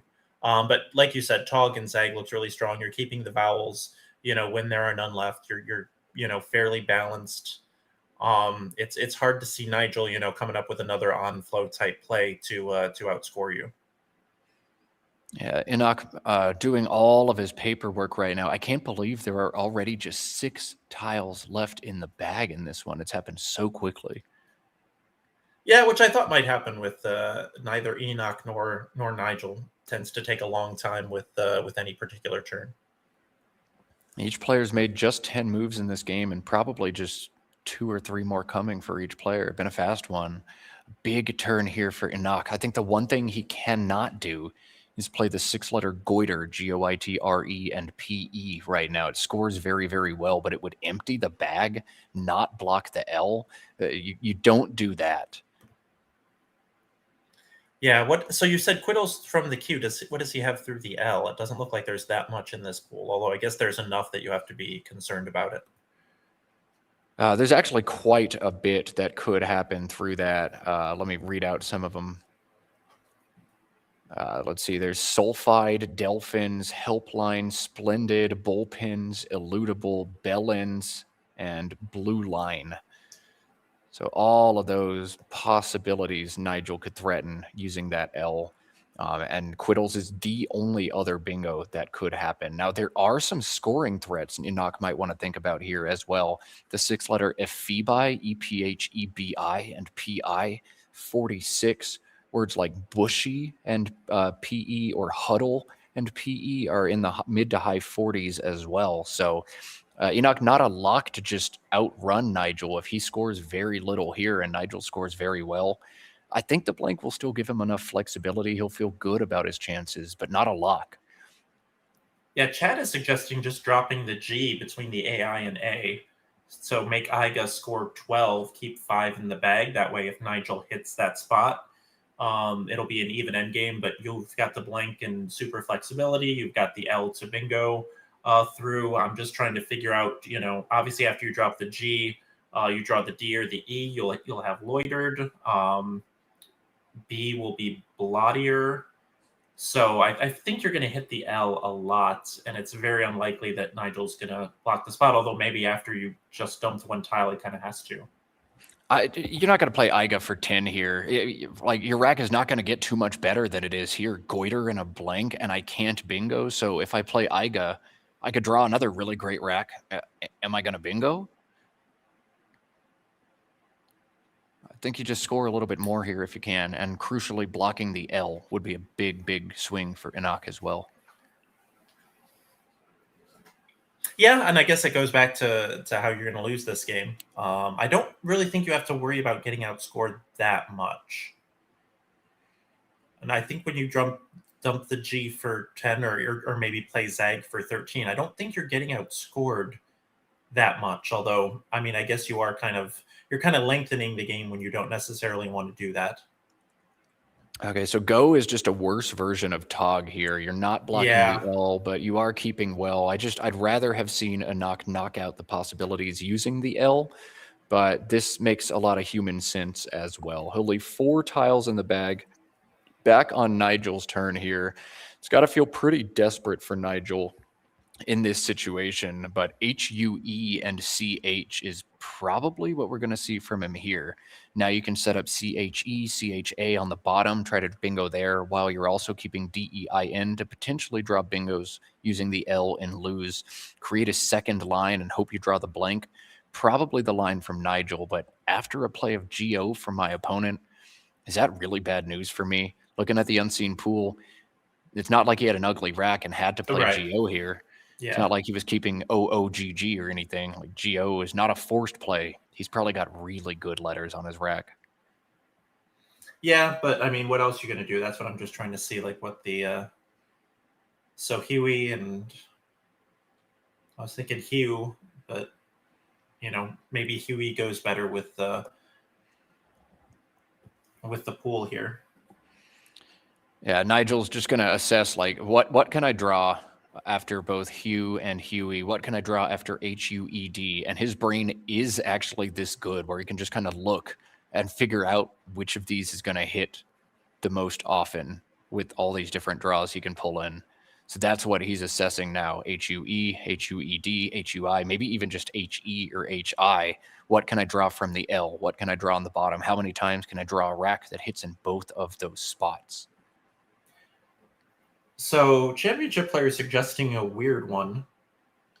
Huey, so HUI, underneath gastric. So you block the L, and if your opponent doesn't have the bingo, I'm guessing this kind of wins when the blank is in the bag a lot. But it blocks the L for your opponent, then there's only one bingo line on the board, one that's going to be very difficult to block yourself, given how the pool looks, but I don't think it wins that much. I don't think it wins against humans, like, ever. Yeah. Because they'll just block and win. Well, but how do you... It's not going to be the easiest thing to block without giving something back along that bottom row. HUI... I guess so. Yeah, there's no C's or anything unseen, so putting any consonant out would see to bingo starting with a vowel. Oh, that's a hard turn for Nigel. If anybody's going to get it right, it's him. But yeah, you just see the gears spinning in his head right now, trying to think about everything.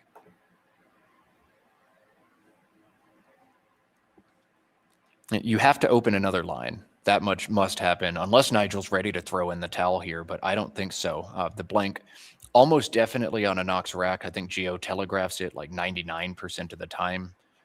But maybe Nigel's just going to pray it's still in the bag. Maybe go held EIRST or something.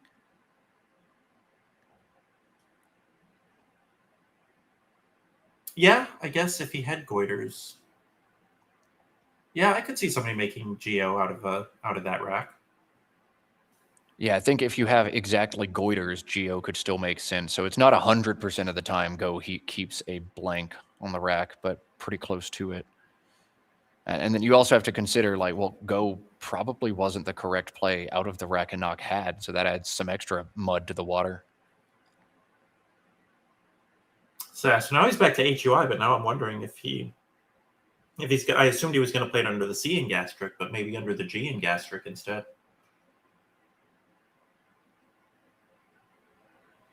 Well, it has to be good news for a knock. If Nigel had the bingo using an L, it would have probably come down already. So he's got to feel pretty relieved to not be bingoed on already. He's now counting the tiles, counting 4 unseen. Got to feel very good about his chances with this rack. And you expect Nigel to open this board. You're probably just going to bingo out and win. Yeah, somehow I forgot to look at, does he have something with the board as presently constituted, or is that L still to draw the other L? Does not have anything through the L on the board, Okay. at least. Yeah, no playable bingos in the current board state for Enoch. Yeah, Nigel if not, now looking at HIE. Maybe he's going to play this under gastric and try to draw bingos down from the Q. But that blocks the Q. Yeah, that blocks everything else. Enoch's also in a spot where he can just play triple if he deduces that Nigel has no bingos, which is probably unlikely with one in the bag. There will almost certainly be some combination of letters with which Nigel can bingo, but if he doesn't, then he can just play triple, making PE and score 37 and just win that way. And if Nigel doesn't score enough on this turn, you can also maybe outrun the out bingo. So much for Nigel to think about on this turn. What inferences can I make from Enoch's previous play? What must have been or might have been on his rack? I can't draw those things if they're on his rack. So what am I going to draw? Wow. I don't think I've seen Nigel take this much time on a single move in a long time. And it's obviously a long shot in this position. but is it 1%? Is it 5%? Is it 12%? Is it 0%? That's what's going through Nigel's head right now. Yeah, Alex Dean, so I keep bringing up this game because he's making good points in chat again. A Nigel chronicler who came up with a very good video, over 1 million views now, about Nigel's French language Scrabble victory, but says, yeah, so just play suboptimally against Nigel, so he can't infer anything from your move because he sees no rack with which your move would have been optimal. Galaxy brain strategy. All right, so here it is, HUI, as you said, Jason, what the engine said as well. Now, it's just going to get hit by Reptile and game over in this one. Yeah, I was going to say that's what the engine would set. There is no way I was seeing that over the board. Okay, so let's see. BDDEEHNS going to be the final unseen pool to Enoch. He's going to look at it and try to figure out, can Nigel bingo at all? There are no bingos possible in this pool. So Enoch is free to just pull the trigger on a bingo. He won't get bingoed back on, and this is his game. Score 1 for the engines, though, because it came up with the decision that Nigel came up with. Yeah, when the engine agrees with Nigel, then the engines can be pleased that they do their job right. We're going to see Poitral come down, 1 point sacrifice over per light in the same spot, but doesn't give back big H plays underneath the E. This looks really good. Yeah, with the only vowel left being the E. That's really nice. Yeah. So Enoch going to pull ahead 475 to 367. This one is done. You've seen Nigel Richards defeated yet again here. Enoch going to maintain his 2-game gap between tournament leader Charles Reinke and himself. Nigel going to fall 4 games off the pace with 7 to go. He's not done. Never count Nigel out until he's mathematically eliminated, but it's going to be an uphill climb for him here.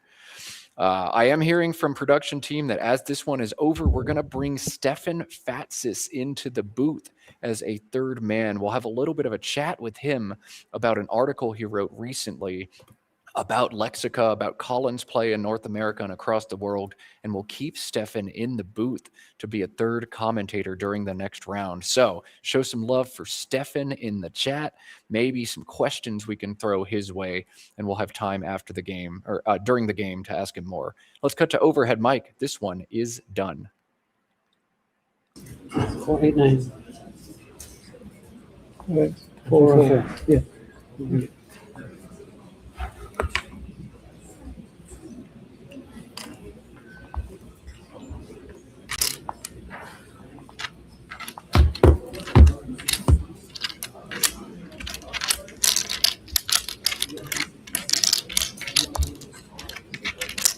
Boy, Jason, good thing we have the overhead mic to catch the sound of tiles going back into the corner immediately.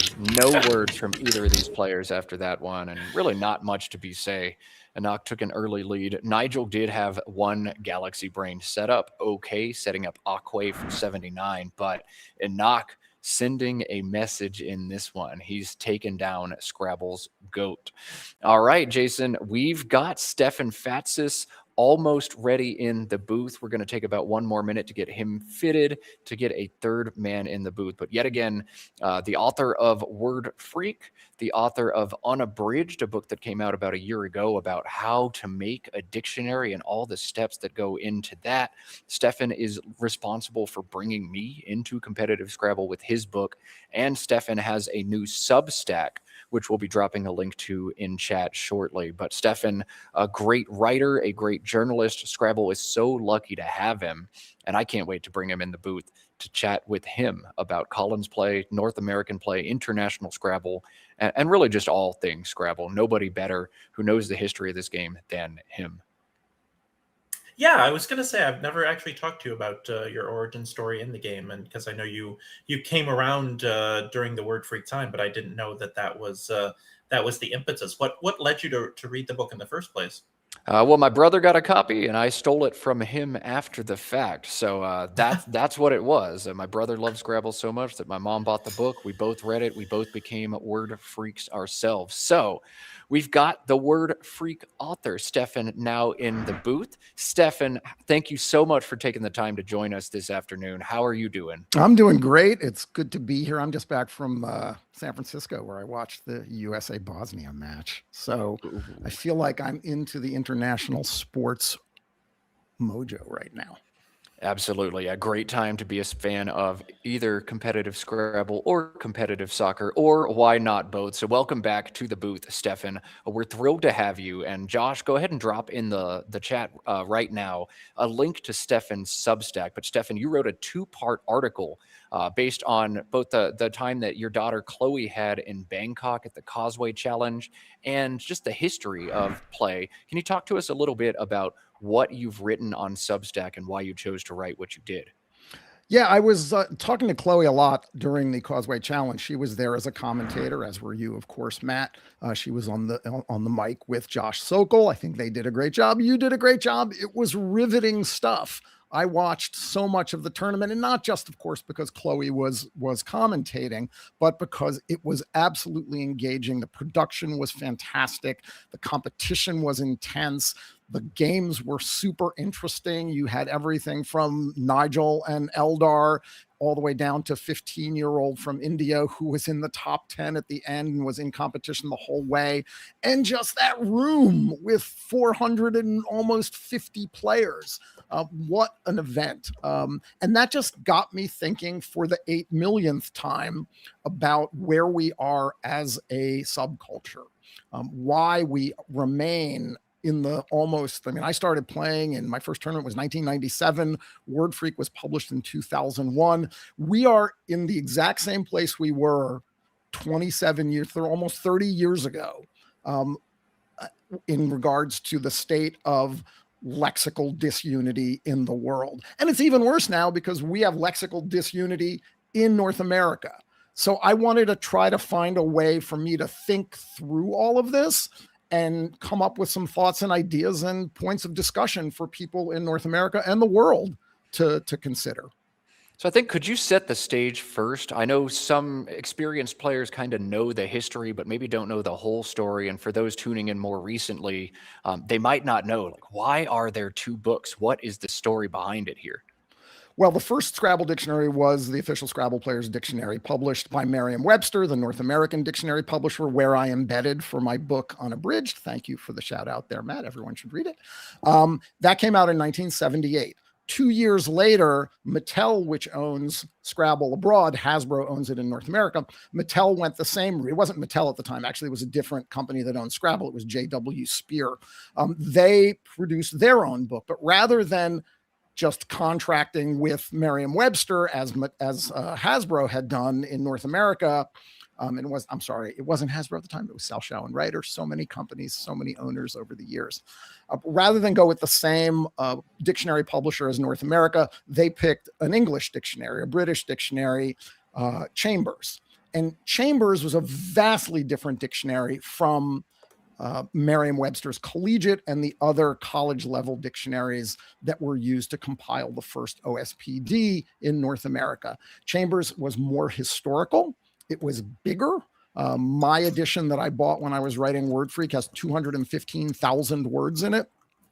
The collegiate Merriam-Webster's main college level dictionary has about 150,000. So it was a much bigger dictionary. But beyond that, it's what's in the dictionary that matters. And Chambers always was a sort of literary dictionary. It included all of this older language, Shakespeare, Milton, Spencer, Chaucer, which pumped up the word count.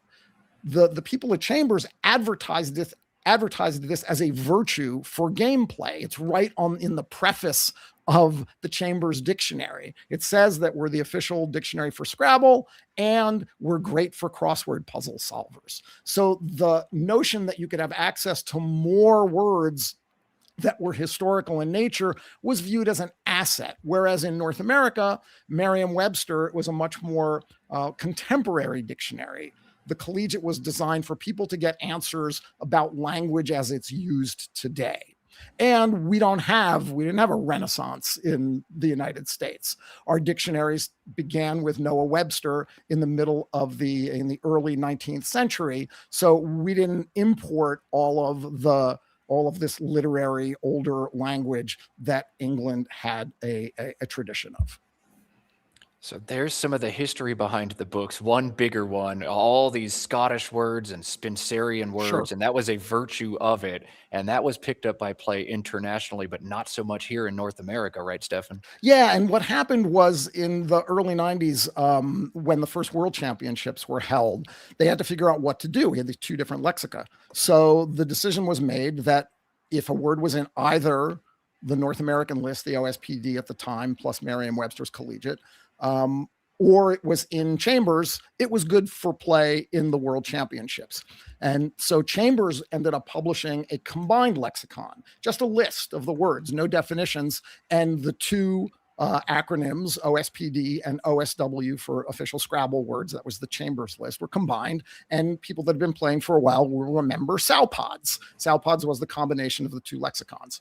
And that sort of stuck for a while. But if you were playing in North America, there weren't many Sowpods tournaments. So the top players, Joel Sherman, who won a world championship, other players, Brian Capoletto, other great players at the time, had to toggle back and forth between the two lists because the opportunities to play were far greater in North America than going overseas. Once we got in more recent times, in the last 10 or 15 years, to this state of coexistence, where now there are plenty of now Collins tournaments. Collins took over from Chambers in the early 2000s.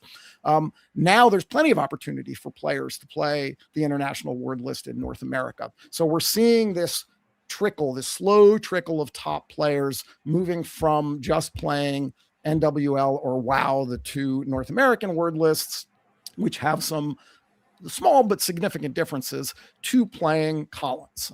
And look, we're watching this tournament this weekend, and we just watched that amazing 15-game match between Nigel and Adam. This has all been Collins. There is this momentum toward, particularly with live streaming, which is how we are going to grow the game, toward Collins. And I wanted to work through what was possible here to try to bring about some sort of unification.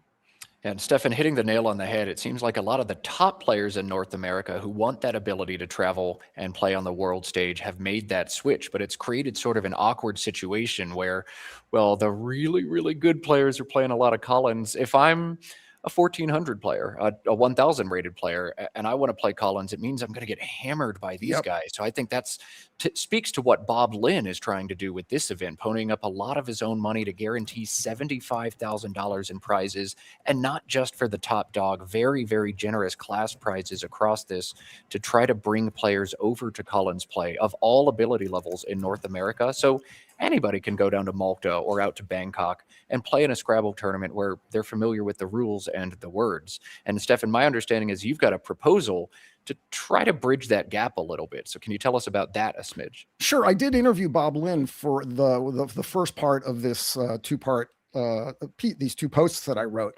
And Bob admitted that, look, I've spent about $100,000 a year over the last 2 years. He is an avid Collins player. He's 82 years old. He is retired. And Bob said to me, look, so far it hasn't really worked. I'm not getting the intermediate and beginner level players to cross over. I mean, what we're seeing here in Albany, I mean, man, that is a stacked field. I mean, you're looking at the results, and it's like, Will, or whoever is playing the 32nd seed in the top division, it's like, oh, wait a minute, the 32nd seed is rated 1900. I mean, this is insane. I mean, you are gathering the very best players, and money talks. The international players wanted to come over and participate in this because of the lure of the prize money, and then they can stick around and play in the North American championships in a few weeks. So Bob acknowledges, like, this hasn't worked yet, but for him, it's like, this is what he believes in. This is what he loves. He's got the money. He wants to be a positive force in a place that he can make a difference and support the thing that he cares about the most, this game. And you have to admire and respect and just tip your hat to people like Bob Linn and John Shreve and Michael Tang, who put on the Causeway Challenge. These are people that love this game so much, and they want it to succeed, not just in North America, but worldwide.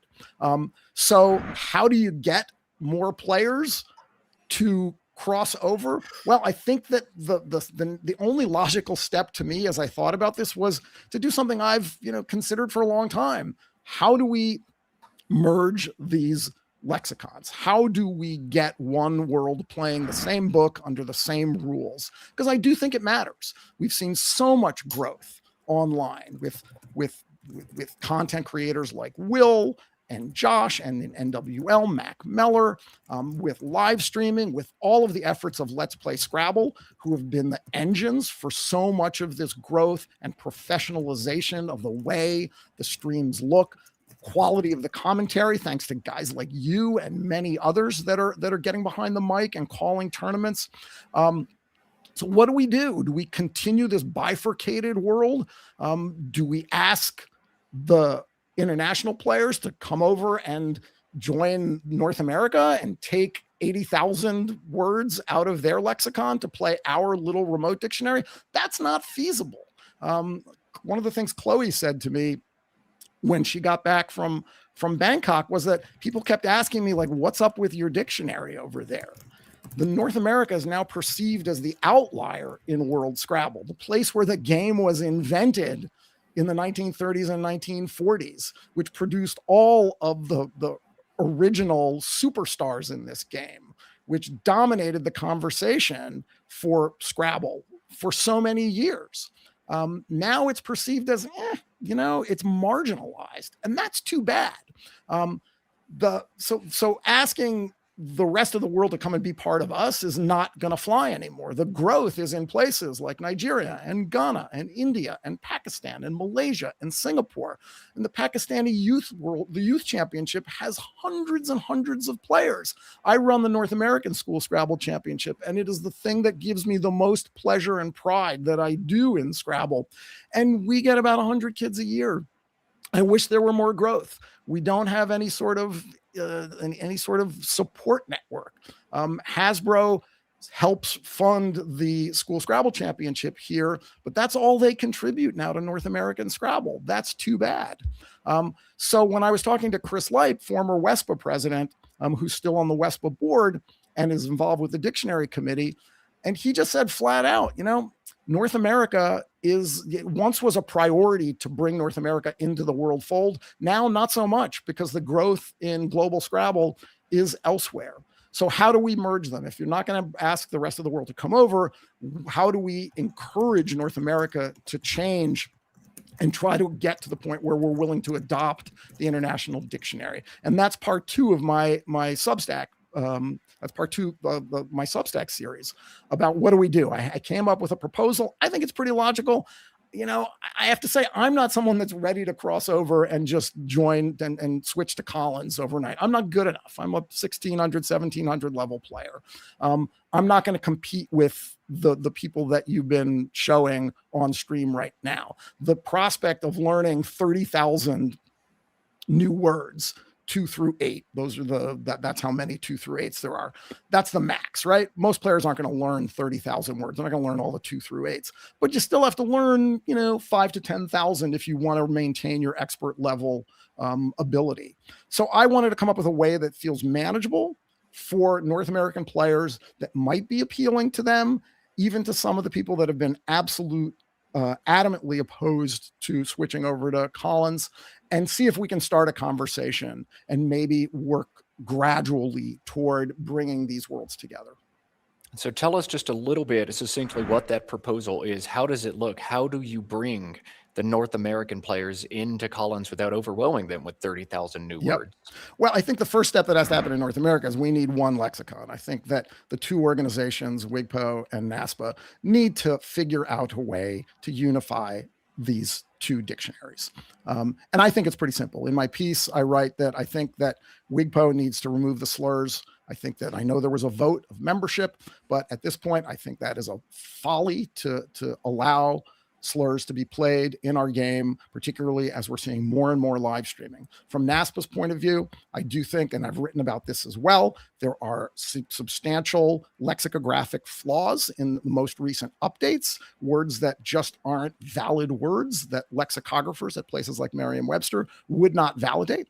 NASPA has sort of gone off-piste from the traditional approach toward updating the word list, where it used to go through Merriam-Webster's lexicographers. It would be, the words would be collected by players on the dictionary committee, and then it would go to Merriam, and Merriam's lexicographers would vet the words and decide what was okay to add, and then the Scrabble organizations, the National Scrabble Association, and now NASPA, would agree to those additions. We've departed from that standard. I think we need to return to a similar standard, identify words that look suspect and are suspect lexicographically, hire or see if Merriam-Webster is willing to do the vetting and agree on, okay, we're taking these words out. And then I think you can start a conversation about how do we bring in Collins to the fold. And I think gradually is the only way to do this. I don't think you can just dump in all 86,000 or even all 31,000 2 through 8 words into the North American lexicons and expect players to be happy about that. I wouldn't be happy about that. I wouldn't be able to cope. It's too much, too fast. And we've come so far that these lexicons are so divergent now that the only way to bring the North American one into some sort of agreement with Collins is to do it slowly. And my proposal is pretty simple. And these are rough numbers that I just kind of pulled out of thin air. But I think if you add about 1,000 words a year for 5 years, you bring in the most, all the 2, 3, and 4 letter words, plus the most playable or probable 7 and 8 letter words, the bingos, and you focus on those and you update this gradually. If 1,000's too much, come up with a different number. If 5 years is too quick, maybe push it out to 7 or 8.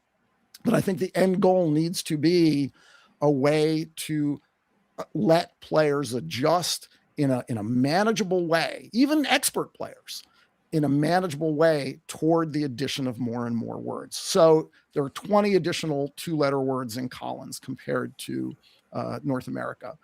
Maybe do 4 a year for 5 years. I would throw CH out of the game because I think it is the one outlier. And the one thing I haven't said here is that, and I will add this now. So if we do the 1,000 words a year for 5 years, and then you can dump in the rest at a later date. But if you start there, that starts to feel like about the same, a little bit more than your typical update for North American Scrabble. The most recent one was about 700 words, 2 through 8. So it's not that far off. It's manageable, particularly for intermediate and expert level players. And for beginners and lower rated players who don't study that much, you don't really need to learn everything, right? Nobody learns everything. I mean, the great fallacy here is that, oh my God, all these extra words, but most of us don't know most of the words that are already available to us to play. So a gradual approach feels sensible to me. I do think there needs to be a little bit of a quid pro quo on the Collins side as a good faith gesture to North America. And this can be also dictionary committee, both sides, bring in lexicographers or experts in archaic language, identify some of the Scots and the dialect and the archaic words, and make this overture to North America. We're going to take out some set of these words that really aren't justifiable in a modern contemporary lexicon. And that way each side gives something and you meet closer in the middle with one list that you can play off of. Yeah, so we've got round 22 coming up. Sorry to step on you there, Matt. We've got round 22 coming up in a little bit. I have 2 questions I want to ask, but I think I only have time for one right now. Maybe we got a whole game later to talk. That is true. But yeah, just talk about, you mentioned that you think CH should go. You mentioned AL like in your piece.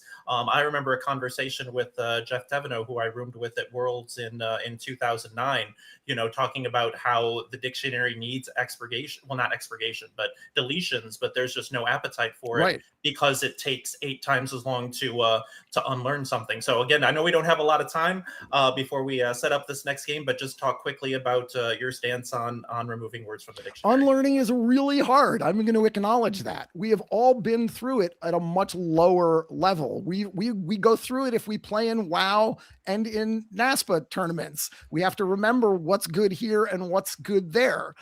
So yes, it would be an ask of international players. And just like North American players can be dug in, never going to cross over, don't want to play, look at all those junk words, I think international players would have a similar reaction. These are our words. And I think that's understandable too, even though like historically you look at CH and about a dozen other 2-letter words that are Collins only, and you would say these would not fly in a contemporary lexicon. These are obsolete. They're labeled obsolete, archaic, Scots, Shakespeare, Milton, whatever.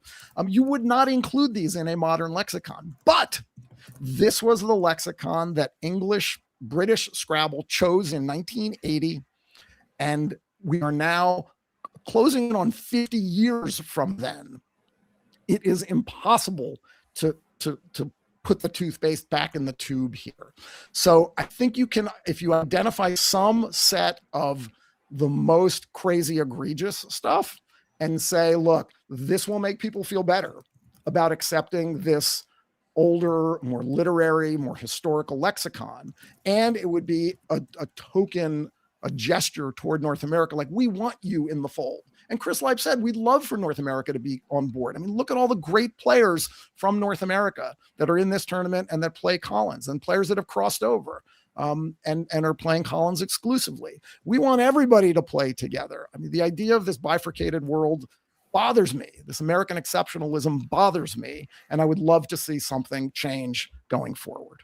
Yeah, and I should have prefaced my question, which by thanking you for your quest for lexical unity, because we're definitely both on the same page on that. I guess my biggest issue with your proposal, which again I think gets to the lexical unity that we need, is to kind of bring words in gradually. So my argument would be, why does this word get in because it's a 2-letter word as opposed to this word, which is a 7-letter word? Why does this 7-letter word get in because it's higher prob as opposed to this other one that is lower prob? So can you just kind of address my criticism there? Absolutely. I mean, I think you just have to make some editorial decisions. I think if you decide that over the course of the 5 years, we want all the 2s and 3s and 4s to get in, and you can establish some standards for the 4s and 5s and 7s and 8s. We're going to go by playability. Let's say it's 2 3s and 4s. I calculated would work out to about 230 a year.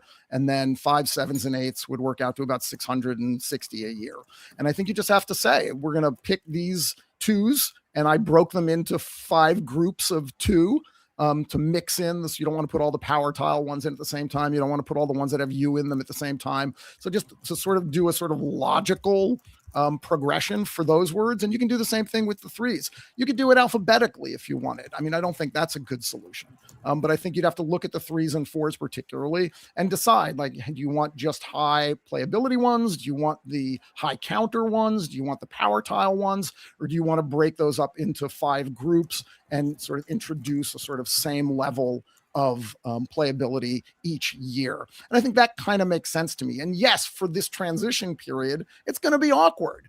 Particularly for players that like decide, all right, I mean, you'll have a choice as a North American player. I'm going to learn just the words that are added this particular year, and I'm going to continue to play in what would be North American tournaments just with this bigger word list. Or do I just want to like dive right in? Collins divisions will still exist for the interim period, and I'm just going to move over right away. I think you'd see some players do that, and I think you'd see some players who prefer a more gradual approach, and that would probably include me. Stay with the North American lexicon, but one that is just beefed up with some of the Collins words introduced over time.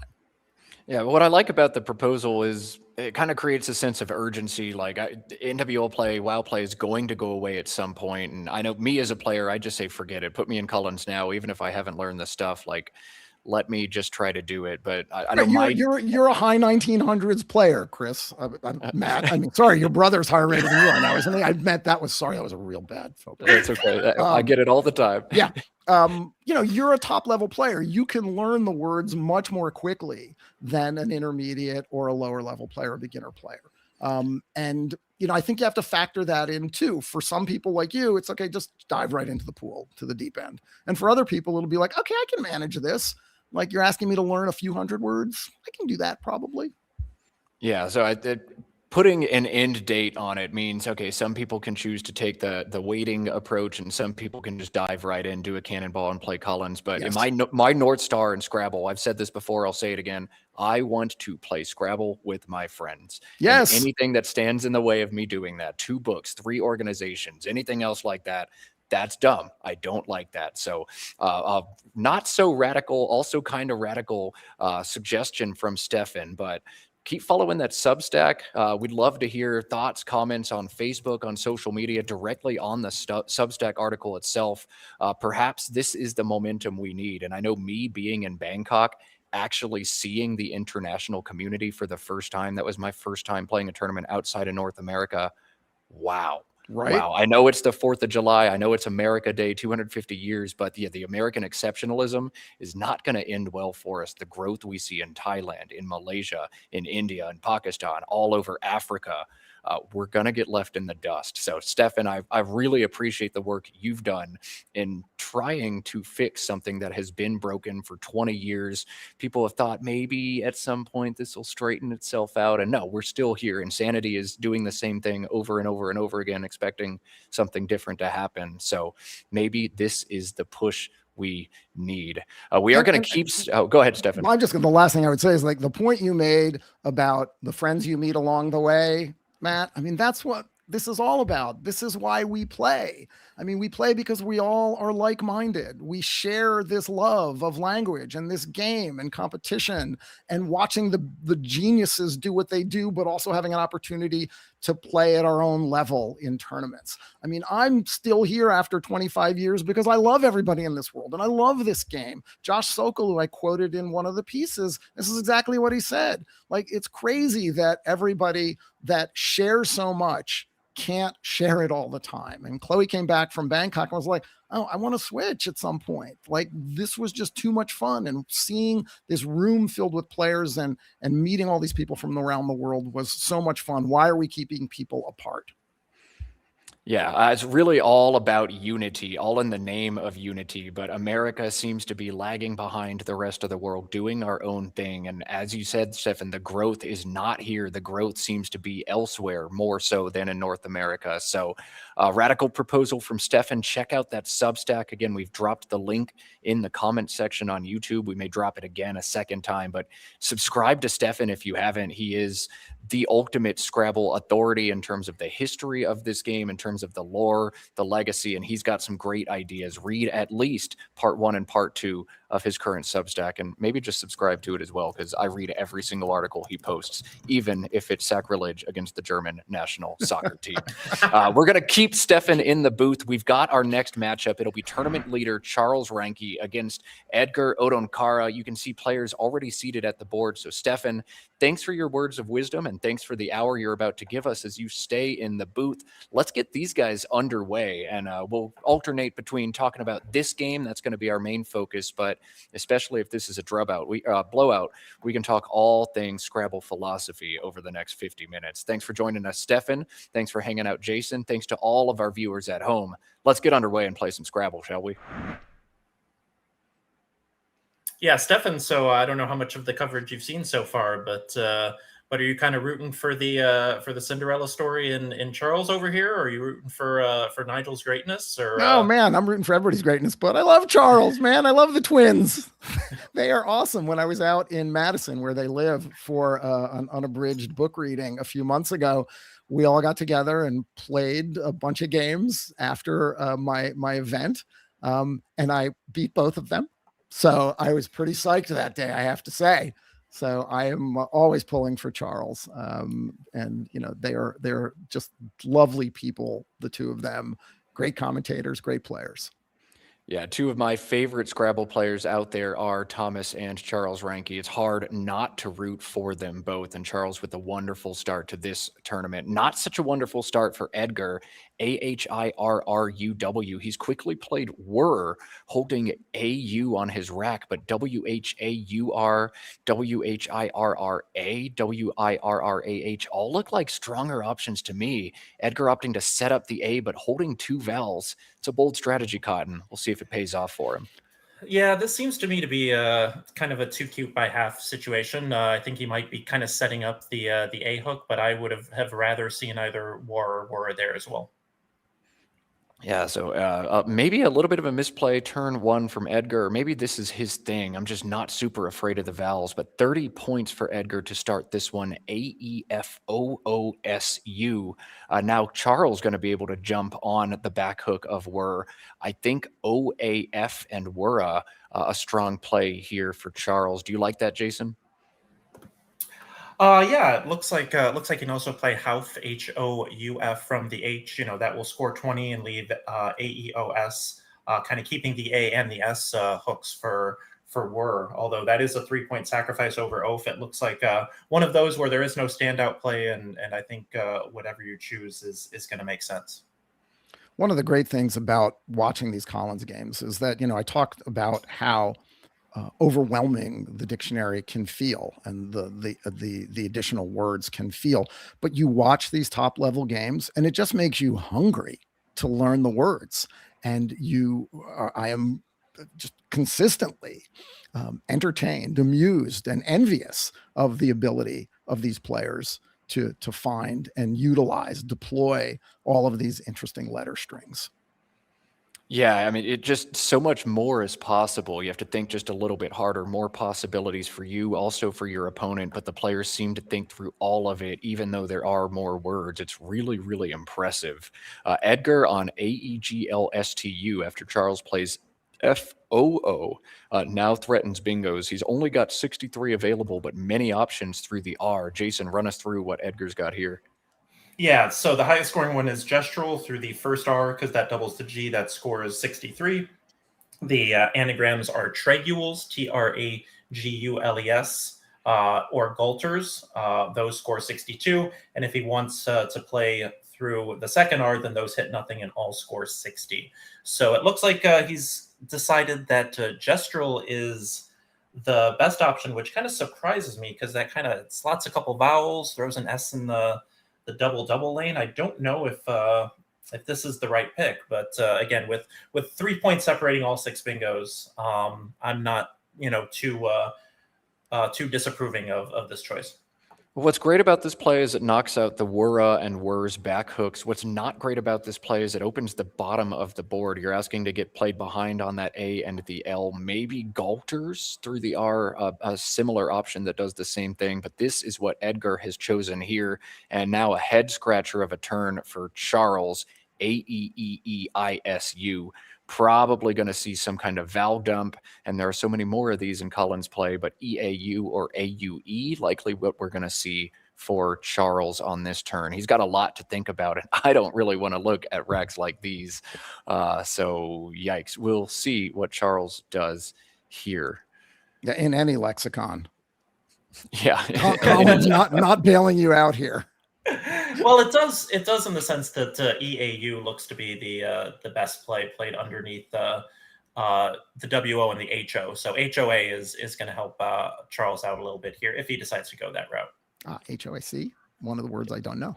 Yeah, Collins bailing you out yet again. Bailing you out. I stand corrected. Terrible racks. Yeah, terrible racks, and all of a sudden you've got these good plays out of them despite it. So we'll see if we see a Colin HOA come down here. Stefan, have you ever played at CSW tournaments before? I played in one when I was reporting Word Freak, and I went to the World Championship in Melbourne, Australia, and I played in a side event. It was great. I think I went 2 and 2. I didn't know any words at the time. I mean, I studied the twos on the plane over there.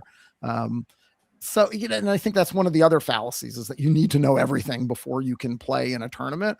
There are plenty of players who make the transition to Collins who learn the twos and the threes and a few of the high probs for 7s and 8s, and they can compete. It's not as if the North American lexicons are small, there are plenty of words to choose from. They're just not as robust. And the more you learn the Collins words, the better you're going to be. But it's not like you can't compete. I've played some Collins, in DC with Josh Castellano and Nitz Chagti. And what we would just do is I'd look at the cheat sheet, and Josh would say yes, no on a 3 or a 4 or a bingo. And that's another way to get up to speed more quickly. Just a more liberal sort of approach to accommodating newcomers. Yeah, I think that's a great point, Stefan, is that even though you play NWL primarily, you just learn the twos and you're still going to be quite competitive in a Collins field. I switched in New Orleans the night before at 3 a.m. because I'd made some poor decisions and didn't want to sacrifice my NWL rating. And I still won a ton of games. I think I went 10-10 against a bunch of experts because Scrabble's still Scrabble. It's still mostly the same game, and they may see some more 4s and 5s and a couple more bingos, but it still plays. Jason, you've got some experience with CSW play as well, don't you? Yeah, and that's what I was gonna. I mean, I feel like I could talk to Stefan about this for the entirety of this game. So there'll be stuff that Stefan, you and I will have to talk about offline later. But you mentioned sweeping the Reinke twins. Was that in CSW? I assume. It wasn't. Yeah, no. They happily played NWL, and I think that's another thing that people forget. The very best players, I think, have the ability to toggle between the dictionaries. We see that all the time. Will Anderson still plays in some North American divisions. The Reinkes can go back and forth. Most of the best players have the ability to compartmentalize. I mean, nobody obviously compartmentalizes like Nigel compartmentalizes, not just English, but Spanish and French too. But most of the top players have that ability. I mean, it's not like I'm going to sit down and if I know the twos in Collins, right? It's not like I sit down in an NWL tournament or a WoW tournament and I suddenly start playing FY. I would know not to play yoga in that spot because these are our brains. Our brains are built so that we can make these distinctions. And yes, it gets confusing when you study one lexicon exclusively for many years and don't switch back and forth. But I think for a lot of players, it's not impossible to do both. And there's no reason not to. But under my proposal, it would sort of eliminate some of that. It would allow you to gradually pick up some of the Collins words and use them immediately without feeling this burden of having to learn thousands of words at once. Yeah, because you asked about, I didn't want to sound like I was avoiding the question about my Collins history. I just kind of don't want to get into that too much. I would rather talk to Stefan a little bit more. But yeah, so first off, the very good Collins player by the name of Quinn James has moved to my town in Michigan. So our city only has 20,000 people, and I'm still not the best Scrabble player in it, which is a little humbling. As Charles just continues to have issues with the vowels here. But she uses Macondo a lot, and so we'll have a session. She'll run it through, and it says that I'm still playing like a 1700 player in Collins, where I'm rated I think low 1800s. But there are just so many word knowledge holes that I fall into during our session. So I'm strategically I'm playing okay, and I'm playing okay with the NWL stuff. It's just there's just so much to learn, and yet because I do a lot of Collins commentary, because I play Quinn in sessions, my friends are like, oh, this tournament has a Collins division, that tournament has a Collins division. It's I'm actually more comfortable playing with the smaller dictionary where I can kind of make fewer word knowledge mistakes. Right, but someone like you would be able to quickly assimilate, and even you wouldn't have to switch over immediately under my proposal, right? You could solidify your knowledge of the additional words, and when you're feeling more comfortable, then you make the full jump. I mean, we're all going to keep playing Scrabble pretty much as long as we're alive, is my guess. At least that's my hope for me. So it's already been all of these years. What's a few more if we can reach this common goal? There's Collins for I'll turn back to the game. We just missed a pretty big swing. Yes. Edgar making a pretty suboptimal play, at least at its face, in Wind. He had Windbag, he had Botting to the G at the top of the board, but taking away a big bingo from Charles in Embraves. So Charles forced to score just 33 after what looked like a mistake to me for Edgar. He's going to be saved by that, or maybe just some great premonition there from Edgar. But wow, what a swing in that game. Just wanted to call attention to that. Edgar's still in commanding position after that. But wow, wow, wow. I want to talk about one other thing, and I want to hear from Stefan and then from Jason on this. But Collins is not just different in the book, it's also the challenge rule, Yes. 5-point penalty. So what is your plan, or how does your plan address that gap, Stefan? I mean, I think that's a trickier one, and I think that's where the players need to reach some sort of consensus. I mean, I think that a lot of Collins players might agree that double challenge that is in force in North America is a fairer system for better players. It rewards word knowledge, or at least that's what a lot of people will say. I could see some sort of hybrid. I think there would be opposition to moving away from double challenge in North America. But I would ask you guys, as higher rated players than I, how you would feel about either having Collins agreeing to switch to a double challenge rule for the top division and keeping 5-point at lower divisions. That feels like it might be a more palatable approach toward, again, bringing North America in. It would be a big switch for a lot of international players that have only played with 5-point challenge. And I think 5-point challenge is great at lower levels. I've instituted a 10-point challenge rule at the North American School Scrabble Championship to encourage kids to challenge words that look unfamiliar, particularly because there are such great disparities in that tournament between the better players who have studied and played in rated tournaments versus newbies or kids that just play casually. Matt, you were a school Scrabble player. You've seen that up close. 10-point challenge has really helped. So I think that's a conversation that would have to be had, and an agreement reached between the two sides of the Atlantic and the Pacific. So Jason, you've got experience both playing more Collins than me and directing the Collins division at the North American Scrabble Players Championship. So I want you to chime in on the challenge rule.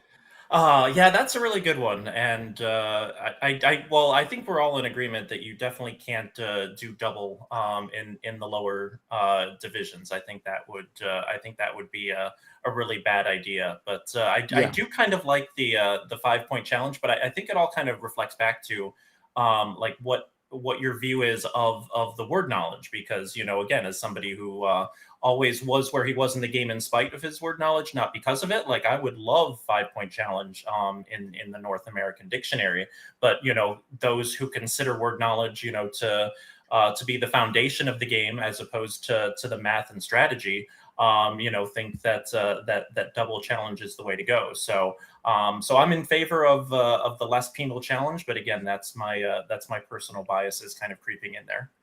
And maybe people will agree to that. I stand corrected. Someone pointed out in chat, I said 30,000 2 through 8s. It is 30,000 2 through 8s. It's 25,000 2, 3, 4, 5, 7, and 8s that are Collins only. I want to call attention to the game again. Edgar made another very weird play in Tombs. He had FOAM alongside the ESTU of Gestural, just shutting the game down. He had B foams. Tombs looked really odd. The big punish from Charles, but then Edgar has exactly what he needs in Fanjet. So I don't think Edgar's playing this game particularly well, but he keeps drawing well enough, and Charles has had some trouble. He's still got a commanding position in this one, but some really strange plays going on early on in this game. We'll see if Charles can come back. A big pull for him here. ALRSRSE. Will Charles bingo? No, he won't. Another brutal turn. We're going to see Charles buckle down for several more minutes and stay down by about 90 points in this one. So I think I'll turn back to Jason for a little bit. I know you gave some thoughts. What do you think about potentially some 5 points, some 10 points, some double, maybe even some void tournaments out there? Just change up the challenge rule book, tourney by tourney. I've never liked void just because I think there's just way too much gamesmanship. It's you get extra time by challenging cat or dog and walking to the computer and all that. So I've never been a fan of that. But I think, and I can't remember who I was discussing it with. It might have been with you on stream on day one. That I would like to see more experimentation.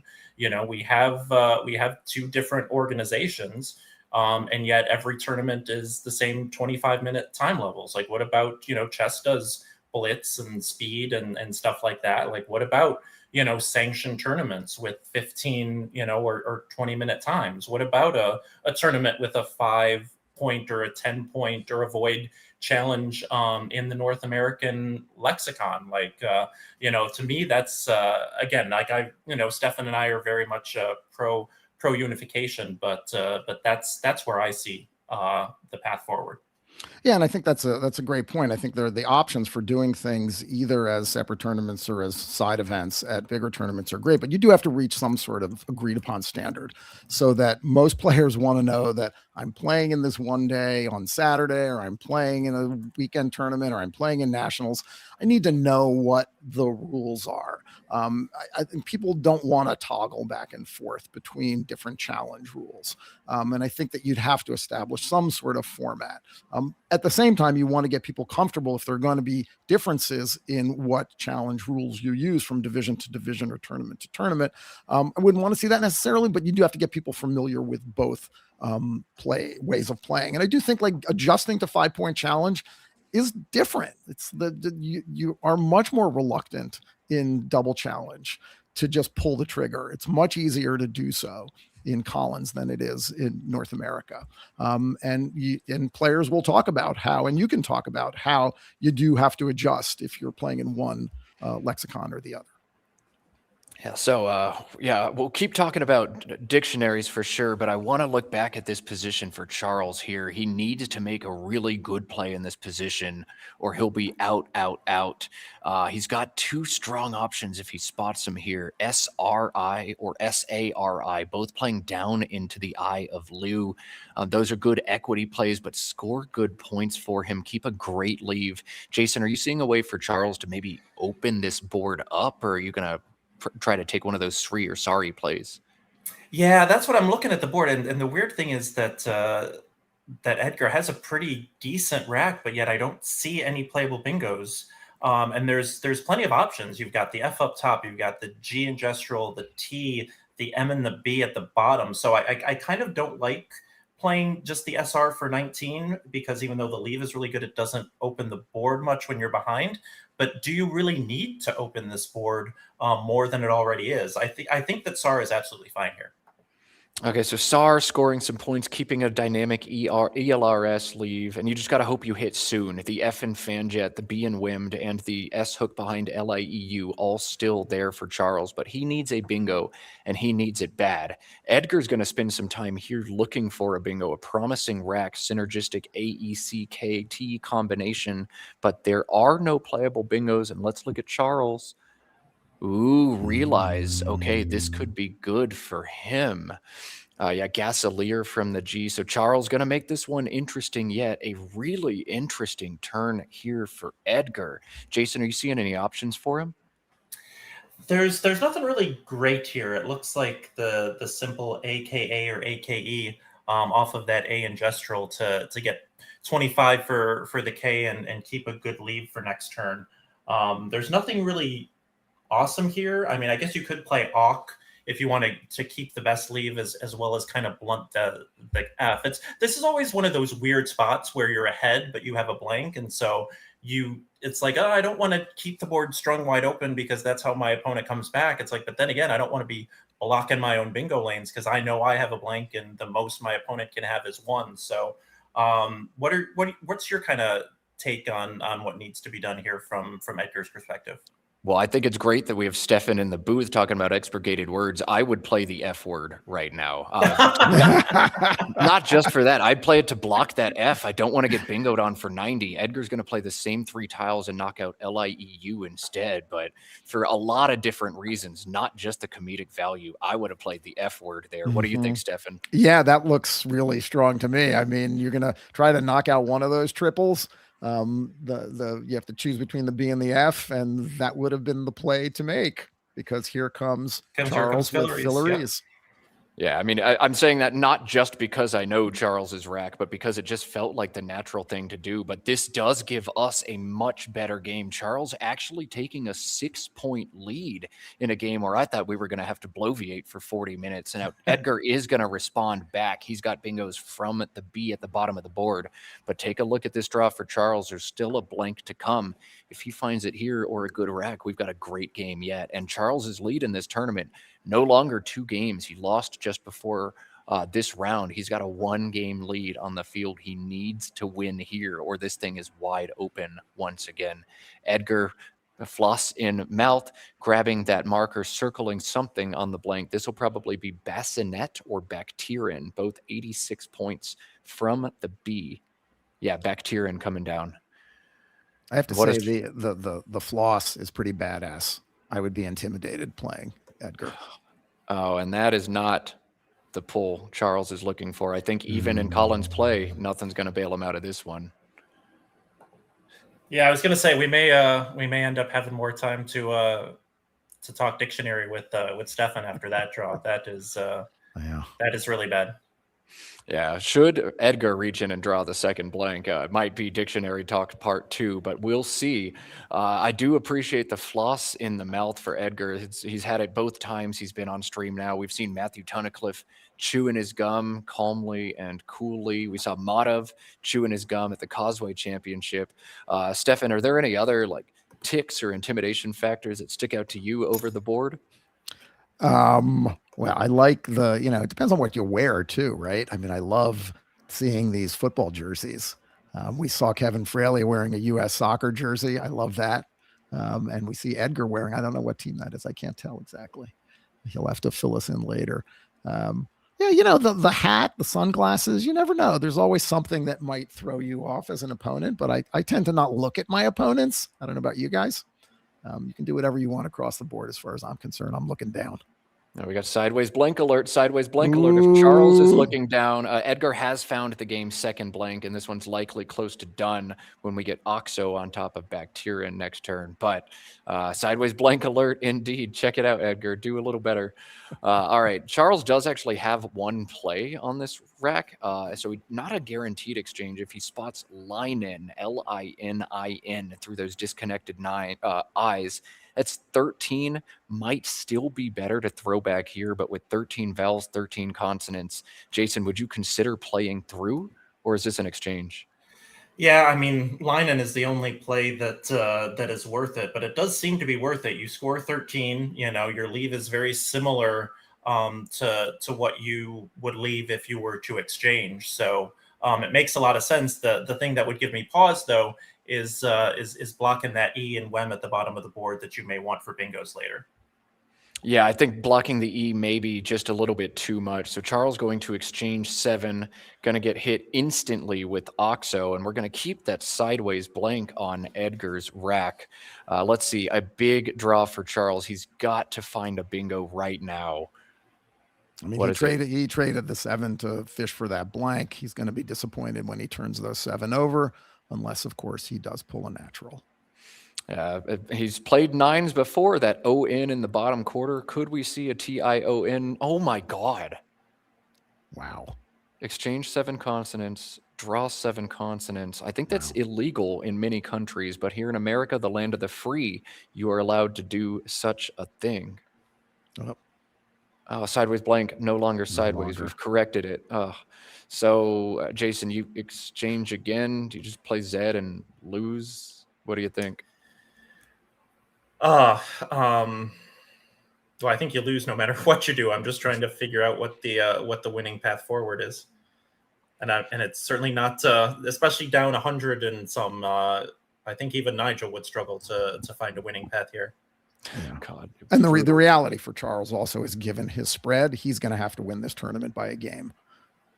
Yeah, a game or maybe getting a tie somewhere out there. We saw him almost tying Matthew Tunnicliffe earlier on today. But yeah, I guess if you're Charles, you don't feel too bad. You already don't have the spread, so just let it happen at this point. But wow, I don't think I've ever seen the trade 7 into 7 more consonants. If you exchanged 5 or 6 and kept RN or RT or something like that, and then drew the consonants, maybe you kick yourself for it. But literally, didn't do anything at all here. So I guess we'll see what Charles opts to do, but that terrible draw means we can talk just a little bit more about your proposal, Stefan, or about the international scene. I know Chloe really changed a lot seeing her experience in Bangkok. How did your conversations with her afterwards go? She was just so excited by what she saw and so energized. I mean, she's been living overseas for the last year, and she's going to be overseas again for another year. So the last tournament she played in was the Scrabble Players Championship last summer, and Word Cup last summer. And we're going to play in the Scrabble Players Championship in a couple weeks. And that'll be it for her, because she's going back to Greece where she's been living.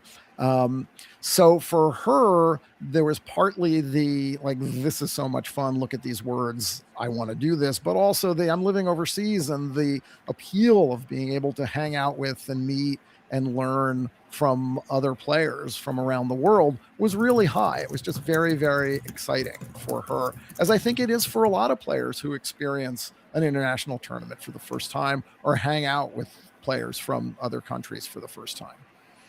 Yeah, I was similarly shocked, just like, A, how many people are here, and B, how young so many of these people are. Many of the experts are in their 20s and 30s and have a lengthy career yet ahead of them. Like, I'd be a fool if I didn't try to interact with these people, if the product that I'm promoting on the internet was not marketable to these people over there. But from a practical perspective, from my end, I moved from Texas to an unknown place. I didn't know where I was going to move. And I said, I'm going to pick a lexicon based on who's around me and what kind of games I can get. And in Boston, it's primarily NWL level players around me. So I think something that would make a proposal like this work is you've got to be able to have the casual club play. Let's just meet at a coffee shop on a Saturday and play some games. And I've got to have someone who will play Collins with me. So I think weighting in all of us together makes that feasible, Stefan. The other thing that Chloe pointed out was just how much the work that people online have done in the last few years has had a global effect. She said that there were kids, and you just said, Matt, there were a lot of kids playing in the Causeway Challenge. She said there were kids that came up to her and asked her for her autograph because they had seen Will Anderson's videos with her in them. And you realize that this is a small world that we live in. It's a small subculture as it is. Even if you aggregate everyone around the world, it's still in the thousands, not the tens of thousands or hundreds of thousands of tournament players, over the board players. And so she was kind of blown away by the fact that the work that people like Will and Let's Play Scrabble and many others have been doing for the last few years has really had this unifying global impact. She was signing racks. She was signing autographs. She said it was hilarious. Yeah, I got the same experience. Day 2, I wore my custom Causeway jersey with my name on the back, and suddenly at lunch I was bombarded by Thai school children with racks and clipboards. Please sign this. And that was a surreal experience for me. Way back in 2005, I brought my copy of Word Freak and got it signed by David Firstman, by you, by a bunch of the other experts, Joel Sherman, and I was on cloud 9. And to be able to give that experience to other folks is awesome, but that's not something that happens here in the US. You got to go abroad for that. Just shows the growth out there, shows the energy, the youth, the movement. And man, I want to be a part of this now that I've seen what's out there. Absolutely. And what you also see, I mean, I see this here now. I've been running a Scrabble club at my local middle school that Chloe went to for like 17 or 18 years now. And I've got a group of kids this year that come into the club and they're like, oh, I just watched Will's latest video. Or it's like, oh, wait, is that Collins? I saw it in one of Will's videos. So we can have the same impact here. And I think that finding ways to bring everyone together would do that. I mean, I've got a few kids now that I know would be glad to learn some more 2-letter words and 3-letter words and play internationally. And at some point, when they get a little bit better, I can see them begging their parents to go play in the World Youth Championship. So the potential is always there, right? It's all just tapping into particularly kids' brains and getting them to come to the game and learn about the game and do the things that kids around the world are doing. And if we have a bigger community, that will encourage them to get and give them more opportunities to play. Yeah, man. I mean, so many people, especially nowadays, I'm seeing more and more random new faces at tournaments, primarily young blood. And they're all like, I watched a Will Anderson video, or I watch Mac Miller all the time. And I just can't get enough of this stuff. So it'd be great if all the stuff we put out there, all the streams, all the videos are something we can all talk about instead of, oh, that was a Collins video. Let's not talk about those words over here. Hush, hush, go over there to play Collins.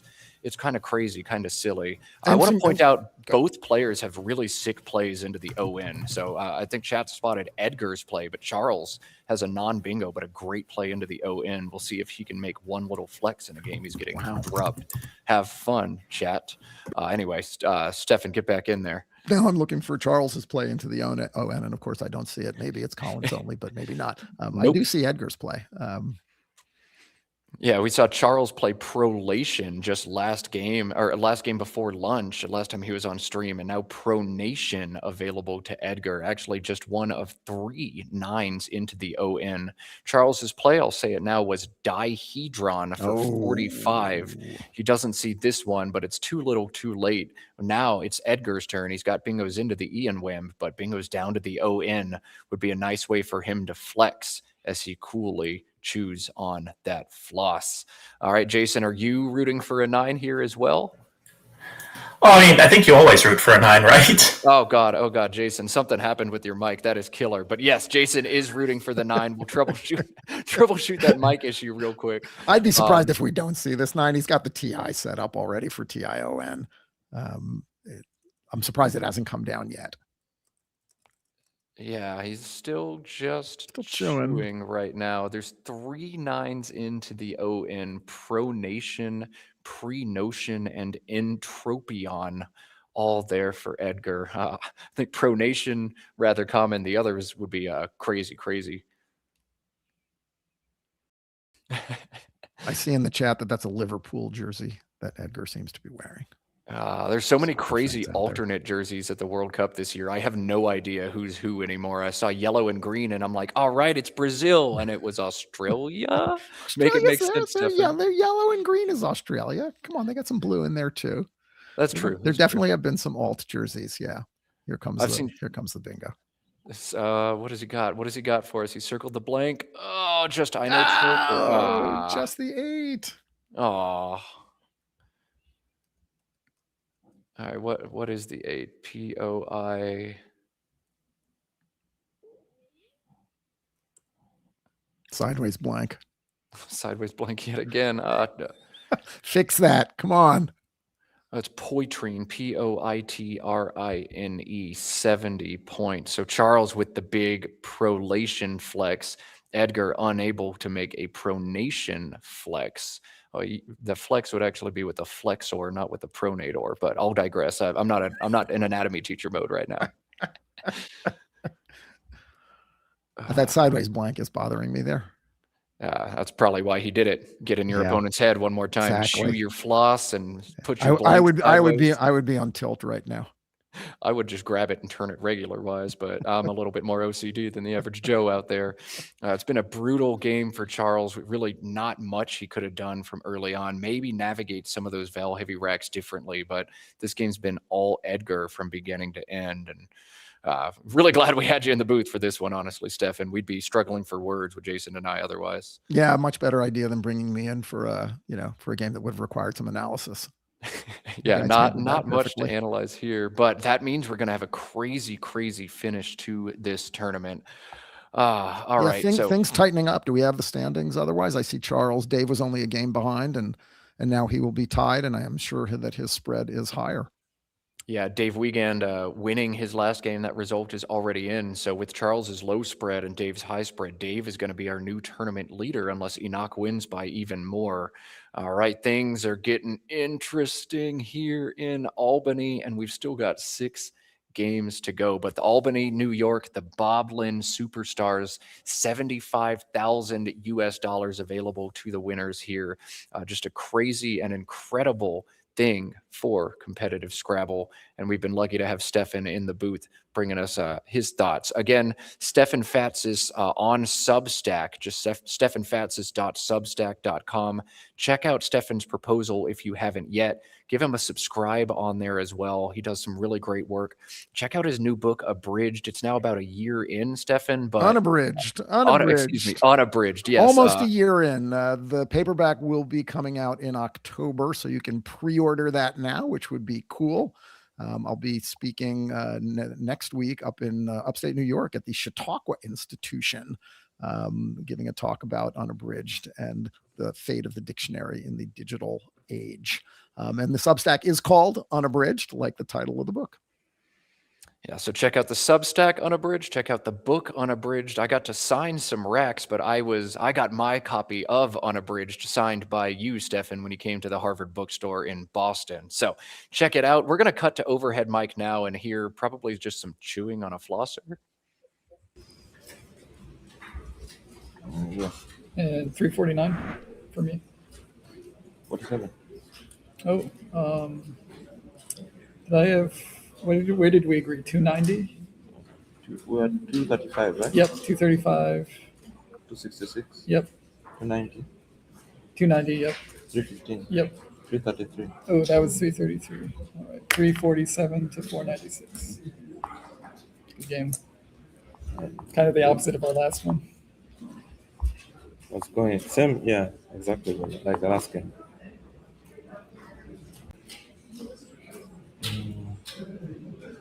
My phone is charging. I don't know if you can. Okay, yeah, I'll enter the score. All right, well, yeah, not too much to say after that one. Just kind of a shrug of the shoulders. It sounds like these two players have played twice. When did you get the blank? Just I and guess had you probably back-to-back had it here, blowout right? games. So that's it for that one. Charles knocked off in 2 straight games. His 2-game lead, now a 0-game lead. Wow, wow, wow. I'm going to go ahead and let Jason say goodbye to Stefan here. Stefan, thanks so much for joining us. For as Matthew said at the end there, helping us to fill time. We kind of got a little bit in the weeds there at the start of the game, but I think all three of us just find the subject very fascinating and very interesting. And so thanks for kind of filling in there while I was dealing with some technical issues at the end, which hopefully are fixed. Pleasure talking with you guys. Thanks for having me on. I think this stuff is important for the future of Scrabble. I am so thrilled with all of the work that the content creators and Let's Play Scrabble and everybody else does to propel this game forward. And again, that includes both of you and all the other commentators that have put in their time for not a lot of money. We got to get to the point where we're making some money doing this too. The more people that watch, the more people that like this stuff, the more people that follow, the bigger we can make this game. Hit that like button, hit that subscribe button, keep watching people's work and reading their work about this great game. It's the way forward. Thank you, guys. Thank you so much, Stefan, my personal Scrabble hero. It was a pleasure to have you on stream once again, and looking forward to much, much more of this. Is that a Beth Mix appearance as well? Beth, give Stefan a wave as we're about to sign off. Get in there. See, Beth loves the articles. Beth's done her homework. Beth's been on Substack. You get on there too. We're going to drop the link to Stefan's Substack in the chat one more time. Stefan, thank you so much for all the work you've done for Scrabble, all the writing you do, all the exposure you've given us, for bringing us this guy here, for better or for worse, for all the work you do with School Scrabble as well. Always a pleasure. With that, we're going to cut to a little break. 2 games left to go here in Albany, New York. I'm going to try tossing this one to Stefan. Stefan, they're watching Let's Play Scrabble. They should keep watching Let's Play Scrabble. This is going to be an exciting end to this amazing tournament. Thanks, everybody, for watching and listening and reading.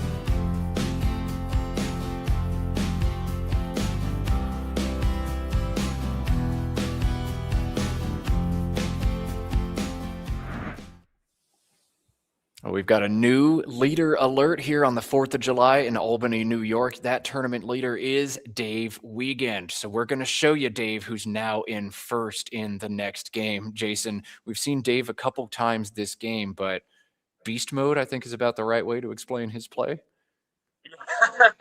Yeah, this ought to be a really good one. So yeah, with having Stefan in the booth last round, I'm a little behind. So I would definitely love a look at standings before we go into this game.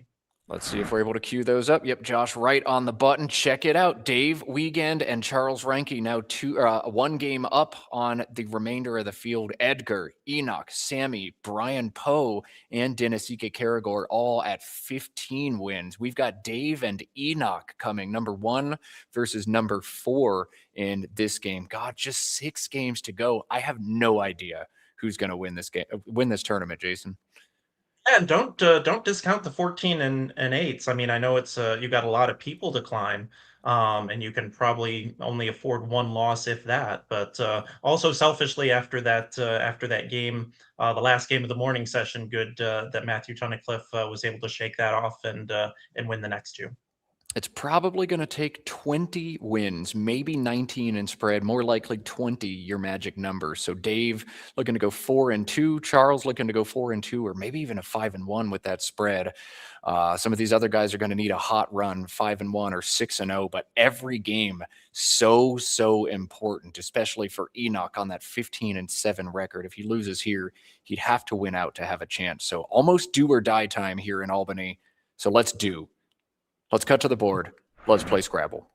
Yeah, when you think of it as 6 rounds to go, yeah, if you win all 6, you get to 20 and 8, and that should be good, but you might need spread. So yeah, the 14 and 8s are pretty much in do or die mode. So, as it always happens, the number of people who can win the tournament kind of dwindles as the tournament goes on, but we still have quite a few people still in the mix. Yeah, it's wide open right now. EGINRTT, Gittern, Retting, available bingos for Dave on this first turn. Exactly how he was hoping to start this game.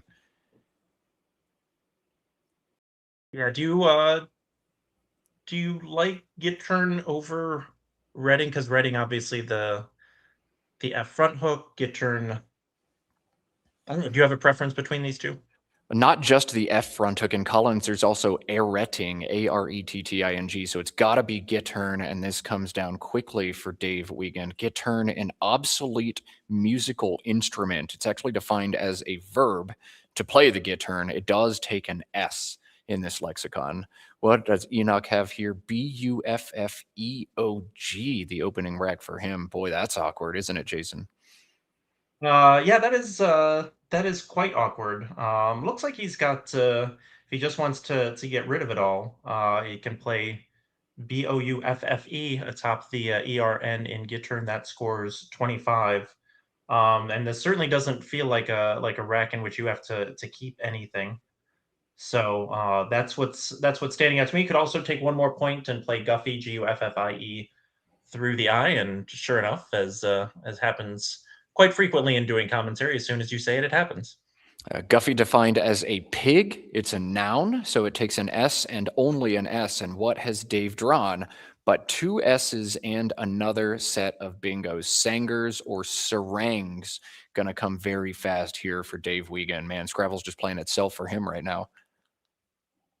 It's a long tournament, so especially when you get to this stage, and I know that Dave's stamina is awesome because he's in great physical shape, but when you can get what my friend likes to call a pick 'em and play 'em game, especially at this stage of the tournament, you'll take it. Pick 'em and play 'em, indeed. The decision does matter a bit for Dave. Sangers versus Serangs. Both are going to play with Guffies, if I had to guess, but Sangers is going to give back a much stronger response to Enoch than Serangs is going to. So if you're a fan of Dave, it looks like a marginal decision here, but Serangs going to work out much better for him. We'll see what he picks.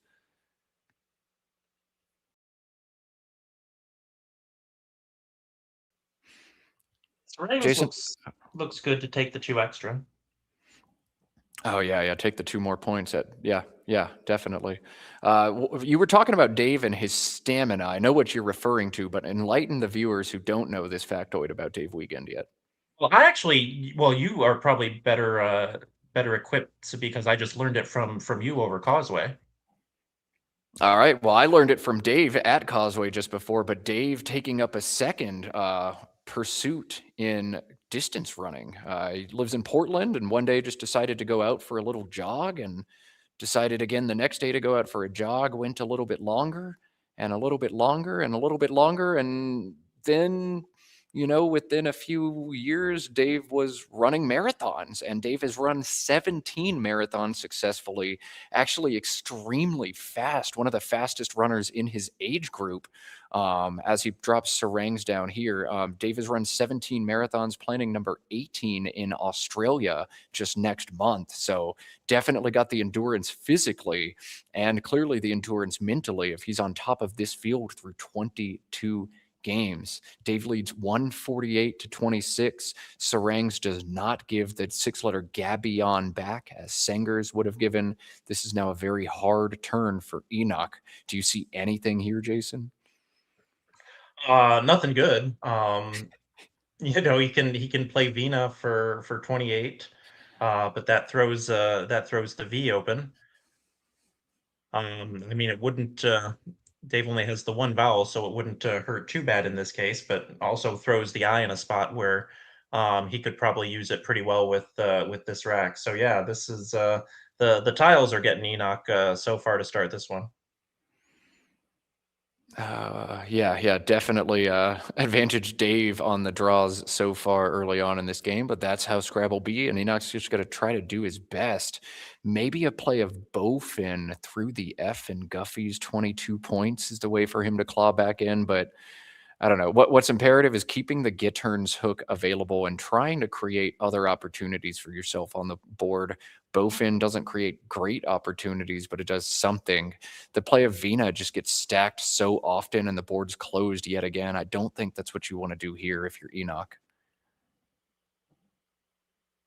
And that's one of the good things about the bingo placement. Anytime you've got a nice lead and you can make that kind of L shape, the bottom of the board, it'll be nice. It'll be easy to get to at some point as Enoch plays Bowfin, just by playing down from the A. But I kind of like this because it does kind of keep the top half a little bit more dynamic. Also throws that B open on the left to potentially play through later. Maybe one other option, yes, swab down from the S and Serangs could have been good, but Bowfin is the engine's preferred play. So Enoch 2 for 2 on doing what the computer wants, even though he's down by 100 points. Sometimes that's just how Scrabble is. Dave now C, D, D, E, H, N, W will not be bingoing for a third straight turn out of this rack, but still has many scoring options available to him. Endow through that O and Bowfin jumps out to me. Keep the CH together. Do you like that, Jason? Or are you trying to score a little better here? I think Endow is pretty good. Kind of blocks that G up, makes the B a little bit harder to hit. Scores decently, leaves decently. Seems to do everything that you would want. All right, right on cue. Dave's gonna just make the best play because that's always what he does. We try to decide what's best, and then Dave puts it down on the board to verify that it is correct. Enoch has found what looks like his correct play here of Avatar down from the A and Serangs. It's not an insta play here. He's got other fun options like Vera at the top of the board, making ER and Nag is 32, but Avatar gets down to the bottom of the board in a really effective way and undoubles the T's. I'm playing Avatar here, Jason. Are you? Yeah, again, kind of a variation on the theme where he could have played Vina last time. Now he can play Var or Vera. Again, put that V in the same spot, but he needs a dynamic board, and Avatar makes the board a lot more dynamic. All right, so let's see if he pulls the trigger on it. It looks pretty strong, but Enoch is going to take his time. When you're down like this, every turn you make is so important because the geometry of the board, it can get dried up so quickly if you're not careful. But Avatar seems to do everything you need to do.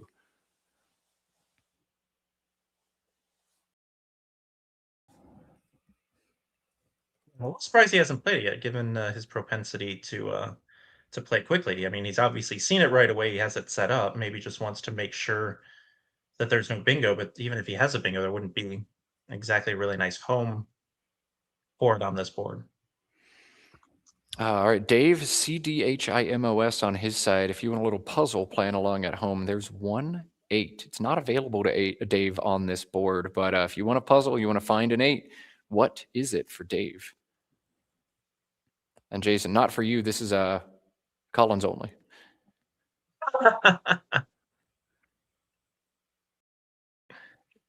Enoch decides on Avatar. Avatar does not give Dave any of the floaters he need, but Dave is still going to threaten a bingo score here down to bowfins. He can play the a 6-letter word for 66. Did not see 66 available on this turn, even though the word is somewhat familiar. I'm staring at it like how is that 66? That's a 66. Yeah. But I guess the BWF getting all of those points in addition to the 51 for Mochis, MOCHIS. Man, I'm surprised Dave hasn't played this already. Yeah, that's true. You would expect him to see that pretty quickly. But I guess when you're counting the H twice and the C and the M and that's tripled and then the BWF on top, like it adds up pretty fast. Now he's lined it up. Okay, so Mochi's, Dave's got to do the math on this. Numbers getting real big in my head. But yeah, Mochi's 66, slam dunk best play for Dave here. Yeah, that's one of those when your opponent says 66, you say, how much? And then you recount it and like, that's not 66. And then you recount it and find that it is indeed 66. Enoch is doing exactly that. He hasn't even moved since Dave hit the clock. Like, what? No. Oh, yeah. Okay, that's 66. Wow. AEEKTUY, the rack for Enoch, 240 to 78, the deficit for Enoch. He can score pretty well on this turn. He's going to have to figure out how much to groom the rack versus just score right now. He's got different ways to do it, but I think the standout option for him might be KYTE between the N and the G of Endow and Guffins. 42 points. It does hold EAU, but when you're trailing by this much, forget it. Just give me a bunch of points. The only way I win is if I get crazy lucky and get a bunch of consonants out of the bag and draw bingo anyway. So maybe in a vacuum, KYTE is not as good as like KUTA in the same spot. But here, losing by this much, you need points now. You just got to get crazy lucky. That's what I'm thinking here, Jason. How about you? That's a good point, because I was looking at KUTA in the same spot, but I think your logic behind why you should play KYTE for 6 more points is totally sound. You've also got, the TR at the bottom, MCH up top to bingo with, so that makes the 3 vowel no consonant leave a little bit more palatable. Oh, and look at Dave. He's found a Q, but also a blank in this game. Everything rolling Dave Wiegand's way early on in this one.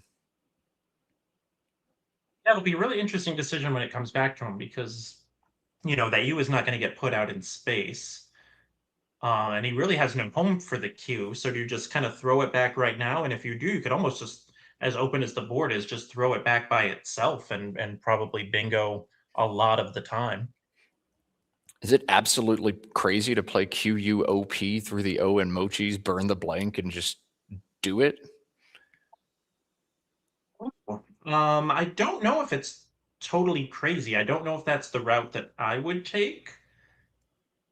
Just because you've got, all sorts of openings at the bottom and stuff like that. But, I mean, you have to consider it, because, again, the Q goes literally nowhere else on this board. So if you can get 35 for it and kind of, shape the board a little bit. Again, I wouldn't go that route, but I don't think it's totally crazy. Or maybe QUAD at the bottom, block the TAR and Avatar. Now, QUAD is not the best block of the R, though. I don't know. Maybe Dave thinks about burning the blank on his next turn, but we'll come back and deal with that. Trade 1 is most likely, but maybe a weird play coming for Dave. We'll see what he opts to do. Enoch is looking at KUTA. This also feels fine. EEY is not a great leave, but it's probably going to bingo a little bit more often if you're trying to get a bingo down ASAP. Analysis saying, no, actually, KUTA bingo's way less than KYTE. I mean, I guess I can see that. Like the double E and the Y doesn't make that much. The average score is about the same no matter what. Whether you play KUTE or KYTE, you're averaging about 39 points next turn, but it's a matter of how you do it. EAU, kind of a bingo or die leave. You're not going to bingo if you draw vowels, but if you draw consonants, you're doing fine. Whereas the EEY is just like, I'm probably just going to score 30 a lot next turn. So two different lines, but again, you're all about the volatility. This is something I got early on from Kenji Matsumoto's Breaking the Game series. Most plays in Scrabble have kind of a bimodal distribution. And what that means basically is you're either going to bingo or you're going to not bingo. But instead of a bell curve of the average number of points you're going to score, there's kind of a bell curve and then a second bell curve, one around the bingos, a second without it.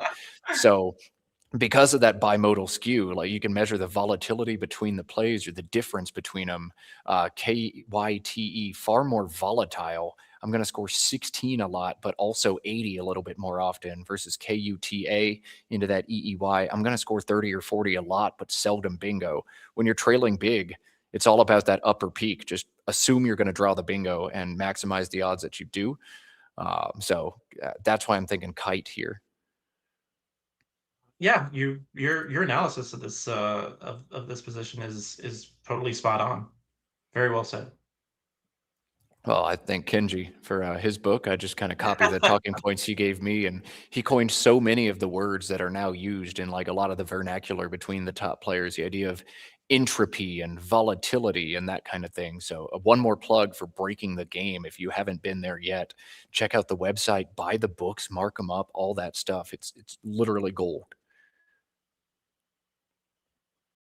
Yeah, and it's been good to see. We talked about the lexical issues and Kenji, who is known as one of the best North American lexicon players. It's good to see him kind of popping in for into the chat, because one of the things we didn't get to with Stefan, and I know that you've seen it a lot more than me, especially in tournaments like this. It's like, oh, the North American players go, oh, you're doing Collins all day. Well, I'm not going to watch. But then we do the North American dictionary, and then the Australians come in and say, oh, you're doing this dictionary that I never play. I'm not going to watch. So just kind of another point in favor of lexical unity.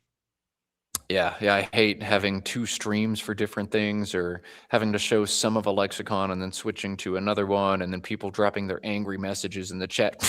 Well, now I don't want to watch anymore. Like, come on, man, it's just Scrabble. But I hate that we have to factionize like we've done.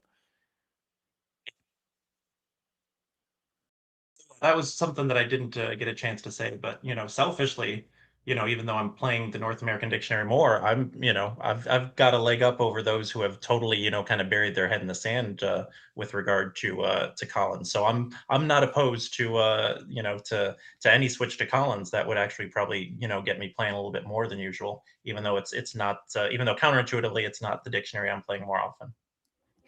Yeah, my like I said, my North Star in Scrabble has always been I want to play a board game with my friends. That's why, although I'm primarily an NWL player myself, like I'll happily commentate either lexicon. I can learn from either lexicon, especially with an anagrammer and an engine in front of me.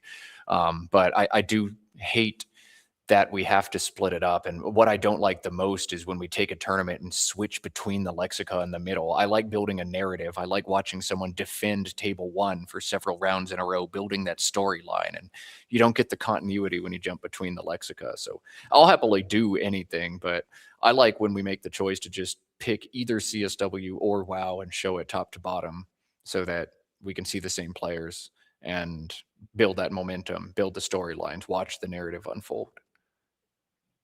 Yeah, it looks like I've never seen Enoch take this long on a turn. This has like literally been 8 minutes. So. This is crazy. He had Kuda. He's got it in his hands. He just doesn't want to pull the trigger on it. I mean, nothing feels good when you're down 240 to 78, though. Yeah, you're just hoping for the miracle. Like something's gonna pop He out wants at to me, play right? bot from the V in Avatar. Yeah, that's not terrible. He's gone back to Kuda. I still think this should be KYTE, but KUTA, all right. DENOPQ blank now, the rec for Dave Wiegand. I think he's actually just going to keep the Q. The K in space gives him ponked, PONKED. 39 points, Q blank, draw a U or an I next turn and be fine. QIN into the N and jitter and his game over too. So ponked seems really obvious for Dave. He's going to slowly set it up, and then he's going to play it. Use the blank as a separator between the Q. Yep. But yeah, this makes a lot of sense.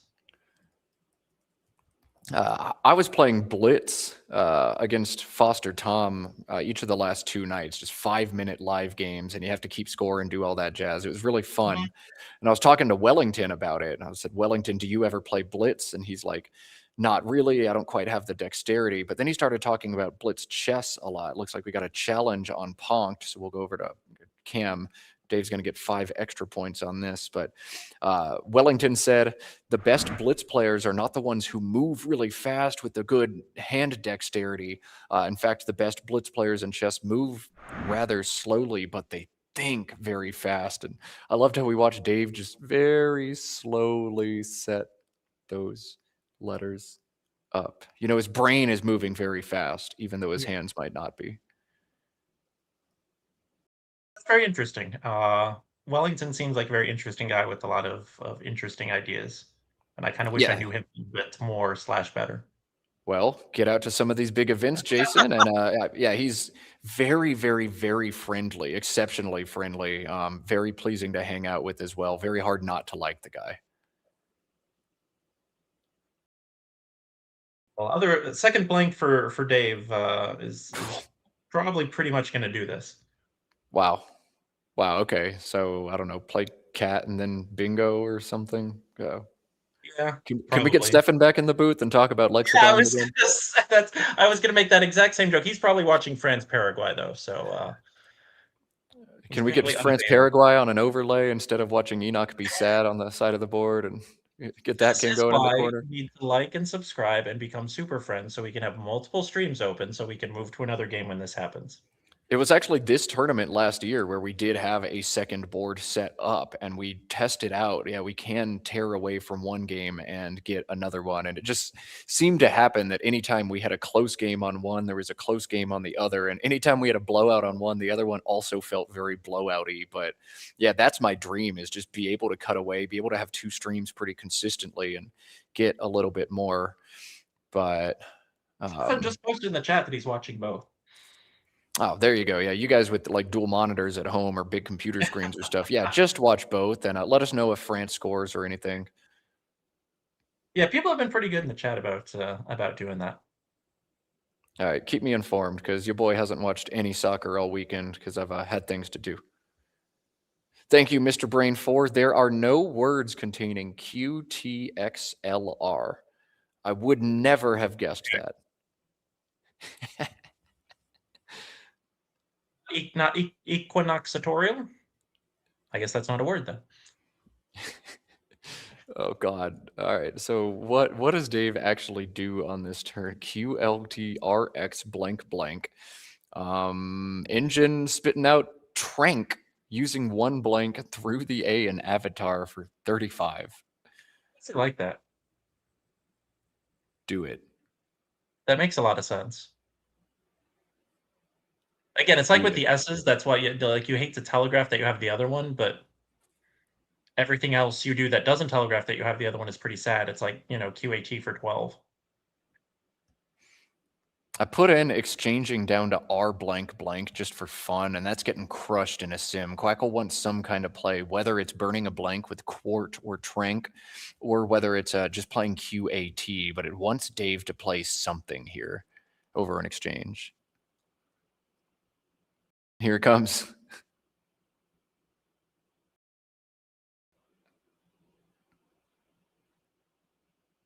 Enoch has not moved. Yeah.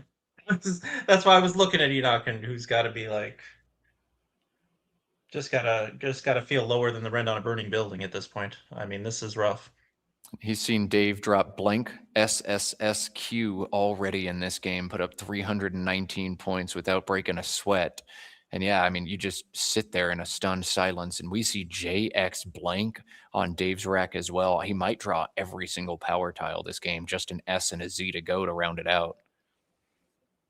Yeah, because Enoch hasn't had anything close, just the K, and now he's got a 3I2E rack here. So looking like the difference will be the final score. So I mean, Enoch's spread isn't bad. Like he really needs to try to keep this within 100. But the way he's drawing and the way Dave is drawing and playing, I'm not sure he can keep this within 200 the way things are going. All right, so play quartile. Just end one short of that double-double. Hope that Dave falls out of his chair, and then you draw an S bingo that plays for 100. Yeah, we're getting into that stage of the game where your winning paths are all. So if my opponent leaves, my opponent goes to the bathroom and has an issue, then I got a shot. But yeah, this is rough. This is a good time to revisit our should spread be a tiebreaker discussion, I suppose. Yeah, I would have played CEI, and QI like a long time ago. Enoch literally just now turning the board around. I think he just sat there trying to compose himself for a little bit. And all right, now Which I'm is composed actually, enough. as young as he is, that shows a lot of maturity, because there have been times where I've needed to do that and not done it, where you just need to kind of process like what is happening to you, and you just need to get in the headspace where where you need to to be able to make a play, where you just kind of need to process everything that's happened to you and just kind of calm yourself down a little bit. So then you do that and draw UV out of the bag. Like, that doesn't help the situation any. Apparently it didn't work. I tried to manifest a power tile, and now I'm going to watch Dave put JX down. Okay. Cool. Fine. Confident this postmortem will be quite brief. Yeah, this postmortem will not exist, and not quickly just exchanging a whole bunch there. And now Dave's gonna bingo. Who's been quiet even for Nigel, like. Oh yeah, Dave's gonna bingo. Oh, he's got a bunch of choices too. He doesn't even have to bingo though. AYU next to Jaxie is 40. God. Dave's highest score, 86. Find it, chat. There's your puzzle. You're trying to do something here.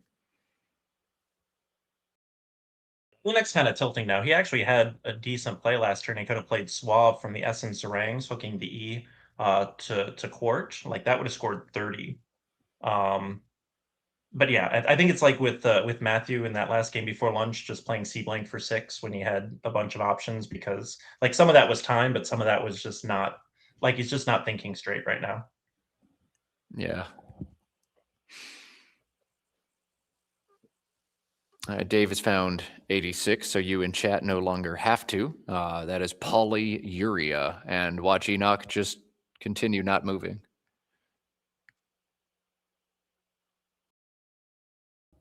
That has to feel like a nightmare, though.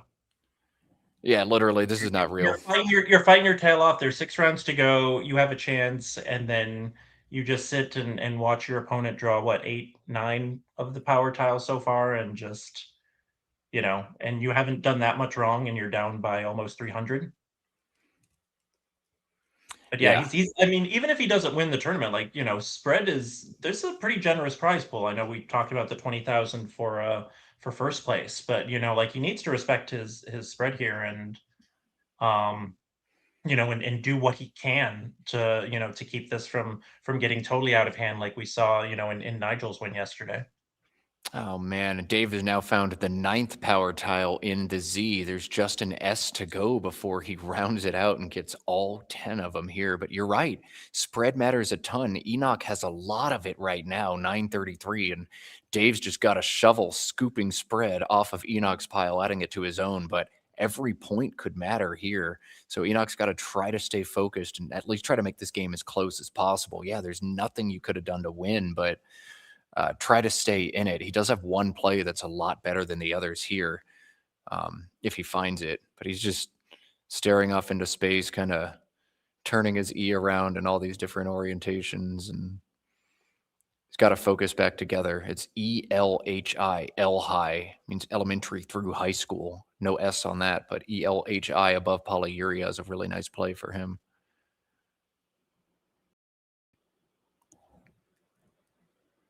He sees EHED playing up there for 3 more points, but ILL the leave. I think L high is going to work a little bit better for him. The difference, though, between like second and third, between third and fourth in this tournament is huge because the prize fund is so generous. And if Enoch ends up losing by 30 or 50 spread because he airballs the rest of this game, he'll be kicking himself in the car on the way home or on the plane on the way back. So he's just got to refocus, try to do his best here. What was it the New Year's tournament? The video on Will Anderson's channel, he missed like 9 spread points, cost him like how many $100? Yeah, I think it was like something like 5,000 or a grand or something, or 500 or a grand. Yeah.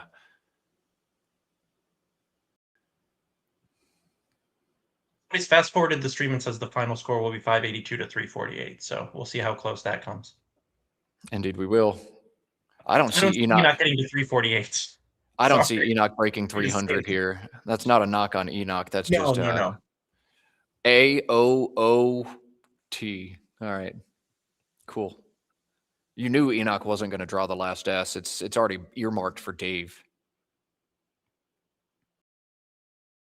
What a cute play Dave has here. Dave has 52 on this turn if you haven't seen it yet. Oh, wow. All right, chat. That's for you. Find 52. Wow. Even in games like this, there's an opportunity to see plays like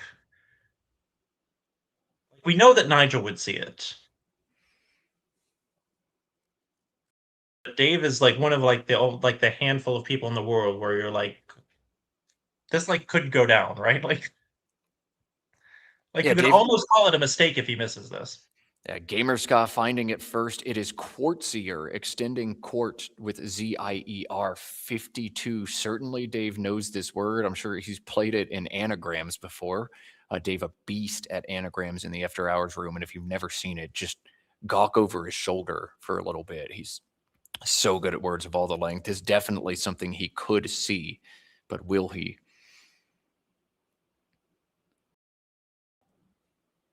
I'm assuming that's the right. I mean, there are other options, like we talked about the E-hook to a Quart. You could play C's or C's, C's or Seized, either spelling, and he's going to go that route. But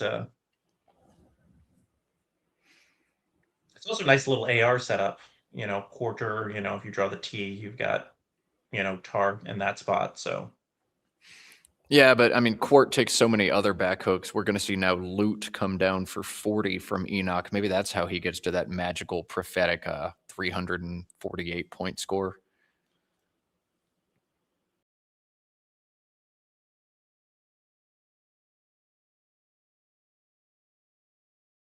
Oh, someone else found it first. My bad. Quartzier. yeah, the way this game's going, Enoch is going to try to open up the triple line and give Dave an A in a place where he can play anaerobe, even though I don't think you can do that. Because they're both so early in the word, yeah, it wouldn't quite work. Unless you play Haloa for some reason, which is what I saw first, but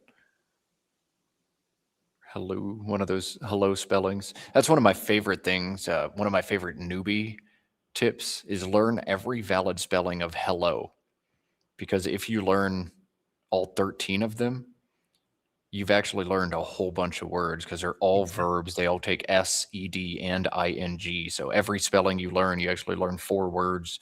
There's 13 of them. So you're learning 52 words just by looking at hello. If you haven't seen them yet, just get on Zizva and search H blank LL blank blank, H blank LL blank. And there's a ton of them. I actually meant to bring that up with Edgar's opening rack of that last game with the WHIRRA, WHIRRA, WIRRAH, and kind of get his opinion on all those, kind of alternate spellings if he had an opinion on, on whether those should be in or out.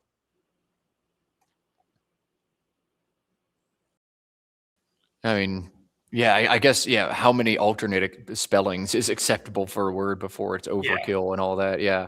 I mean, Stefan, if you read his book Unabridged, he basically trains to become a lexicographer and interviews different lexicographers who've been working at different companies in different ways over different times. Really interesting if you're into that kind of stuff. And yeah, he's probably better than anybody to answer that question. But alas. Yeah, while you were talking with Beth, we had a brief 4-man booth there in the last game when Beth popped her head in. But while you were talking to Beth, we talked a little bit and caught up. And so yeah, I've not bought Unabridged yet. So I said I'm going to bring a few seconds of panic because I'm pretty sure he's not autographed that yet. And I'm going to bring the money to buy Unabridged, which I expect him to autograph as well. So, and then I look forward to reading that. Yeah, it's definitely a neat read. Especially like how he gets into adding new words and dealing with expurgated words and slurs in like just a regular family room dictionary. Some interesting stuff.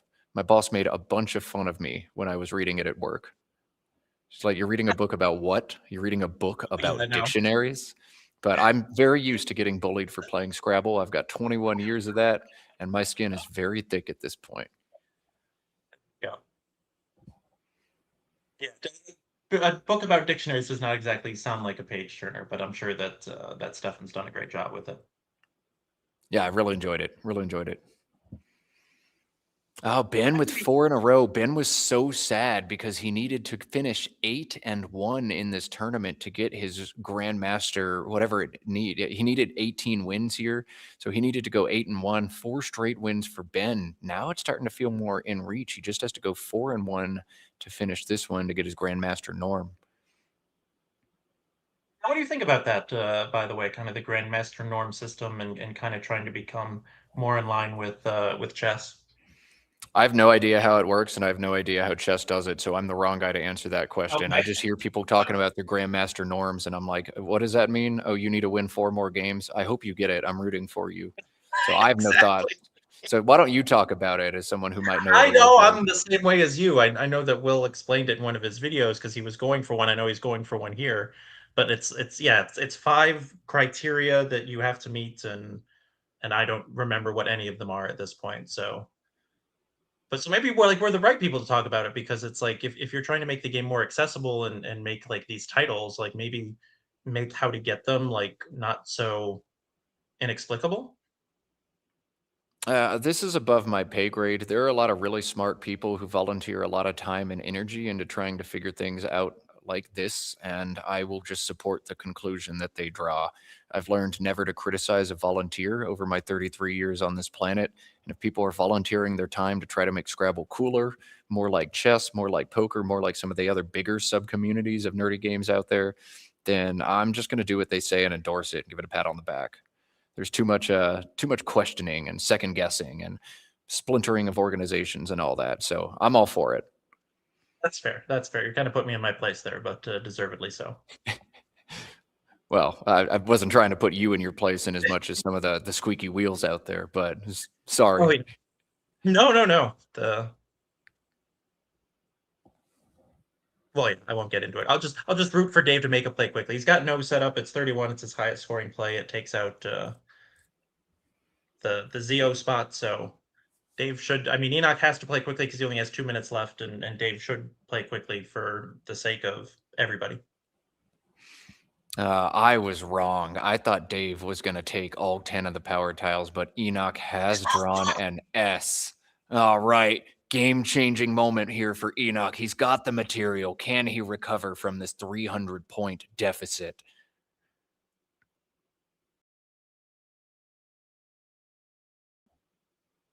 Do you ever do the thing where if you're playing your friend and you've just like totally outdrawn them, and then they like play the S at the end like Enoch does, you just say, God, you're so lucky. You know, I've never done that. Just to annoy them. Yeah, like, just to annoy them. I think if I do that once, then I won't have that friend anymore. Yeah, that's the problem. You gotta really make sure it's a really good friend who will take it in stride. Like, not in a tournament game like this. It would probably be more appropriate in like just a friendly practice game. Yeah, but my ultimate, like, how to set me off unlike anything else is to beat me and complain at the same time. Whatever. If you lose, you can sit there and whine all you want like a little baby. I don't care. But if you whine when you beat me, literally I've got a closet full of voodoo dolls and your name is on one. And if you haven't had your name on one yet, it's on there. And I have a lot of sharp, pointy things. Oh my goodness.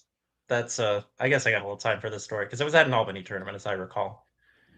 It was at an Albany late bird, and I was playing. So there's 14 in the bag, and it's a roughly even game, and I have a bingo, but I can still remember the pool in my head to this day. It was literally retain, DV. And so I'm like, well, shoot, like I'm going to do this. Sorry, there were 7 in the bag, obviously 14 unseen. So I'm like, I'm just going to make this play. And this person's just going to bingo out like so much.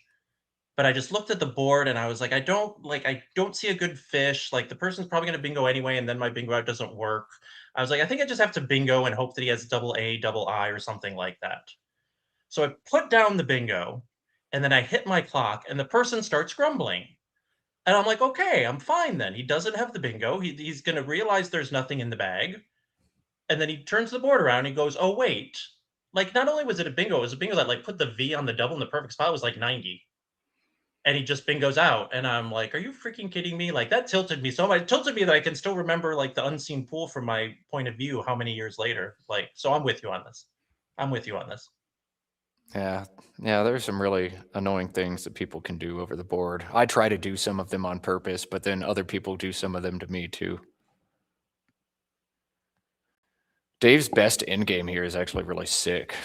Let me double run this just to make sure, but it's just a 12-point play. Yeah, Dave's best end game is to play BOW into the W of endow, setting up beaver as an outplay. Wow. And if beaver gets blocked, and it probably will, Where's the other beavers? Oh, there's heaver as well. Oh, okay. Yeah.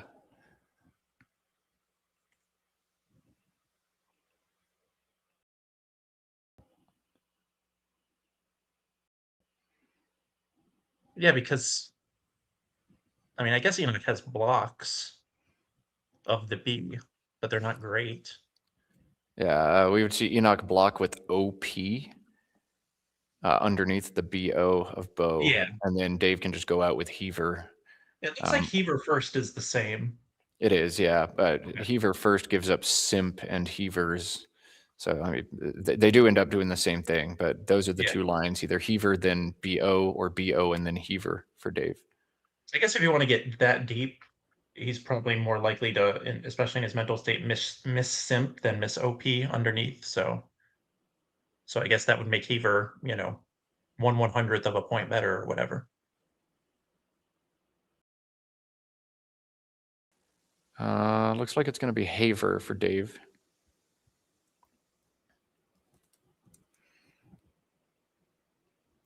This makes simp hit way less hard. In fact, simp is now not going to be the play from Enoch. It's going to be zoom and mop for him. And then Dave to go out with BEO.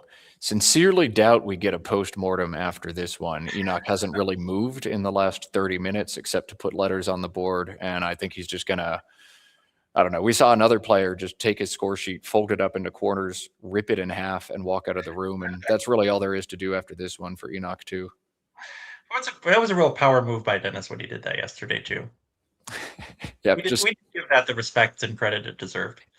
That was definitely a vibe. Just rip it in half, move on to the next one. I gotta say, I have literally done that before, so I respect it, Dennis. Yes. See, I used to look at all my games, so I would never do that. But there were times where I felt like doing that. Maybe it would have been better on my mental health if I had. All right, so Enoch going overtime and then playing ism. Dave's going to play out with Boar for 16. And mercifully for Enoch, this one is done. Let's cut to Mike to hear some silence.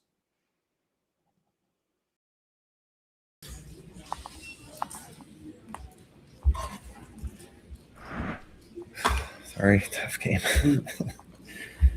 5-6-8 7 so far. 5-6-6. Give me it. 2-7-6 for me.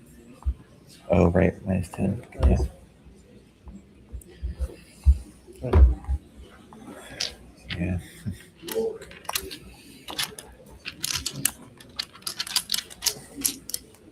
And back in the corner they go. Literally nothing to say, just a sorry about that from Dave. Dave doubling the score of Enoch in that one. Wow, making a statement is he. We are going to have a little bit of a break. We're now on hot pairings at the end of the tournaments. We wait for every single result to come in before pairing the next round. So we're going to go wrangle some result slips, get that next round paired. I can guarantee a great match for you in the next one. Probably going to roll with Dave as he's still in first place, but who will Dave play? What match will we have? We'll share it in chat as soon as we know. You would be an absolute fool if you left now. We've got 1 game to go today and 4 tomorrow. $75,000 at stake here in Albany, New York. So you should get hyped. One other thing you should do before we cut to the break, if you haven't yet, please click that like button under the video. Jason, anything else that our viewers should do? I mean, they should also subscribe and at least consider becoming a super friend for $5 per month.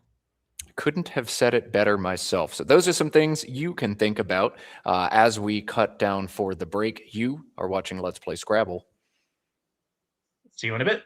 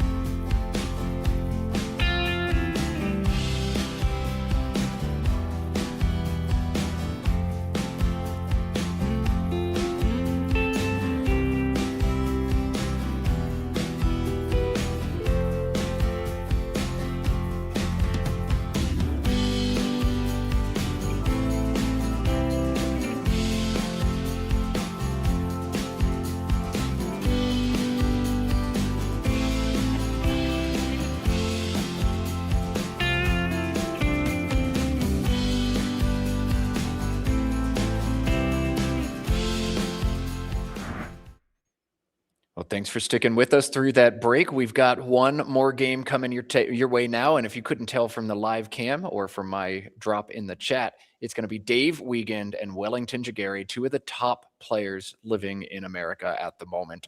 Going to be absolutely sick, isn't it, Jason? Two players who came from the West Coast, Dave in Oregon, and I believe Wellington now living in California. So again, two people who came here for the huge cash prize and both in contention to win it. All right, so we've got Wellington, we've got Dave. Let's take a peek at the standings right now, just so you can see how important this matchup's going to be.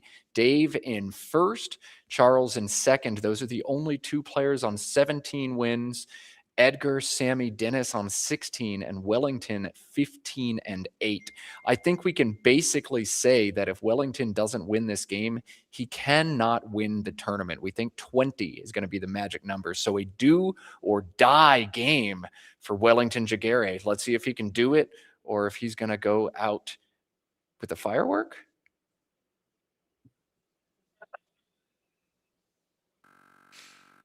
Yeah, somehow we haven't mentioned that it's America's 250th birthday today. So happy July 4th to all the Americans in the chat. Yeah, definitely. Happy 4th to everybody here from Albany, New York.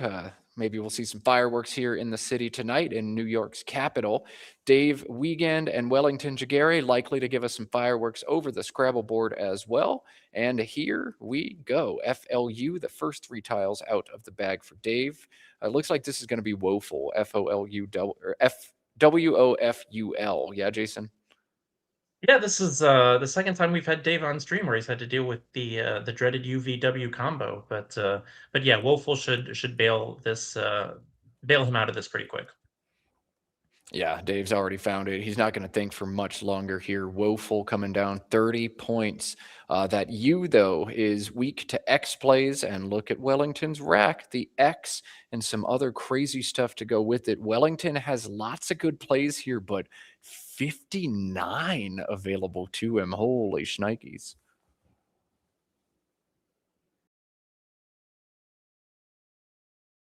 Yeah, I wondered if it was Phoenix without the O, the alternate spelling. And yes, it does play on top of woeful for, as Matt said, 59, and I would expect him to see and play that one. Wellington sees Apex for 52. This looks like it's got to be your best option, but if he takes a little bit longer, will he notice the 7 extra points? Phoenix is definitely a stronger play, right, Jason? Yeah, I think it has to be. Turns over 2 more tiles, scores 7 more points, doesn't give too much back. I mean, neither does Apex, but I think it actually gives less back than Apex. So now he's considering Hex in the same spot. Oh, man. Okay, so Wellington has found 2 really good options and may have jumped straight into the calculation mode. Which one's better, Apex or Hex? Hasn't generated all of the candidates yet, though. Phoenix for 59, Wellington. Will you see it? And now he's back to Apex. It's not looking... I'm a little surprised because I just feel like this rack, you're going to see Phoenix right away. And then, like, it doesn't look like it fits on, it doesn't look like it's going to fit on top. But then when you see the XU and then realize that everything else fits, I feel like you would get there. But he's going to go with Hex. All right, so a bit of a misplay there for Wellington, but he does have a lead in this one. 48-30 the score now. Dave, AEIOTVY. Looks like this turn's going to be a little bit harder than that first one for him. Yeah, wow, a lot of plays that are all pretty similar to one another. I bet Dave spends at least 2 or 3 minutes on this turn, Jason. Yeah, and a welcome in the chat to Penumbra Scrabble, Scrabble Superfriend, who is actually playing this tournament, has the bye at the end of the day, and we appreciate that she is using that bye to watch Let's Play Scrabble's coverage. Yeah, we've had the stream running in a room just across the hallway from the playing room all tournament, and it's been cool to watch different players kind of trickle in there as they finish their games, catch the tail end of the stream game as well. So it seems like so many players in the room know what's going on board one and are able to talk to me about the games after I finish. So that's a really cool setup. Cheers to Penumbra in the break room. It's been fun hanging out with you this weekend after getting to hang out with you last month in Bangkok. And thanks to you, thanks to everybody for tuning in. Let's look at Dave's rack now. He's set up Wavy, W-A-V-E-Y. This looks like a good play here, kind of deliberating this versus Yahoo through the HO for 22. Yahoo keeps much better, but Wavy scores a lot more. Is this what you like, Jason? I do kind of like Wavy here. I just don't like anything better than that. I know it's not great, but it seems to be the best of some mediocre options. And I do want to teach some of you at home may not know that Wavy takes a back S. So that could or could not come into play. Unlikely to come up, but not impossible. It's always fun to steal either 5 points or a free turn on that. A Wavy defined as a wild goose. So you're not going on a wild goose chase anymore. You're going on a Wavy chase. Yeah, but Wellington playing Bapu very quickly, which seems right, and will also kind of blunt that Wavy S hook. Yeah, so we're probably unlikely to see that now, but we've seen the K on Dave's rack. This is huge for him. It lets him make Keefe plays at the top of this board. Dave spotted Took for 44. That's it. That's the turn. Maybe you think about ATOK instead of TOOK because you don't want to open the Stook front hook, but Took is way better, Jason. And again, going back to what David Eldar said this morning, AIT makes a word, IoT does not make a word. So when choosing between the two, leave AIT. Yeah, sometimes it is just that simple. And it's going to be very simple here for Wellington. He's drawn a bingo. AEINQTT needs a U, and sure enough, it's floating right there. This is going to be an interesting pull for Dave. He's going to get an E and a triple, and I-O-O. Woof. Yeah, IOO is correct. That's probably what Dave is saying internally, and it's going to be even worse when he sees where this bingo lands. Wellington missing Equitant? Is this real? No way. Whoa. EQUITANT was 88 there, and I think Wellington just rushed the turn. He didn't see it, and Wellington's missed a bingo on this in this game. Wow. Like, tunably, you can see, like, Scaredies was understandable. That's like, you have the Q without the U, you look for the U right away. Like, that should just jump out. Yeah, wow, just a very strange miss, but Wellington's drawn very well, finding a blank after the bingo miss, so he's still in good shape in this game, and not in good shape at all is Dave Wiegand. AIIIOOT. This, you can't play through it. Iota just doesn't score enough anywhere on the board, and that's really the only word you could play out of here. Dave's got to exchange. It looks like the only play that's even semi-defensible is playing AIT on top of Took, so making ATIO and the T front hook to OHO, Toho. That scores 24, but it leaves IIOO. And I still feel like an exchange is more warranted. I could swallow AIT. You don't want to hold IIOO, but there's really only one spot to score, either underneath quaint on that triple word. That's about it. So there's not going to be much open next turn. And if you're expecting a closed board, you can keep the suboptimal leave. Maybe you do actually play here if you're Dave. I don't know. IIOO was really bad. I mean, I guess you got the OI to go under the Q of quaint. Maybe you draw something that allows you to play some sort of vowel dump along the bottom next turn. But I think you just kind of got to start over, especially with both blanks and 4S's unplayed. Maybe. Yeah, I mean, having that OI bailout if you need it actually feels okay. If a small play comes down underneath quaint, then, just imagine, I don't know, DEET or something comes down under quaint. All right, board's dead. I just play OI and navigate the bad rack, and Wellington has to open the board now, or to take from David Eldar's slang, pass the potato to my opponent. Dave's going to play OI now. Yeah, that was pretty similar to AIT. I don't like this. So Kenji asked a good question in chat. Is there any way that he saw it but passed on it because of where it put the E and where it put the T, kind of opening up the two hotspots there? That'd be crazy, utterly crazy. Maybe he'll let us know after the game, but I doubt it. I do want to call out that Wellington has 2 bingos. He's found Vestment, but he's got another bingo that scores 34 more available to him on this turn. Is Wellington going to miss a 7 and then miss a 9 in 2 of his games on stream today? Oh my God. Are we going to see a second game where Wellington misses 2 bingos? I mean, again, missing a 9, like you never fault a player. Besetment, Besetment, is the 9 for Wellington. But we just saw him missed Equitant. And back to your question, no, I think there's no way that was an intentional pass. I think that was just a whiff. If it was an intentional pass, I either need to take notes or have Wellington talk to some other top experts about that, because that's crazy.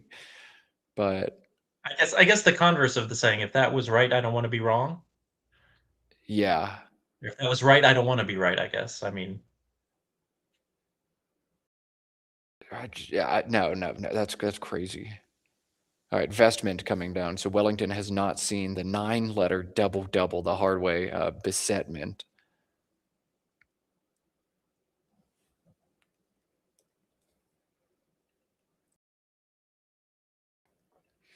But while he hasn't found that bingo, he does still have a commanding position in this game. Wellington on 171, Dave on 119, AGIIOTT. We knew Dave's rack wasn't going to be good after OI. In fact, he's lucky to have found 2 consonants here, but he's still got a tough turn ahead of him. A Tigi on the bottom of the board underneath Quaint looks okay, but Gate above the TOO of Took, where he was looking at 8 last turn, maybe better. Gate is 28. Is that what you're playing here, Jason? yeah, and it's so weird that as bad as that last rack was and only playing off 2, he's only 1 tile away from Agitado. If you replace the second I with the second A, but now he's got Gate set up, and I would expect to see that. He's going to play, okay, I thought he might play the 2T version of Gate and string the G out in space, which I thought was wild. But he's going to play the shorter and more defensive option.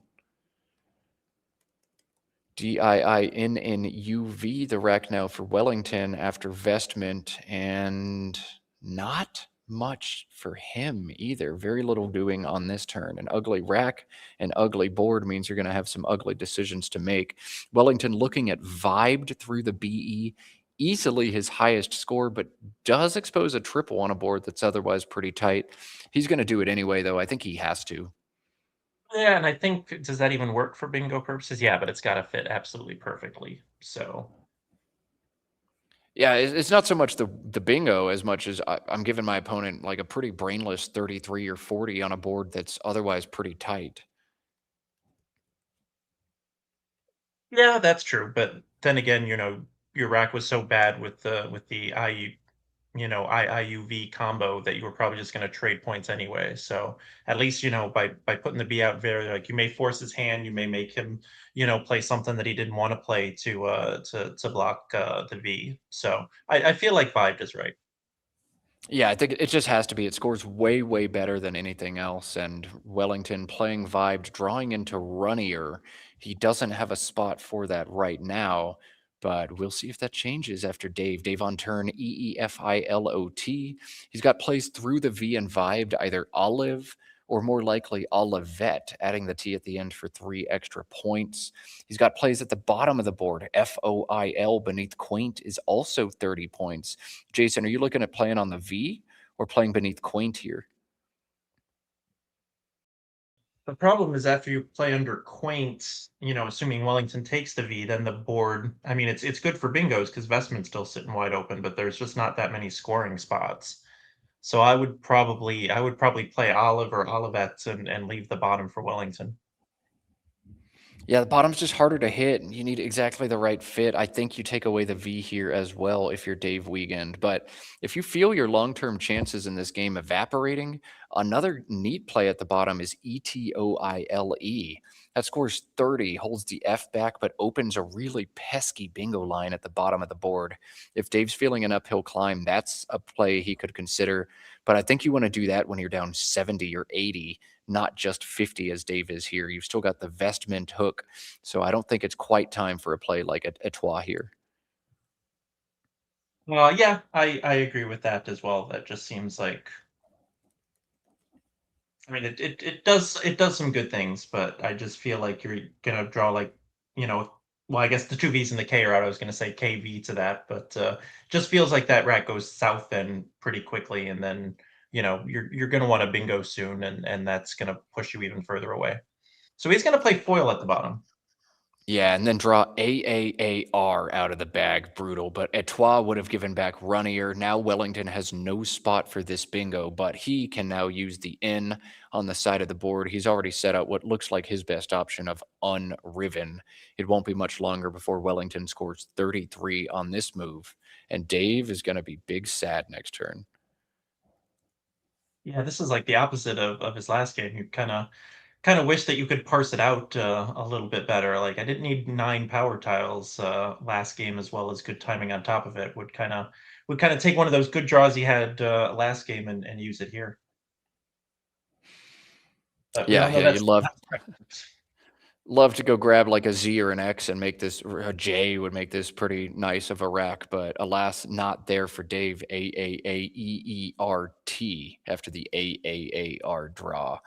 He's got area or area underneath the MENT of vestment, 20 or 22 points. I don't think Dave can play area here. That closes this board off to a considerable degree, and Dave is down. Area could just be game over. Like, I don't really know how you win after that if you're Dave. So if you do play beneath it, it's got to be area, I think. I would agree with that, unless you're really confident in your ability to find some sort of SE, some sort of eyes bingo ending in SE. But yeah, area just looks like it's a recipe for disaster, especially given the board construction right now, and especially that left-hand side with the little staircase there, the gate took hex woeful combination. Yeah, it's just we're going to build one of those staircases to hell. Getting to the top and the right of this board is going to be very hard without the S for vestment. So I don't think Dave can make the play of area here. Dave is looking at maybe just playing off AA or AE somewhere, and even that feels better to me than trying to play area in this situation.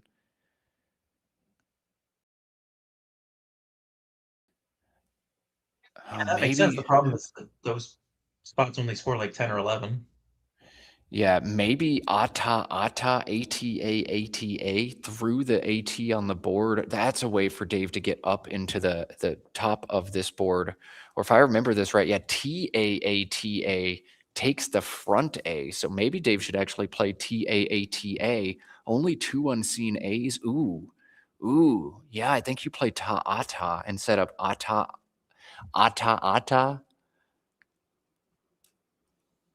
That part is I actually understood all of that.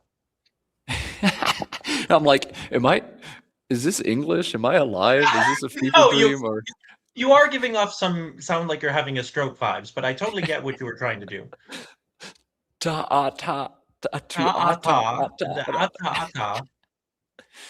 I think I've seen that setup before, or whatever, however you say those words. But that would have been cool. I think maybe that actually Dave's best play in this situation. But he goes for area, which feels fine as well. He finds an S, which is absolutely huge for him in this game. And now we're looking at Wellington, who has set up press on his rack. This is not going to play with vestments. This is going to stack quadruple underlap between area, making map, knee, and Taz 39 points, but plays off both of the S's with the big vestments hook available. Wellington doesn't want to make this play. Jason, is it too much for him to pass? Well, I was actually just simming the previous play, and it looks like, just AA, making lamb and AE for 11 is better. But Taata, Taata, did jump up and sim like with that juicy A hook. So yeah, I mean, it's tempting to do. The problem is Dave like drew perfectly and now is going to play gatches and investments. But I actually kind of like taking, the handful of points now. It'll be an even game, even after worst case scenario, which is Dave bingoing on what's basically the only line on the board. And you'll still have, a decent chance.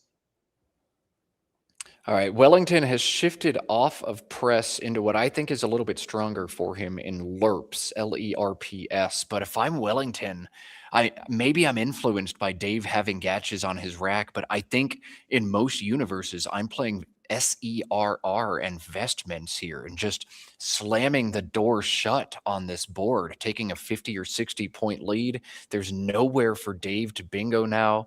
Maybe there's a high scoring play above gate yet to come, but how do you lose after SERR at the bottom of this board? And why would you not want to hold LPS on your rack for Let's Play Scrabble? That was a good point that I had not considered. LPS aside, I do think SERR is the play here. Yeah, you've sold me on it. I was just looking at. I'm trying to remember if that takes a Y back hook, but even if so, it's in an area where it wouldn't be that dangerous. It does take a Y back hook, but yeah, I mean, maybe something terrible like Coyer happens. Joy Yeah. would be god awful, but I feel like you win the game the most after that. Yeah, and you can't really be scared of monsters under the bed, especially at this level. So I don't know. Is SERR absolutely crazy, chat, or is that something that you would actually do here as well? Of course, we know Dave has gatches. Oh, look at this. He's playing LERP, not LERP's that way. underneath aerial, but here. Okay, same idea. Shut this board off, GG, and Wellington is going to block Dave's massive bingo. Wow.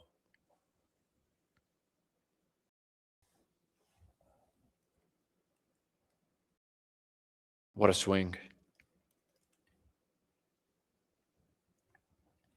Now, Dave, now on Gatches with no spot is Dave. He does have one very, very nice high-scoring play on this rack through the P in LERPs. He's got Hep Cat 42, but opens a triple. Jason, is that too aggro, or is that exactly what you got to do here? I mean, you got to be pretty aggro at this stage, right? Like CAG underneath Vestment, that doesn't do anything. Like then you're just playing right into Wellington's hands. We know, how much the Nigerians are associated with defense, and I just feel like a play like CAG is just allowing Wellington to continue to choke the life out of this game. So it's pretty aggro, but I feel like this is the spot where you don't need to hit the panic button, but you should probably start knowing where it is. Oh, God. SERR was a terrible play. Chat is keeping us accountable. There are so many extra hooks and Collins. Surprise. SERR takes an A and an E and a Y and an S. So never mind. Ignore me. LERPS does the same thing, but way, way better.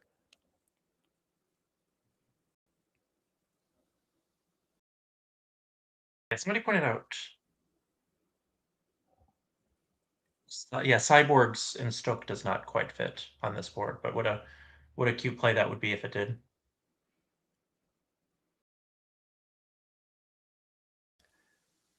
What does Dave do if he doesn't want to play Hepcat or if he doesn't see Hepcat? God, CAG beneath the aerial? 26, hold HEST.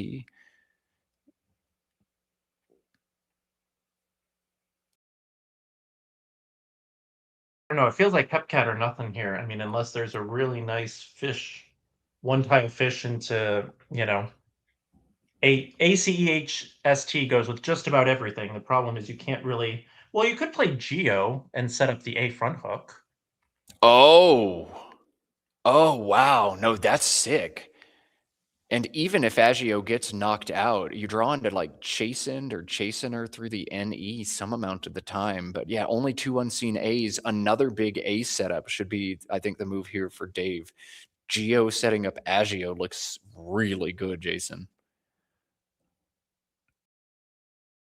I wonder how much that'll jump in Sim once we start running it. Yeah, pretty good. To the top. To the top. Yep.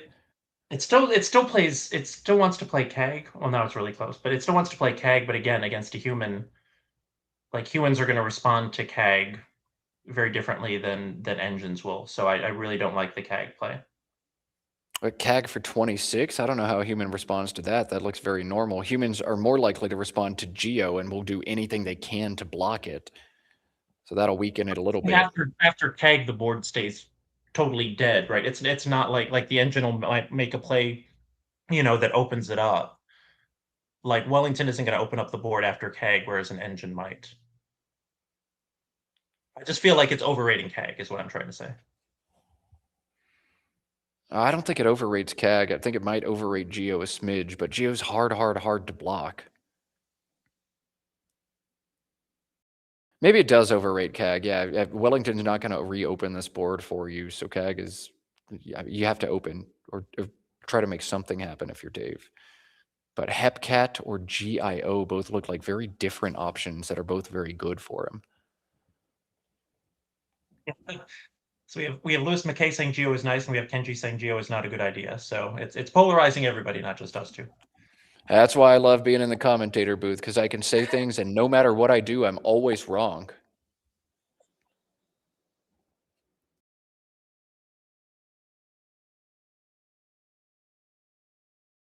It's clearly a tough decision for Dave. He had the G in his hand. It looked like he wanted to go that route, but now he's still looking. Yeah, I mean, this is a big turn for Dave. When you get a board shaped like this, if you don't make a play right here, you just die. The game's over. And so he has to come up with a really smart tactic here.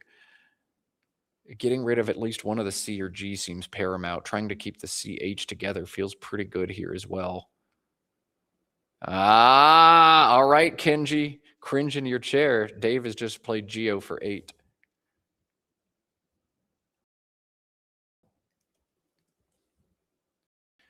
All right. B. See what the bag. Oh, the bag didn't like it. Oh my god. Yeah. Okay. Well, that's a thing you can draw. There is a J. Japes through the P and Lurps is not awful.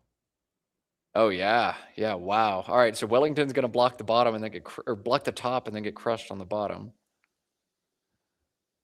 Broggs, what we see from Wellington. Boygs, Boygs, 6 more. Yeah, 6 more, but gives back bigger counters, holds CRR. I think Wellington choosing to keep the flexibility, and that makes a lot of sense. ACEHJST, now the rack for Dave. Not going to bingo on top, but Japes for 60. It's got to be it, right? I would think, and not just because I saw it right away.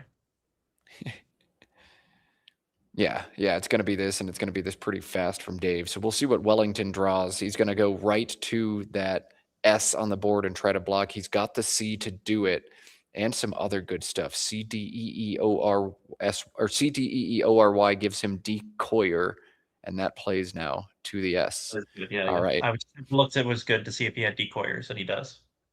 So let's see what Dave draws. If he draws a big, oh my god, the Z means he's going to do some serious damage. All right, we're getting fireworks on the 4th.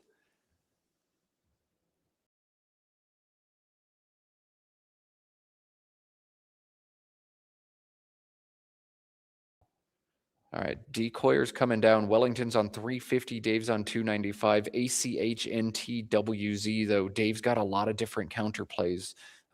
Will he cash the Z? CHEZ 63 right now. Will he hold it back? CHAW alongside the DE of decoyers 54 right now. So almost an embarrassment of riches here for Dave. Do you like one of these plays over the other, Jason? This just doesn't look like a Z board. Like I want to play Chaw because Che like just totally kills the board for bingos, but like what's the Z doing? So it's like Yeah. I feel like such a snob, like turning my nose up at these 63 and 54 point plays, and I'm like, but it does this, but it doesn't do this. But like neither of them really thrill me. Yeah, neither one feels great. One thing I do like about CHEZ for Dave here is it puts the C out in space, and there's three eyes and a blank still to come. So you have some chance at drawing bingos down into that C and catching back up in the game. After Shea, you're still down 22. Wellington is on turn, and you don't have the great stuff to score with. So just how do you win? It almost feels like you need another bingo to catch back up, but Shea, I think, looks better than Chaw, at least here. I agree with that. I agree with that. Because then you've got, I mean, I guess it's not impossible to bingo up top. You've got the B, you've got the R, you just need the letter, 2 letters after it to be an A, and it's but you have like some sort of like readying, roasting, stuff like that. So yeah, I think you grab the points with the Z now, and this rack is going to be better to bingo down the road, even though it might take a while. Okay, so Shea coming down for Dave. It's a 22-point game. Wellington looking to build on his lead. I don't see a great way for him to block the C in space, and Wellington's going to look at this unseen pool and not feel super great.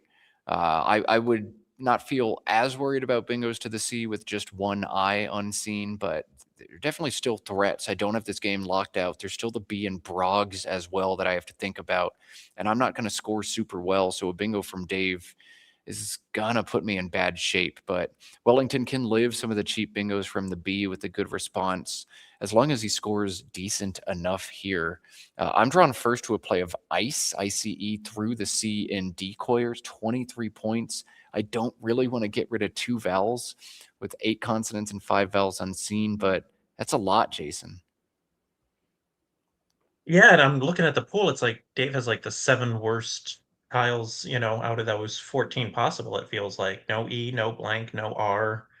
Yeah, this is Wellington cannot be feeling great about things right now, but I don't know how you deal with it. I feel like you just kind of play ice and hope, hope that you don't get burned.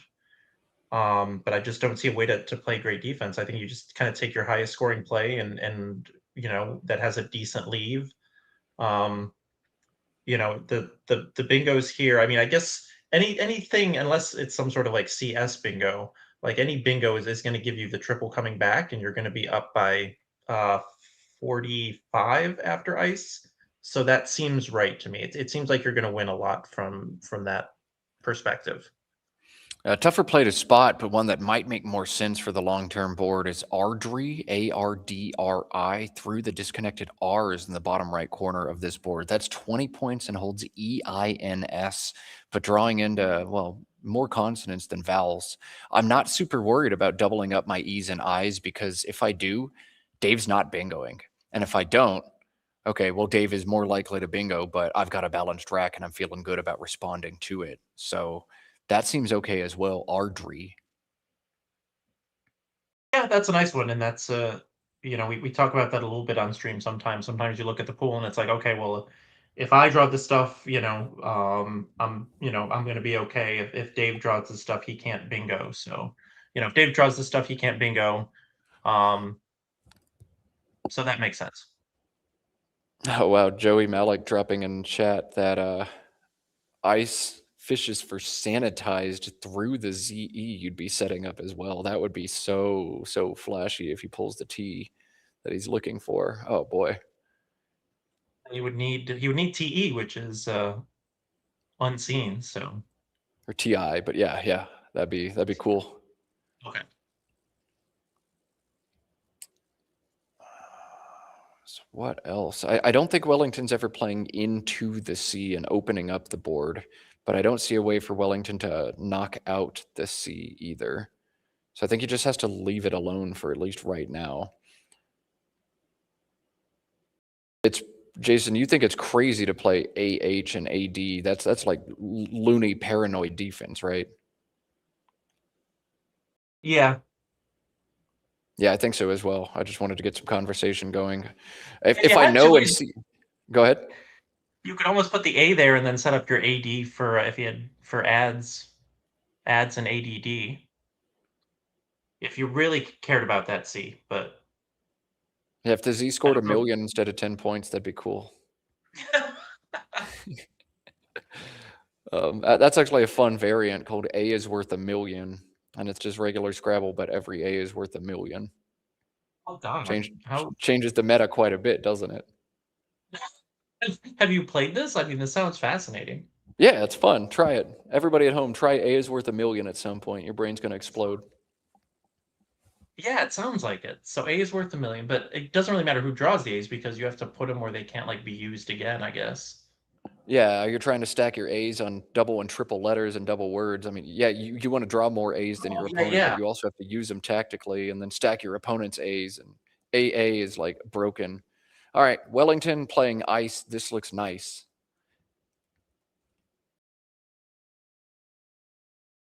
And Dave on turn looking to get rid of some of the dreck. As Jason said, he's drawn some of the worst tiles out of the remaining bag, dodging like the G and the M, but still drawing a bunch of terrible stuff. It's all going to be about pacing here for Dave Wiegand. There are 5 tiles left in the bag.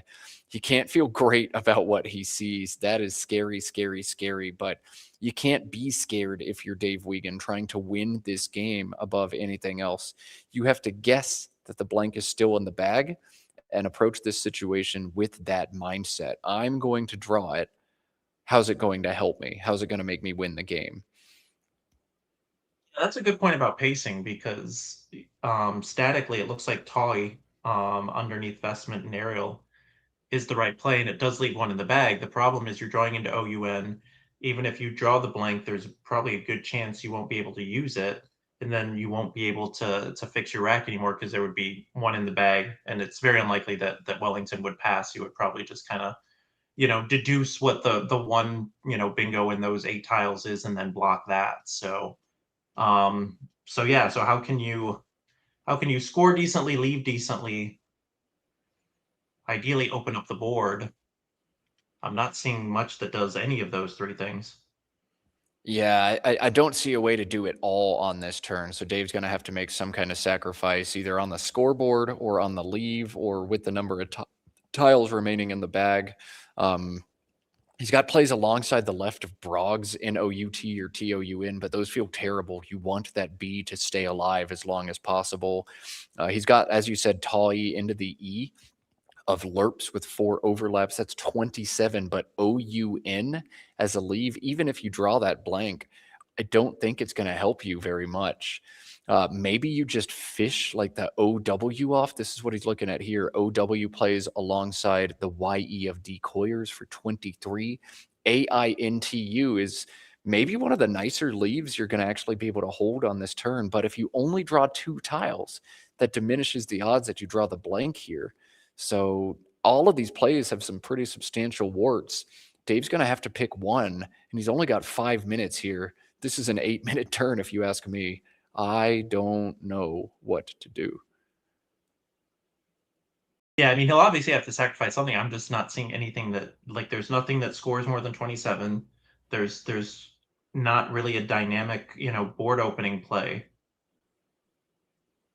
Like you said, I mean, unless you play along the A column and you just say, all right, I've got the bingo starting with A, which I'm keeping, and then to the C, but that seems,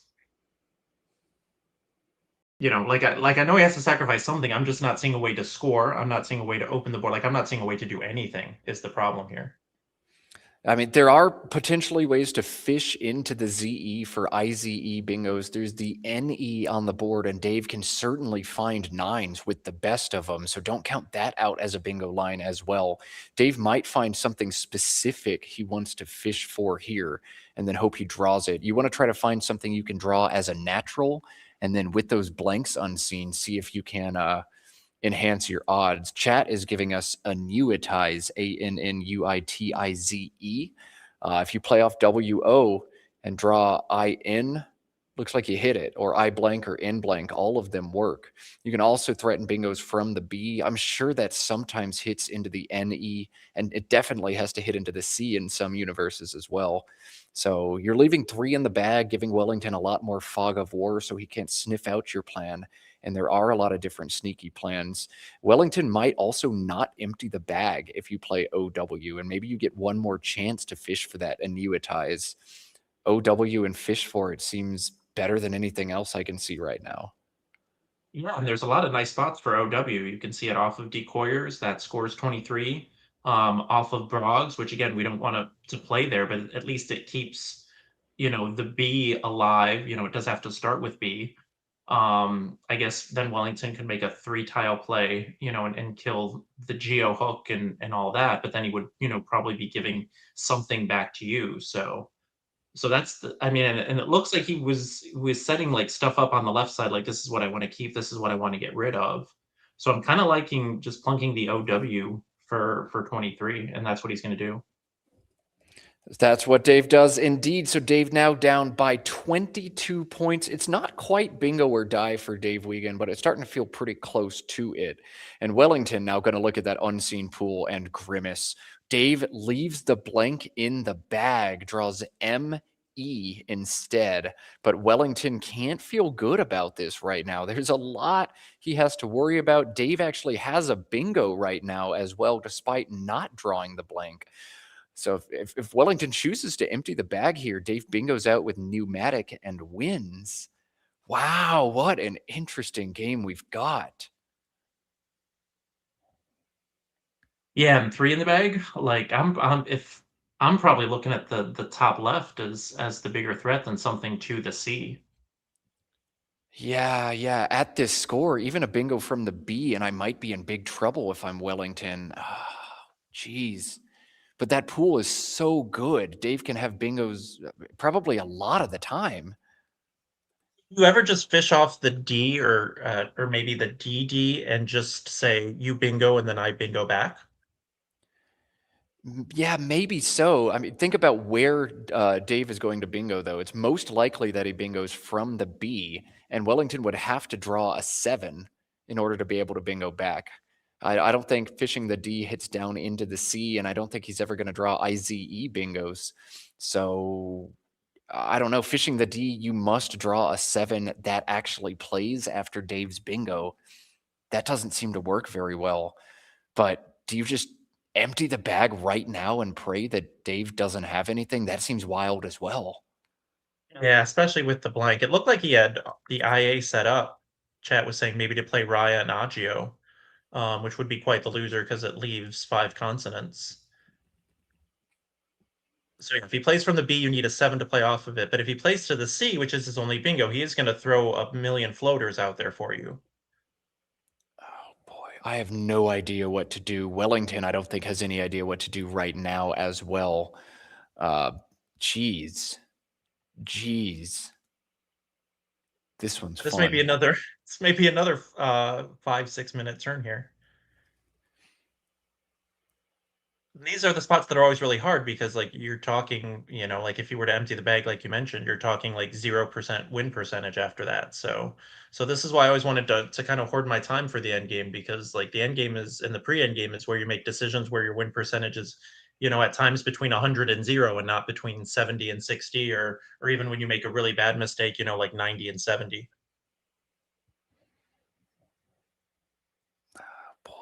What do you do?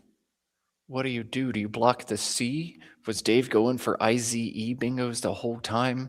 Do you block the B? Do you empty the bag? Do you play 1 and keep things tight? Do you try to draw your own bingo? Holy crap, this is a complex position. Yeah, so I was thinking like maybe you just drop the A and you make Adanahi. So you block the IZE, you block the C, but then you're only ahead by 30. Like you easily get outscored there, especially when your opponent has the blank. And if he doesn't have the blank, there's only a 1 in 3 chance you're going to get it. Yeah, you have to worry about the scoring spot under aerial. There can be some pretty big plays there for Dave. So if you just play Ahi, draw like an ugly consonant, I think Dave can just beat you straight up. If you do want to do something like that, Ahi's the only thing that blocks the C and the ZE. There's no other way to do it. He's going to play DA. He's going to block the B. Okay, GL blank in the bag. Dave is about to give some substantial floaters back. Wellington's still in good chance to bingo out after Pneumatic comes down, but what will he draw? No, he's picked it back up. So if he goes back to that, GL would not bingo out, but I imagine G blank and L blank would. Yeah, he'll bingo with G blank Not a or L blank. blank draws. He'll lose if he draws GL. He won't have anything after Pneumatic. So DA in this universe, with Dave having exactly what he has, wins 2 out of 3 times for Wellington. Yeah, my point is, I mean, does Dave ever pass on the bingo and try to fish for the guaranteed out bingo? No. I'm assuming no. Okay. Because yeah, you're basically just fishing for the blank, and if he didn't draw the blank, then you win anyway. So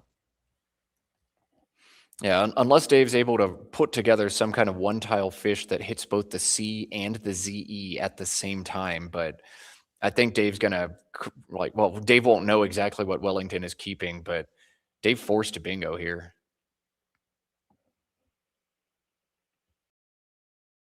he doesn't like it.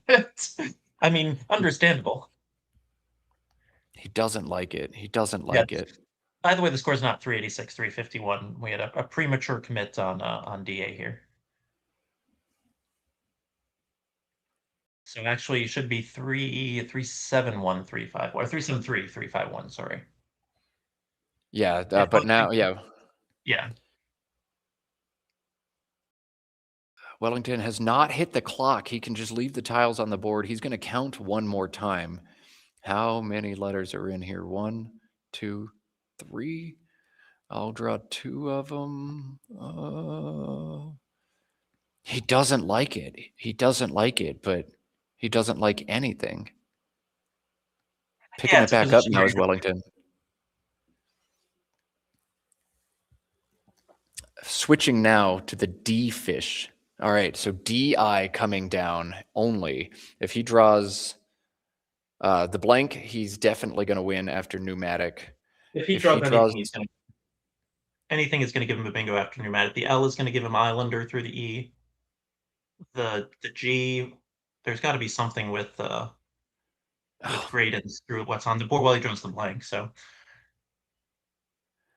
Oh, God, yeah. Dave's going to look now at Darlings. He's just shaking his head. Like, I think no matter what I do, he just bingos on me. So maybe Dave...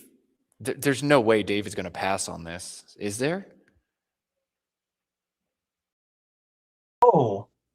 Do you pass, hope he bingos to the B, but then you don't win?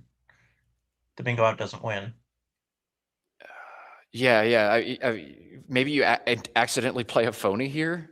Wellington knocks it off. Like, just pretend you accidentally play a phony 2 or something, and then try to bingo with Pneumatic next turn. Wellington's not going to fall for that trap.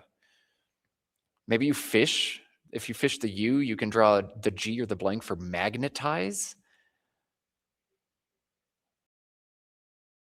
That might be it. It might be fish U, draw for Magnetize, and maybe even bingos into the C. Yeah, magnetic. Oh, you draw Magnetic or Magnetize. Okay. Those could both be blocked, though, by just Ahi. But then do you, I guess nothing starting with A, nothing from the B. You get Amnestic if you hit the S as well. So fishing U looks okay here for Dave, but he's got under 30 seconds now to figure this one out. And the longer he looks, the more he just might be forced to play Pneumatic. Fishing U looks like maybe the only way for Dave to win this game now, though. Yeah, I mean, the bag wouldn't be empty, so there is a potential. Yeah, he's just got to play Pneumatic.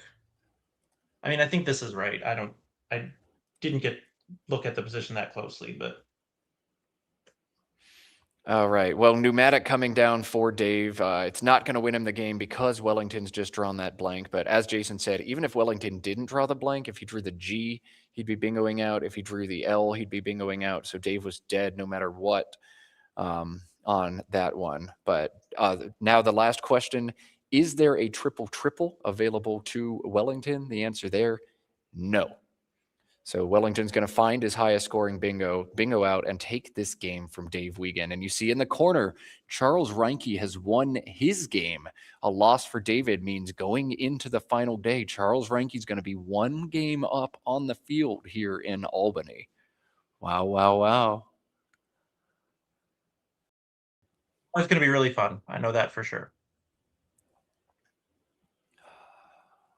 All right, so Wellington 2 minutes, under 2 minutes now. Gonna just look for the double or triple. Dave has probably already figured out, yeah, there's nothing there, but I'm just gonna sit here and be sad. What a crazy game, Jason. It was a crazy game. We had a couple back-to-back ones, 22 and 23 that weren't interesting, but this game certainly more than made up for it. Wait, chat is saying fishing the U was 50-50.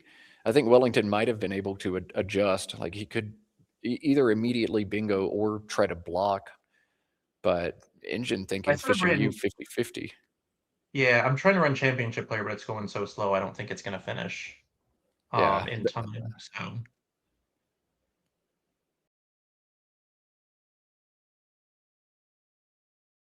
And irons, okay.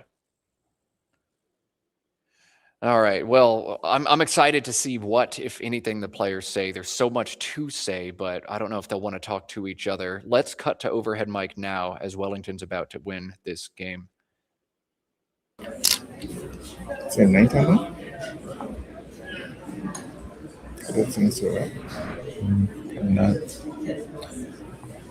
74 plus 6, 8. I should have fished off the U. I'll put a bingo. I'm looking at this ZE, what I have. Yeah, I might get magnetized if I get the G. Oh, okay. Yeah, I should have tried it. That would have been a good, but if you fish off the G, you have ailments. If you don't fish off the U, I'll pass my turn. Pass. Yeah. Well, if I get magnetized, that'll be enough to win. I should have something with the N. Is there nothing with the N?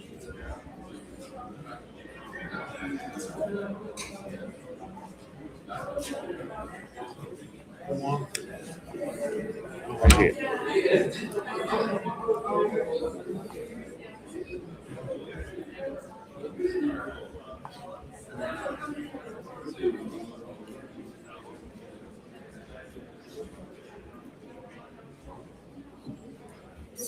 It's not 9 time. That would have been a tough one.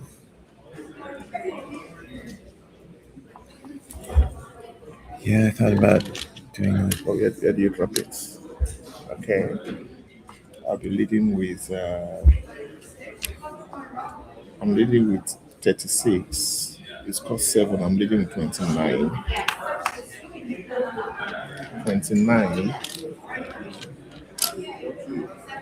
29. If I pass, and let's say you get it.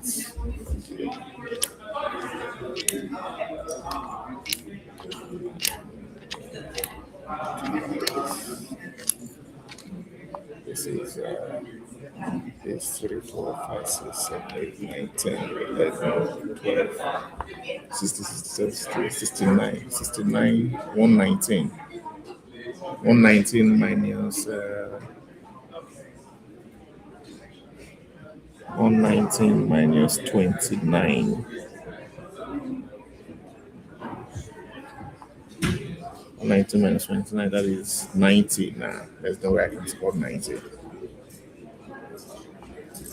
Yeah, I had to try that. That was pneumatic. It was worth the try. Pneumatic, you were pretty much guaranteed to bingo.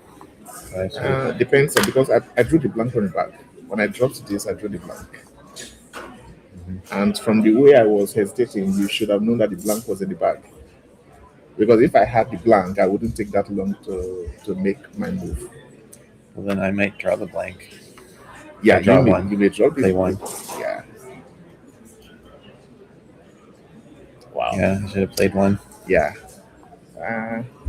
Yeah, because it was almost a given that I would, with what was missing, it was almost a given that I would likely have a bingo, especially with the extra E and A you were bringing out. Yeah, so the best thing would have been to and blew it. Yeah, just go for it. It's the most. It's the most. But then maybe you didn't have enough time. Maybe it was the time that I told you. I had a couple minutes. Okay. Yeah, it was a little bit of time pressure. But So 467 to 427. yeah. 465. Plus, you have me on 387. 387. Plus. Oh, you got 6 at the end. 74 plus 6. Okay, 80. yeah.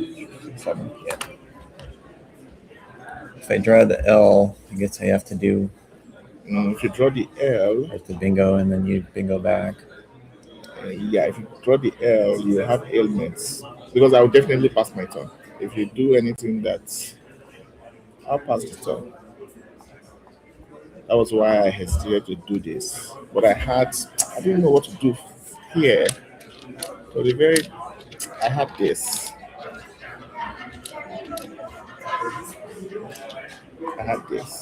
And you had rattled me with this score. So I needed to find. I didn't want to see a situation whereby I'm trying to go outright for a bingo, and I couldn't see a way to. I was considering this.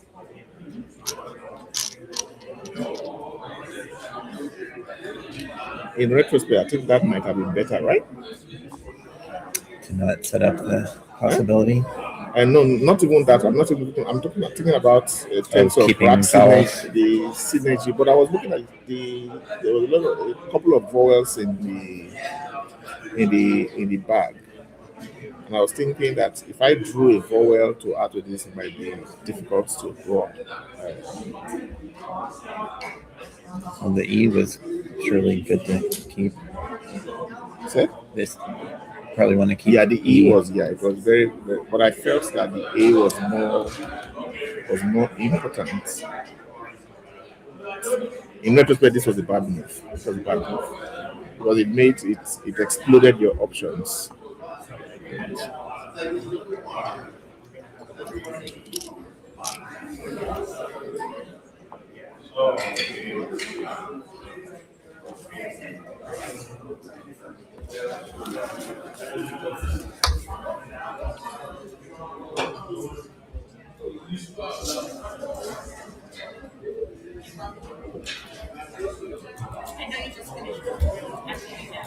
Okay. Let me just finish and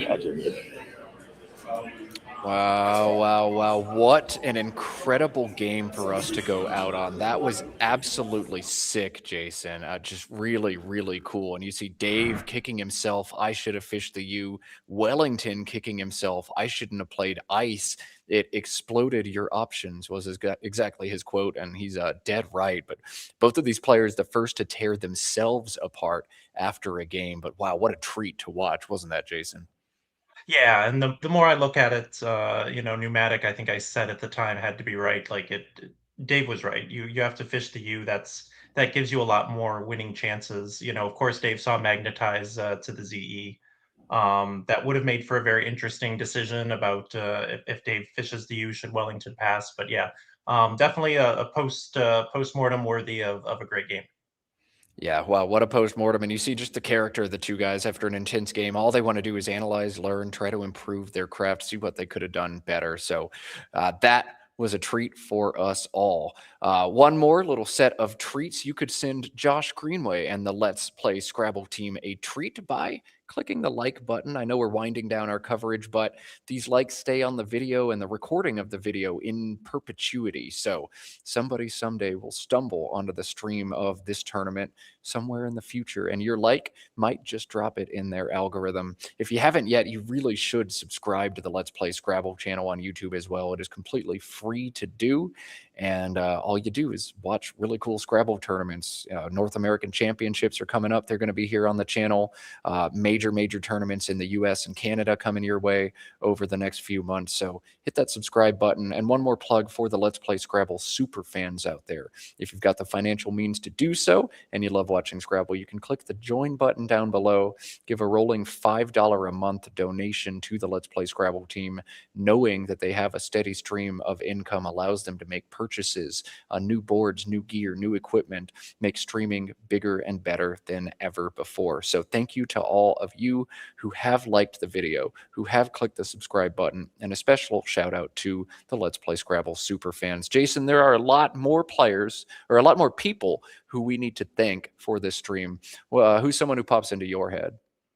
I don't think we've thanked him in the past, but I don't think that we have thanked Flint today again.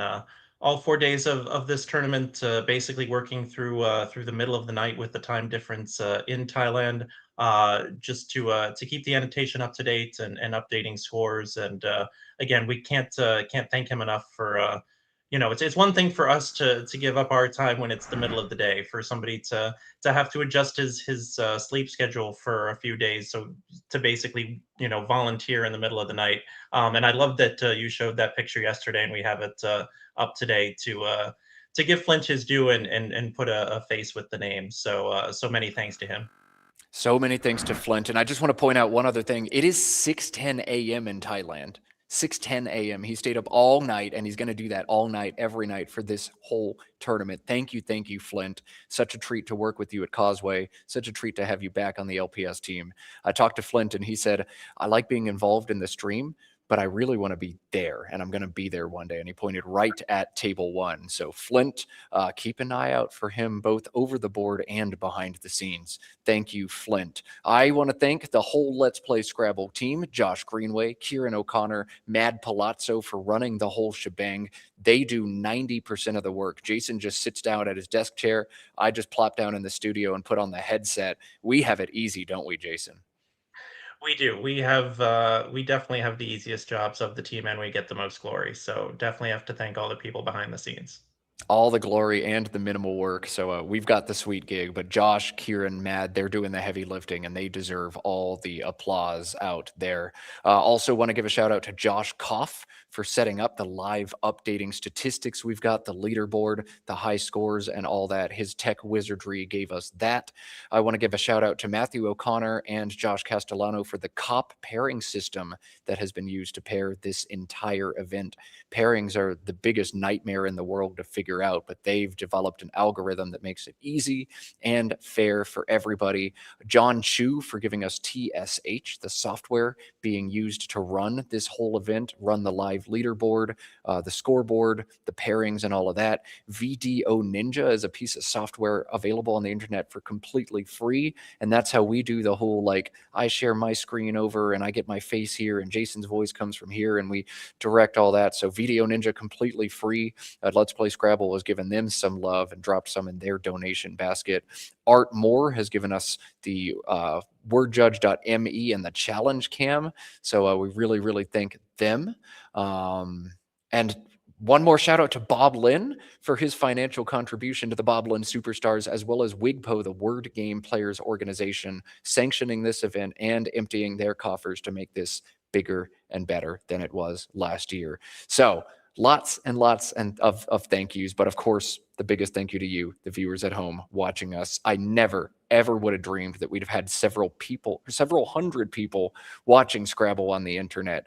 None of this is possible without the viewers at home. So much love to all of you guys. I'm going to stop talking now. Jason, take some final words and send us home, shall you? My final words, because you've done this both days, and I'm jealous that I'm not going to the pool, but I'm tired of you being the only one here putting on sunglasses at the end of the day. So that is my final word. There we go. I knew Let's go. All right, shades engaged. Let's hit the swimming pool. Let's get some sunshine. We will see y'all tomorrow. You're watching Let's Play Scrabble. 4 rounds to go. Should be a really fun day tomorrow. Looking forward to it.